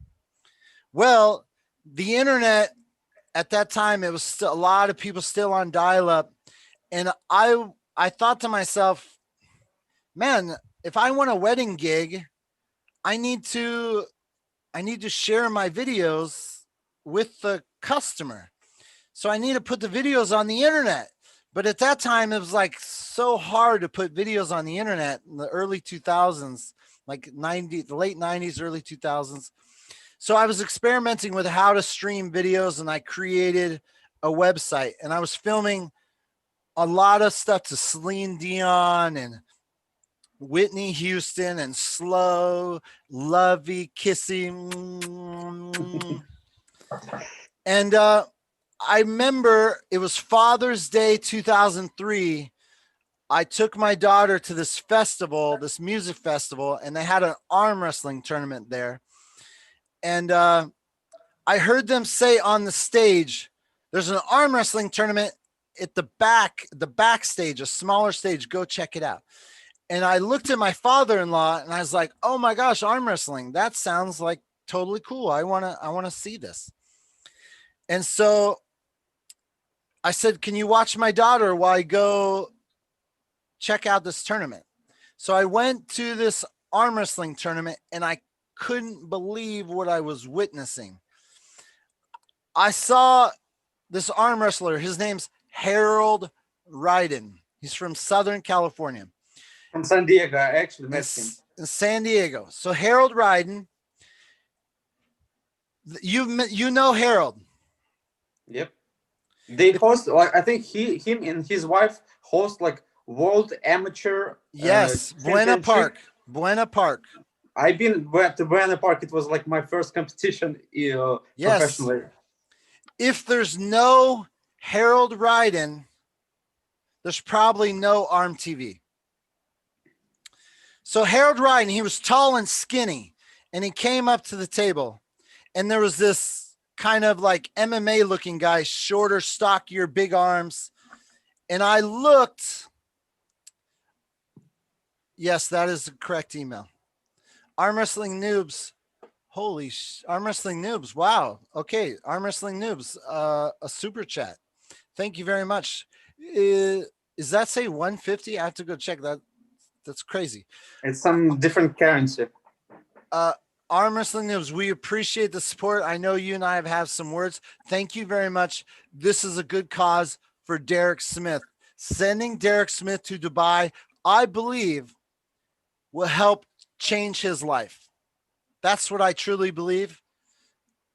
I just believe it. And he's a guy, he deserves it. Anyways, okay, back to the story.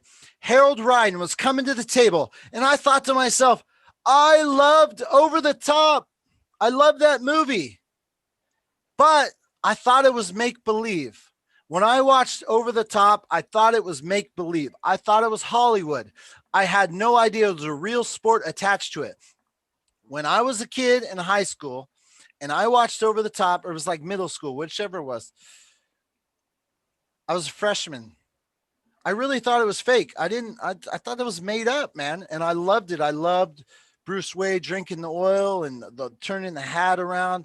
And when I saw this tournament at a festival, the first thing I thought was, finally, I get to edit something that's not to Celine Dion or Whitney Houston. I'm sick and tired of editing romance, lovey-dovey wedding videos. Tired of it. Done. I cannot wait to take this and put it to some like AC/DC and like, Anyways, Harold Ryden comes up.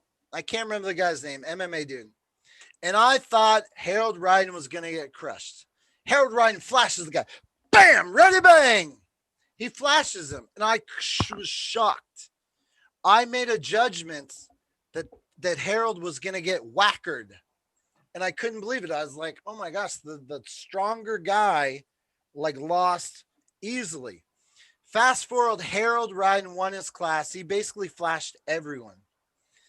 And at that, when it was over, and Melanie, his wife, she was pregnant with Cole. Yeah, I think it was Cole. She was pregnant with Cole, their son, their youngest son. And I was kind of like afraid to get close. And Melanie, she saw me with my camera. It was a little camera. It was a very little camera. And at that time, I didn't have a ton of money. And I remember I told my wife, I said, if I'm going to make money doing weddings, I need to go buy a camera. So I went and bought this little camera.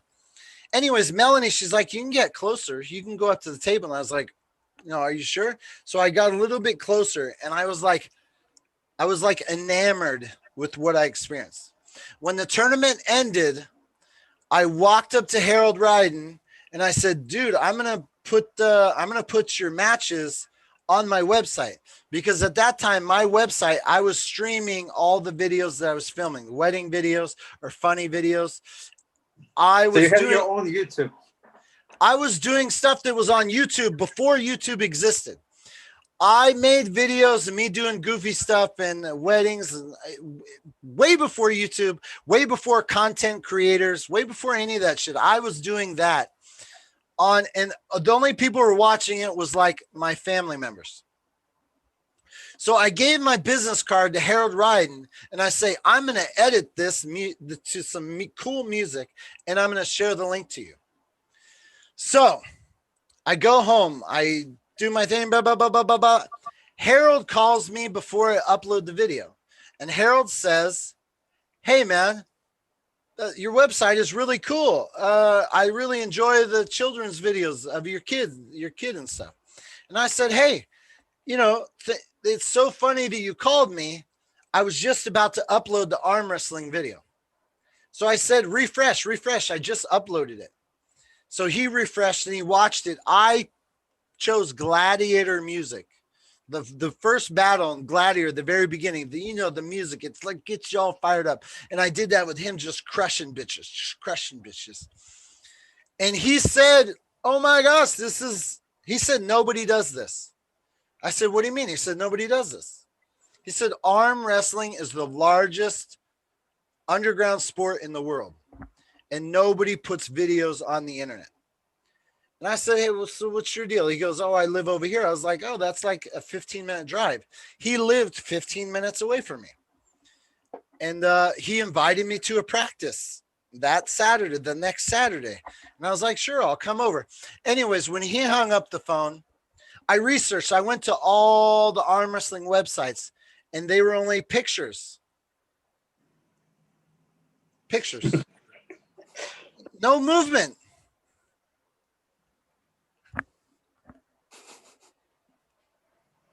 I was like, well, that doesn't sell the story. It doesn't tell people what I experienced. I am not getting the excitement of that tournament, of Harold Ryden flashing that MMA guy, from looking at all these still photography. I was like, it didn't excite me. I was like, well, this is weird that there's no videos. And he told me it's the largest underground sport in the world. And I was like, I thought it was fake. I can't believe it. I thought Over the Top was not real. We have somebody entering the room. Let's see. Diego Rojas. Okay, so I go to the practice and I meet Jeremy Plaster, Alan Fisher, and I'm just like, I show them the video that I edited. They were like, this is cool. And Jeremy Plaster said, I would pay you to come to my tournament and film it. And I was like, really? That's crazy. And it's like, man, this must be something here. Anyways, we have a good time. I go home. I didn't arm wrestle. I just talked to these guys. About a month went by. This is the point of the story that matters most. A month went by. Do you guys ever have like a great idea and then you never do anything with it? You know what I mean? Like you think of a great idea and then nothing comes of it. It happens to many of us. Yeah. So a month goes by, and you know, when Harold Ryden said this is the largest sport in the world, nobody does this, underground sport in the world, nobody does this. And then Jeremy Plaster said, I would fly you to my tournaments to film for us. Oh, this guy. Oh, no. Remove. Oh, this guy, dude, somebody put some dirty stuff in the chat. I tried to add somebody, they got weird. They got weird. Okay. So I went home and it like faded and I got, I didn't do anything with it. Harold Ryden calls me a month later and he goes, dude, I'm driving to Nevada. I'm going to an arm wrestling tournament. I'm leaving like in a couple hours. He's like, do you want to go with me? A road trip. And I don't know if any of you guys know Harold Ryden. I don't know if he's that active. Mamma mia. Don't say anything about what. I don't know what you're talking about. Harold Ryden, he's one of those guys that's just, you fall in love with him instantly. And it's like just talking to him, it just felt completely natural. And I was like, why? Yeah, of course, road trip. I didn't have a laptop at that moment, nor did I have any money. I had a credit card that had barely enough limit to get a laptop. So I went to Walmart and I bought a laptop, and I swear to God, it was like this thick. It was a huge laptop, Sony Vaio.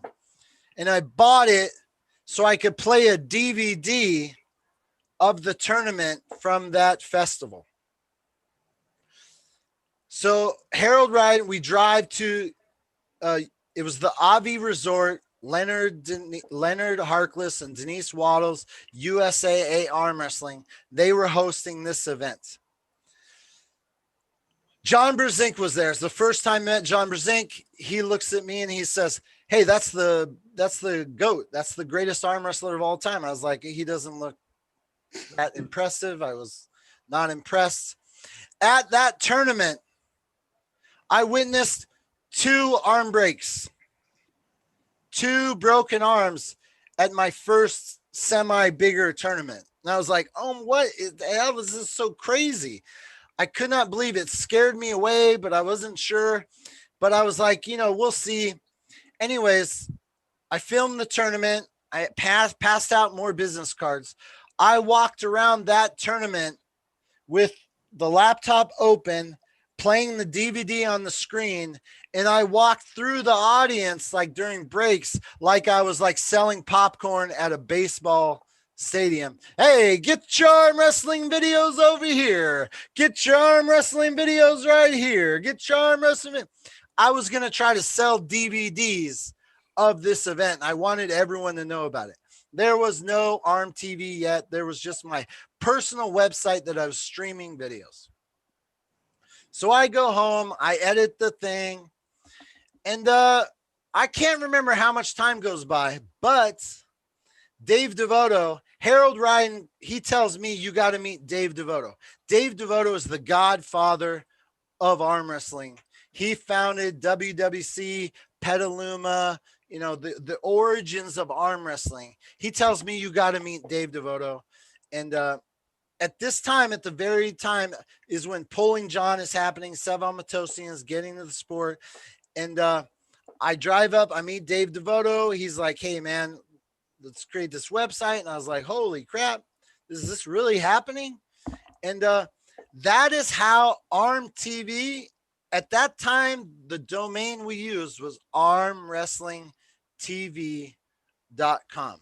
That was the first website. It was launched January 20th, 2004. The first huge tournament that I covered was the 2003 Canadian located World Championships in, I think it was Ottawa. That's when Travis Bagent beat Alexei Vovoda.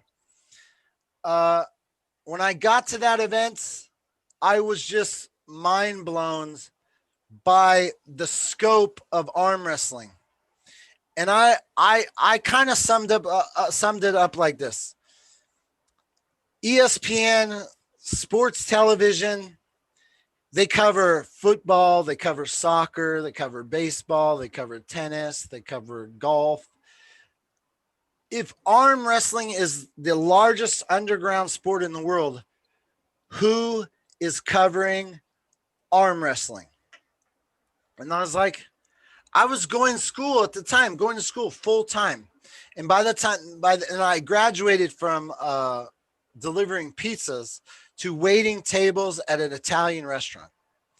And I come home and I tell my wife, arm wrestling, I'm telling you, this is like, there's something here.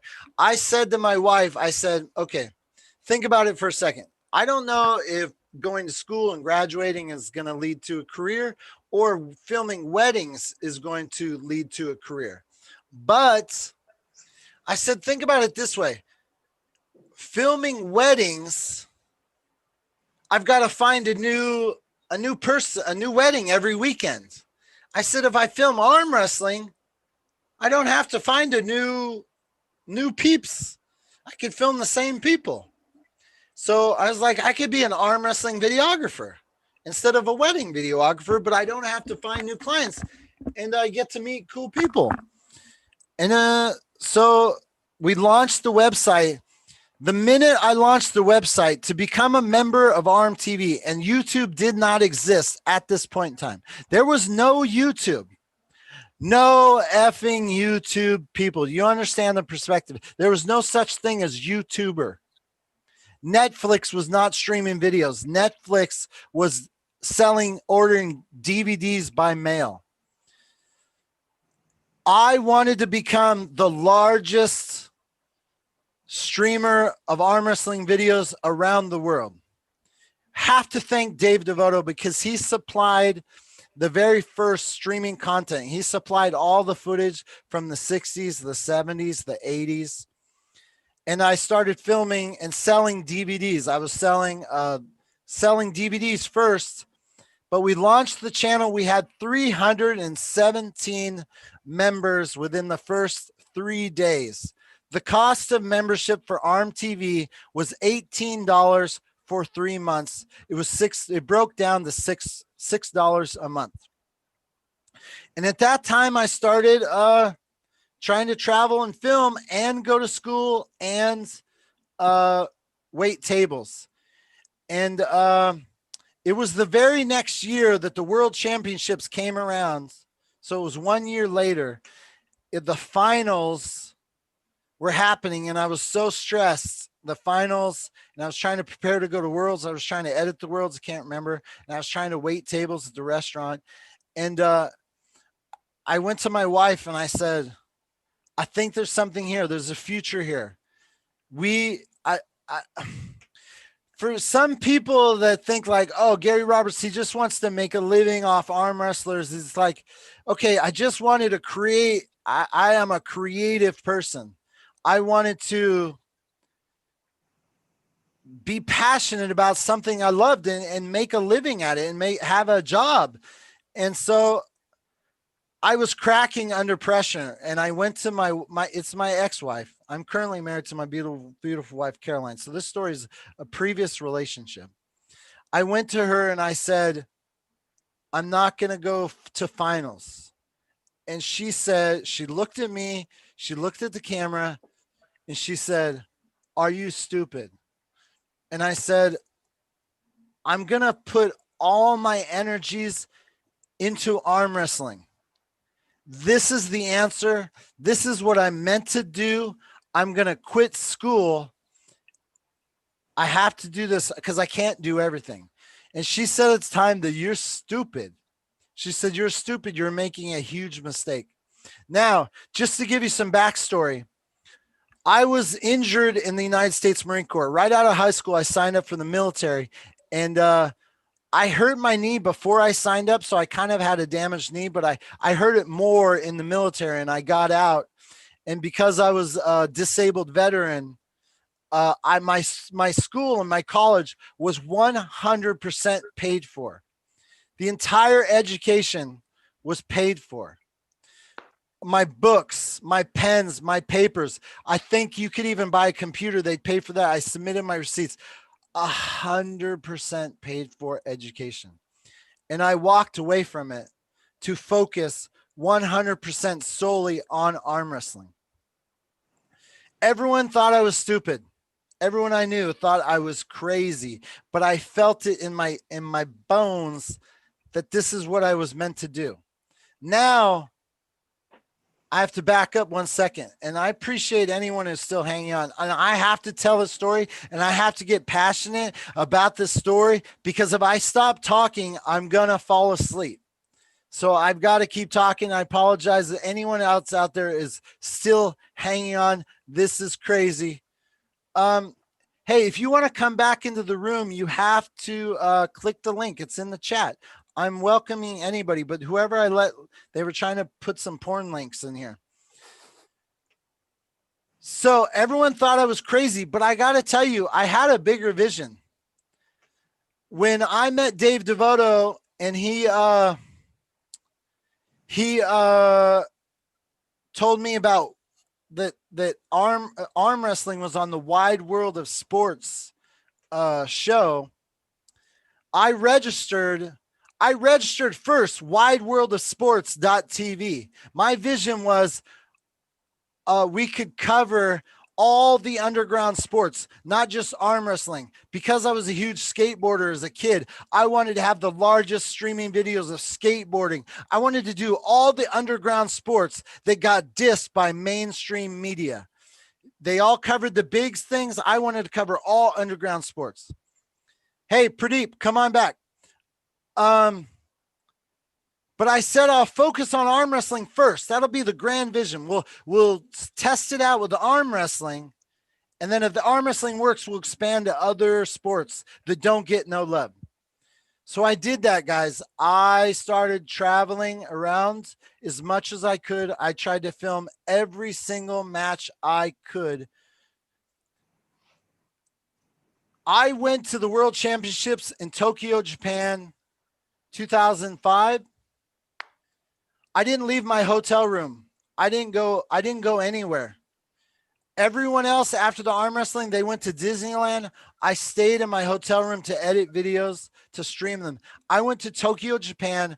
I walked from my hotel to the venue, to my hotel, to my venue, to my hotel. I did nothing else. Nothing. I edited videos all night long. And the repayment that I got from the WAF people is they tried to deny me access to the stage. They're like, no. And I was like, I went, my members needed videos. So I went back, editing, boom. I just 100% was dedicating and pouring everything in. So I filmed thousands of matches. And, Facebook came along, YouTube came along. And once people had the ability to upload their footage on their own, slowly membership went down. We maxed out at 521 members. We had I had Leech come on. Leech helped redesign the website. We had tagging. We had all sorts of crazy stuff. To make a long story short, I started to not be able to pay my bills. And I had to look for another job. And it saddened me to walk away from the sport, but terribly saddened me. Because not only did I love what I was doing, but I started arm wrestling. I started losing to the girls. I started losing to the teenagers. But then I started entering the novice classes. Then finally I enter amateurs, and I was like having super matches, and I was like winning some matches. And I when I first got into the sport of arm wrestling, I didn't know I'd fall in love with the community. I saw an opportunity for doing something that like excited me because it reminded me of Over the Top, which is a movie I loved, but I didn't know I'd fall in love with the community. I didn't know I'd make friends all over the world. I had no idea. And, I had to walk away from the sport. I had to get another job, and I dive into everything 100%. And I started doing CrossFit because Levan Mitz and Pulling Johnny hired me. And anyway, to make a long story short, is my focus on arm wrestling got smaller and smaller and smaller. And then next thing you know, I'm logging on to Facebook and I don't recognize the results. I don't recognize the people. It's like I see myself outside of this thing that I loved. And then suddenly it's like I'm on a ship floating off in the sea, and that my home is getting smaller and smaller and smaller in the distance. And it's starting to become a memory. And the thing that I loved, the life-changing thing that I was building, suddenly was in the past and was gone. And then Game of Arms and Wall. And I looked at all these people putting millions of dollars into the sport of arm wrestling. And I just felt devastated because they were doing my fucking dream. This is what I dreamed. I went to a tournament for the first time in New Orleans. It was Wall. It was crazy. And I was just a spectator. I was just watching it. And it was so amazing. It's so fucking epic that I had to leave because it was like a goddamn dagger to my heart. I left and I never looked back. I never went to another tournament. I was so fucking destroyed to see somebody else doing what I had planned to do. And I left. I left and I never looked back. Then earlier than this year, somebody was telling me, hey man, you should share some of those videos. And I was like, really? Like on YouTube? I hated YouTube. YouTube put me out of business. I'm like, so I called Peter Milano. He's like, yeah, just share everything. So I started sharing all of my content on YouTube, and I was like,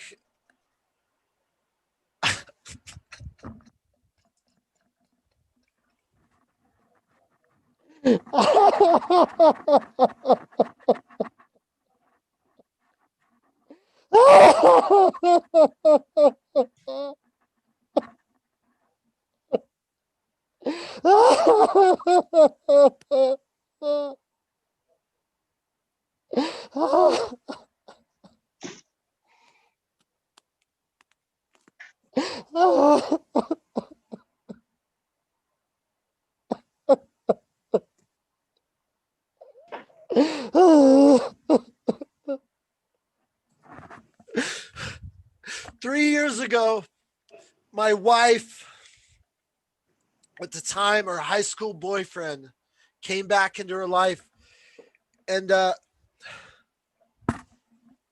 I never saved any money. I spent everything I had. I never had any savings. I never had anything. And my wife told me at the time that she wanted to explore the relationship with her high school sweetheart, which I knew she always had feelings for him. And I had, at that time, I felt like I felt worthless. I was worth nothing. And overweight, out of shape. To make a long story short, I said, you should go explore that relationship because he can take care of you better than I can.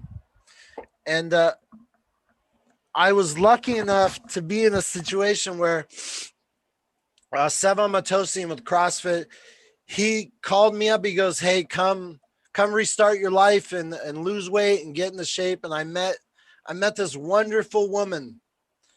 And I had she's 24 now, but my daughter was grown up, and I never thought I'd have another more children or anything. And when I met my wife and we had our first date, And she's, you know, we were telling each other about our life stories. And I started to describe to her what I did in arm wrestling. And I tried to describe what it is that I envisioned. And it was, I knew, I had no idea Devin Larratt was, you know, who he was. I knew Devin, but I had no idea what he'd done. I didn't know who Schoolboy was. I didn't know who Alex was. I didn't know the world championships broke up. I didn't know anything. And I was just describing to her, arm wrestling was like, if I could describe anything to you guys, imagine the high school quarterback who was the high school star in high school, but never did anything with it, never made it to the NFL. And he's now 40 something years old, and he's talking to a girl on his first date, and he's telling her how like he was a high school football star. That's how distant arm wrestling was to me. When I was telling my wife, my now wife, when I was telling her on her first date what I accomplished with arm wrestling, of course, like she didn't get it. Like she had no idea about arm wrestling. Anyways, we met, we had a baby and everything, and we've now been married a couple years, and I tell her I'm going to start sharing arm wrestling videos. And she's like, really? Like, what? I thought that was like in the past. Like you were you haven't played football since high school. Anyways, then I got the warm welcome. Everyone was like, welcome back. We remember you. We love the videos. And I was like, what? Could this be real? Is this like a real thing? Like, could I be back in arm wrestling? It's impossible. You can't, as a 40-year-old person, go back to high school and start throwing touchdowns again. You can't do that. And I was like, I asked my wife, I said, is this something I could really do again? Could I really be back into the sport of arm wrestling? Like, it is impossible to think that was like a reality. And my wife said, hey, you know, if you want to explore doing arm wrestling again, you know, go do it. And I was like, what? This can't even be true. And then Travis Bajan calls me, and it's like, suddenly I find myself here 6 months later with an opportunity. I start to feel the drive and the things that I had back in the day. And it's like, how in the world am I even given a second chance here to do this? It's like, it's unbelievable that I'm sitting here now. That's it, man. I just can't believe that I'm sitting here with another opportunity to see if I could do something with arm wrestling that could come to what my goals and my dreams were, to be able to like dream and hope again, to build something that's your own, that you believe in. And I don't know what to say. Yeah, it's a very cool story. And the beauty of arm wrestling that you can train all your life and do arm wrestling, and you can also make content of arm wrestling for the rest of your life. And I think you will succeed a lot. So just keep doing what you're doing, Gary. And you already have like huge support from everyone, from like elite arm wrestling, from elite content makers, like from basic fans. So it's really cool. And I think you'll be able to make a living out of it and focus more on it. Listen, I apologize. I was trying to keep myself awake by telling the story a little bit, but I apologize for getting. How long have you been live, Gary? This is epic. I can't believe you guys are still on.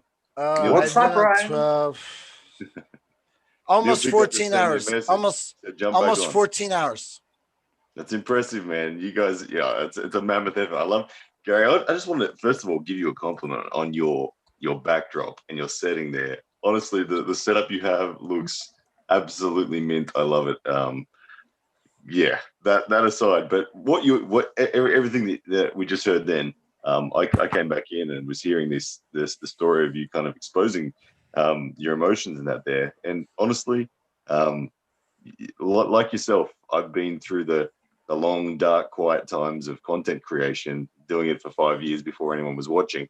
And we do appreciate the era that you created content in, and the impact you had on the sport has been profound, even though you've waited longer than anyone else to get some financial return back from the world of YouTube and that. So we all are totally behind you, man. And hopefully it really comes through. And I think it will. I think you're doing all the right steps. The thing is that here's the thing. So I met my wife. I mean, she has like a great job. It's the first. When I was trying to build arm wrestling, I need arm wrestling to like pay rent, and it needed to like do something. I mean, I don't need this to pay rent. I'm allowed this to experiment. It's like it's freeing, and I can't do it without her. She gave me my son Bubs. My son Odin's just changed my life having this. I had no idea that I was gonna love a baby, and I'm in this situation where I'm not strapped with that stress. I'm needing to pay a bill. I've got to go film a tournament so I can pay a bill. It's like, it's freeing. I'm trying to enjoy this. I don't need ARMTV to pay off financially. If it does, cool. But if it doesn't, I'm in a position in my life where it doesn't need to happen. And that's a beautiful thing, because my life is awesome over here. It's so great. I can't even tell you how great it is. So it's like, I don't need that to happen. Gary, I'm with you on all that. I want to change the topic. I can't see on the screen at the moment, but is Pradeep Singh still on this call? Yeah, Pradeep. He is. Oh no. Pradeep Singh Singh, Arm Wrestling Noobs, my #1 hater, as I would describe in current times. I want to know, what's the deal, Pradeep? What is the deal with trying to just tear all the work down that I do? I'm just over with that. That was the last hate that you will ever see for yourself from me. I'm over with it. Really? It's done. Are we? What changed? But in order to talk to you, I need you to unblock me first. Oh, here's the opportunity. This is a public opportunity right now to set the record straight. Because wait, Ryan Bowen. I know. Ryan. Okay, go ahead. Ryan, can you just give me a 1 minute backstory? What you're talking about? Yeah, we mentioned it. We mentioned it when we spoke earlier, Gary, on the show. But Pradeep's channel, Arm Wrestling Noobs, has taken an angle towards my content and my general commentary on the sport for some time that has been heavily negative, even to the point of attempting to manipulate what I saw as complete untruths to Khaled, and trying to really get it nasty. So I was happy to call out Pradeep and see what his motivations were. Do you actually think I'm a liar, or do you think that or that my content's just not your thing and you're just trying to build hype for the sake of it? Maybe you could say that it was for hype to some extent. But in the starting, I told whatever I thought was true, what I guessed you were trying to accomplish with that. And that's why I posted. Even before I posted my last video, I said to myself that no more negativity. This is the last video I'm going to make. But then when you said something about coaching Khaled, I asked him. Then Khaled, actually, I would say he forced me. He forced me to make that video. He said that you have to, man. He's lying. Ryan is lying about that. Please make a video about that. Actually, I was over with it. The problem that I have with the angle that you took, and I don't know what conversations you had with Khaled directly, but the thing is, if you watch what I say on the fix, if you watch what I say, I am a 100% supporter of Khaled, and I am 100% supporter of anyone who is what we call a genetic freak. The only thing that I would ever say about Khaled was that he wasn't the one. He was one of many that could go on and be the one. And you tried to spin that as me disrespecting Khaled. And that was where it really pissed me off, was that you tried to tell me and tell the world that I was disrespecting the man. And then you went even as far as talking to him privately, saying that I was lying about coaching, where in fact I was helping Khaled. Khaled messaged me directly and asked me, how do I get better in the straps? I had conversations with the man about getting in the straps. And then there came stories that I'd apparently said that he was paying me from myself, and really, really a bad angle to take. To totally make up facts that didn't exist was never a good thing. And honestly, Khaled, I had to ring Khaled's coach and clarify with Khaled, with Khaled's coach, who is perfectly English speaking, what was going on. And it was a bad look. So I'm glad you've taken the approach of not taking any negativity from here on, because honestly, the amount of time and energy I've put into building this sport up and trying to empower people, it was something that genuinely pissed me off to have people making up crap that was just totally untrue. Oh, guys, I apologize for that. No, thank you. But there is one thing that you don't know. I have been a supporter. I've been a fan of you for a long time. The first training video that I actually saw was of yours, where you had your hands like this. You were telling something about top roll. You had something like 630 subscribers at that time. Then I joined your channel, and some of the comments that I written on your comment. Yes. Somebody has to turn down the stream. We can hear feedback. You got to turn down the stream. It might have been me, Gary. Is that better? Yeah, go ahead. Okay, go.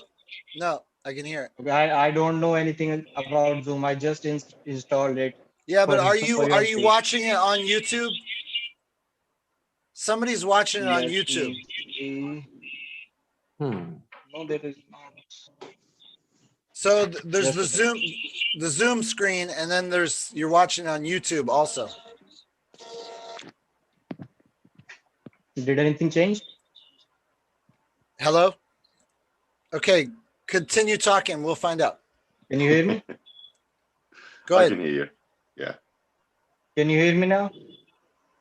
It's still a little bit, but go ahead. Okay, so I've always been a fan of you. I'm still a fan of you, what you are doing for the sport.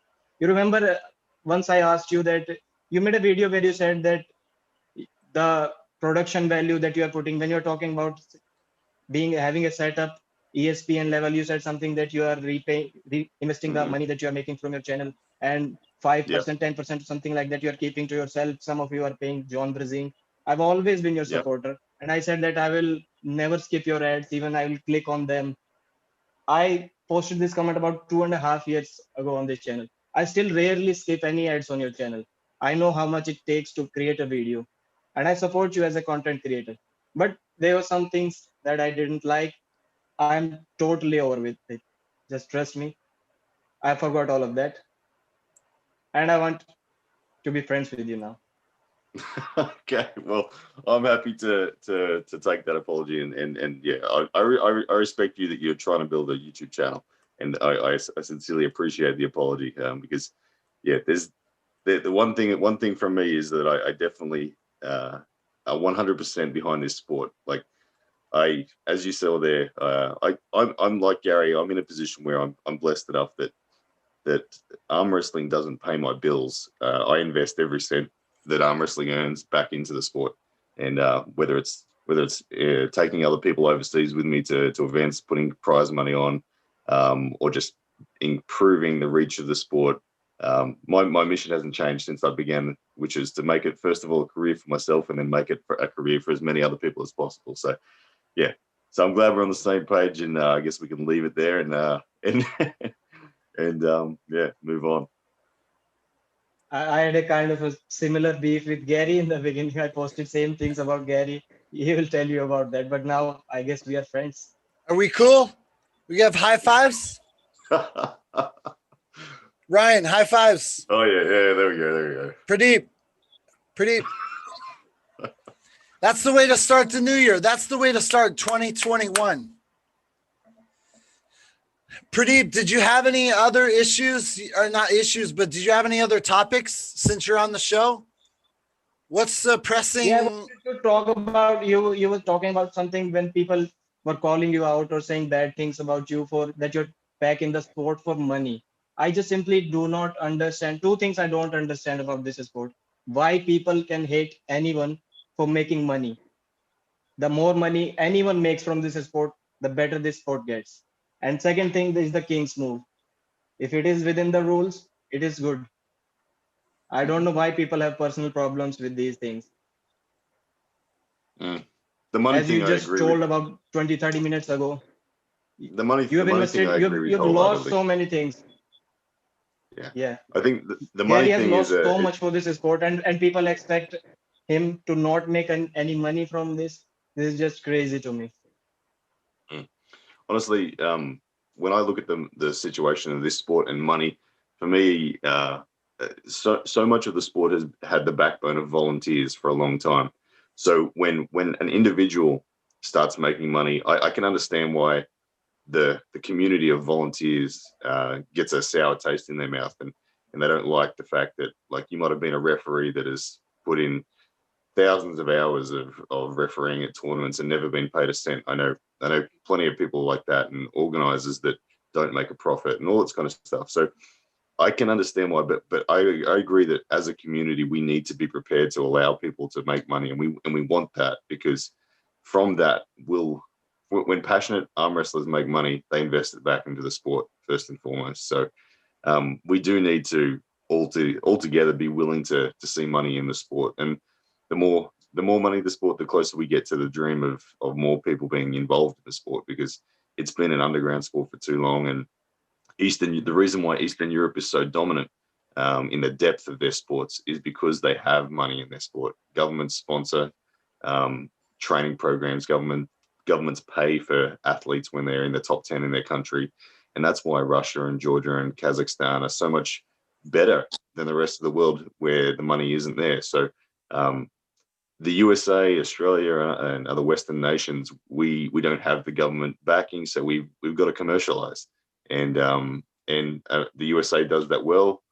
And through the YouTube avenue, it's an opportunity for anyone within the sport to create some money. And yeah, I will always be someone who backs any effort to try to make money in the sport of arm wrestling. Obviously, we don't want to be manipulative and cheat anyone out of it. But when people are working hard, and YouTube is a space that everyone on this channel is going to recognize, that YouTube is a space where the financial return comes so long after the work is put in. Every one of us here on the chat, on this chat, has probably put in tens of thousands of hours at virtually no return. So when the return starts coming, I never look down on anyone in that effort. It's an investment. Pradeep, what is your channel, Pradeep? Channel is Arm Wrestling Noob. So I just want to tell you how I started. It is kind of similar to what you said, Gary. I just bought a table from Royal Sports Club that is in New Delhi. And as soon as I got a table, I called 5 or 6 of my friends. They don't arm wrestle. I just started arm wrestling a year and a half ago, maybe.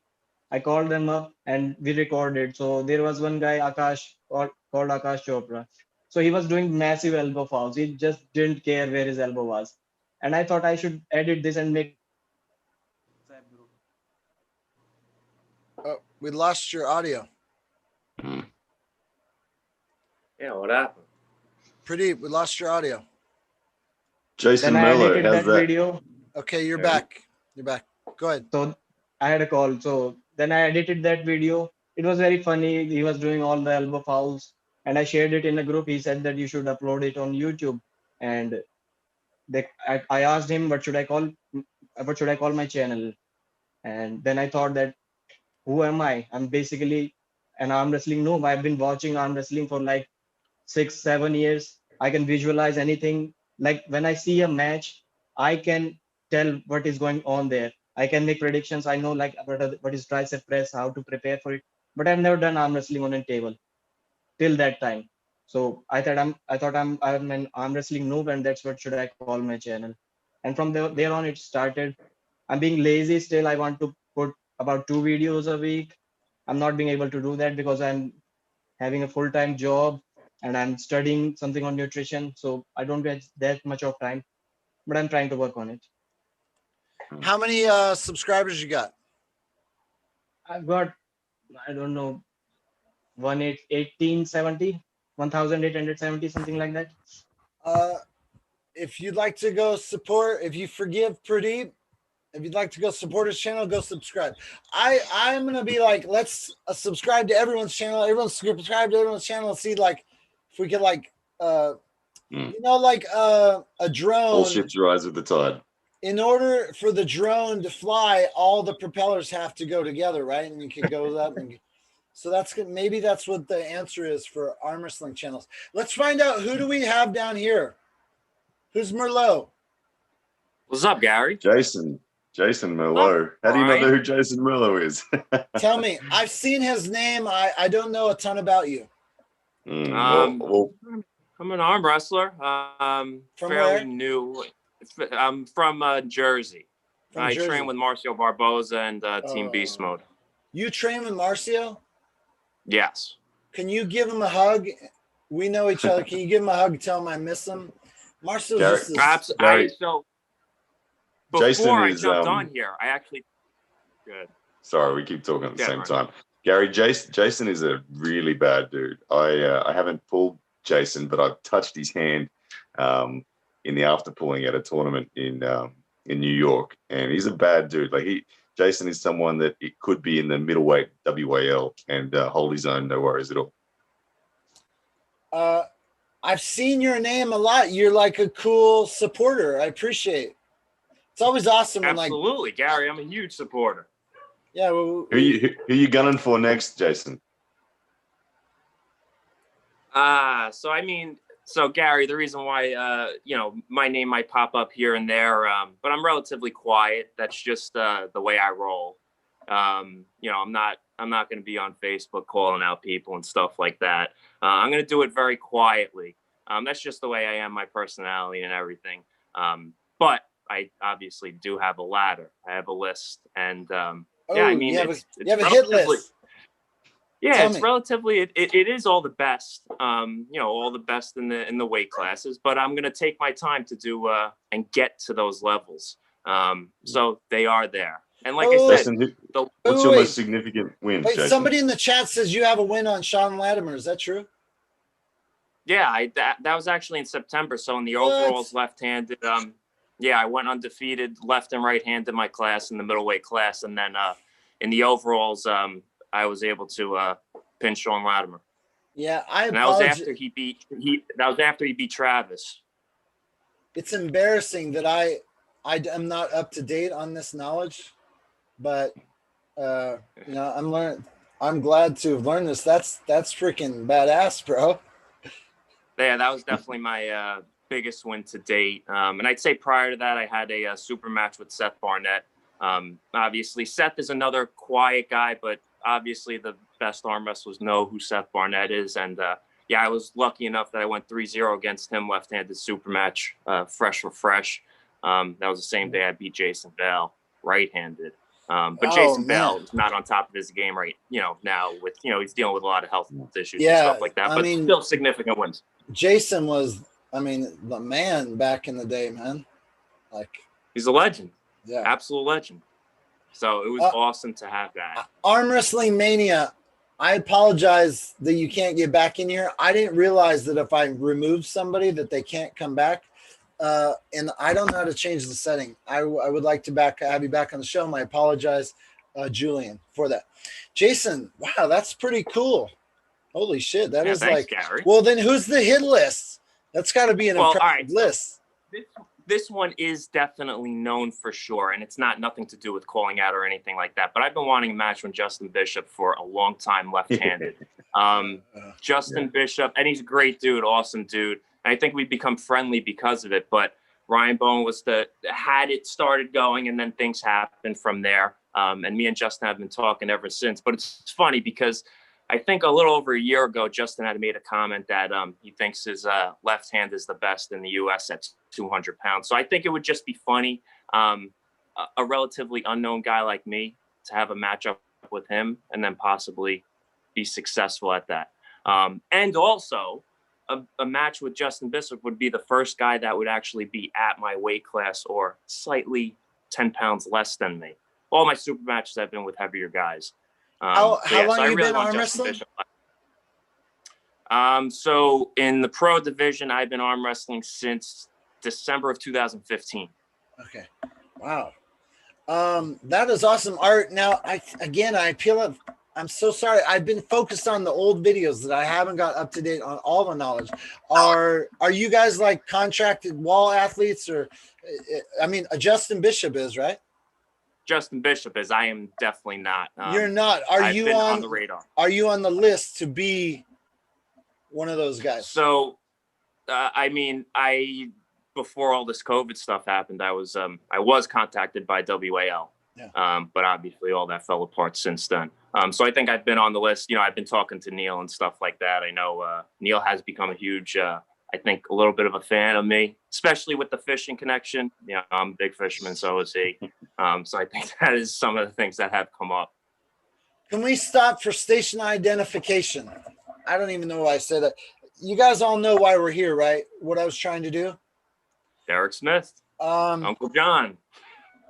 You know, I just would like to remind everyone in the chat that the sole purpose, again, was Derek Smith. We're up to $1,100. I know I've made a little bit more, but I haven't run the numbers. I'm not logging off. I'm not going to sleep until I have, this is airfare money and maybe some passport money. I need hotel money and some food money before I log off. I appreciate all of you out there. We're up to 81 people. It's starting to get morning again. I'm not logging off. The chat. Gary's a beast. The chat. So the chat, YouTube, I guess, stops us at 8 hours. So I have got to log off. I thought I had to log off Zoom. I don't have to log off Zoom. I actually have to stop the YouTube feed and then restart it. If I do that, you guys, and you want to keep watching, just log back on for part 3 for the third 8-hour leg to try to raise $2,000 for Derek Smith. Derek Smith. Go Derek Smith. Huge fan of him. I saw him at the Long Island event when I pulled Seth Barnett. Didn't get to really pull with him, but ever since then, I've become a huge fan of Derek Smith. He has a ton of potential, and Derek's the man. Such a good guy. Yeah. Hey, Gary, I'd love to stick around, Jason and Pradeep and that. I'd love to stick around, but I got to get some sleep. It's actually already the 2nd of January where I am right now. So, Jesus. Ryan Bowen, thank you. Thank you very much. Guys, hey, so that's a big deal that we got some closure with Pradeep and you. That's like, yeah, awesome. That was good. It was actually Neil Pickup messaged me and said Pradeep was on. So he said, jump on and have a chat. So. Start the new year off with maybe a little more love all around. Yeah. All right. Sounds good. All right, guys. Take care, Ryan. Take care, Ryan. Jeff Frank. Wow, Jeff. TAL. Is Jason Merlot on your card for future matches? Yeah, I gotta talk to Jeff. I've been you know, Jason's one of those guys that maybe not a lot of people know, but I can guarantee you that dude's a badass. And I've heard a lot about it. I've been watching some stuff on him, and yeah, I'd love to have him part of the TAL at an upcoming event. I've got some pretty interesting matches in my mind, so that's a guy I think you're going to see a lot of coming up in the new year. And yeah, I can't wait to see him do some damage. I appreciate the kind words, Jeff, and we'll be in touch. I know that we've been talking a little bit there, and we'll be in touch. Yeah, no, for sure. And I just heard you talking about Justin Bishop. I think that'd be a great match. I also think there's some good Canadian champions that we have here. I think before I was thinking of a Jason Levan type thing too. And but yeah, there's all kinds of cool things to do, cool matches to make. But yeah, I think you're a rising star, and look out for this guy, Jason Merlot.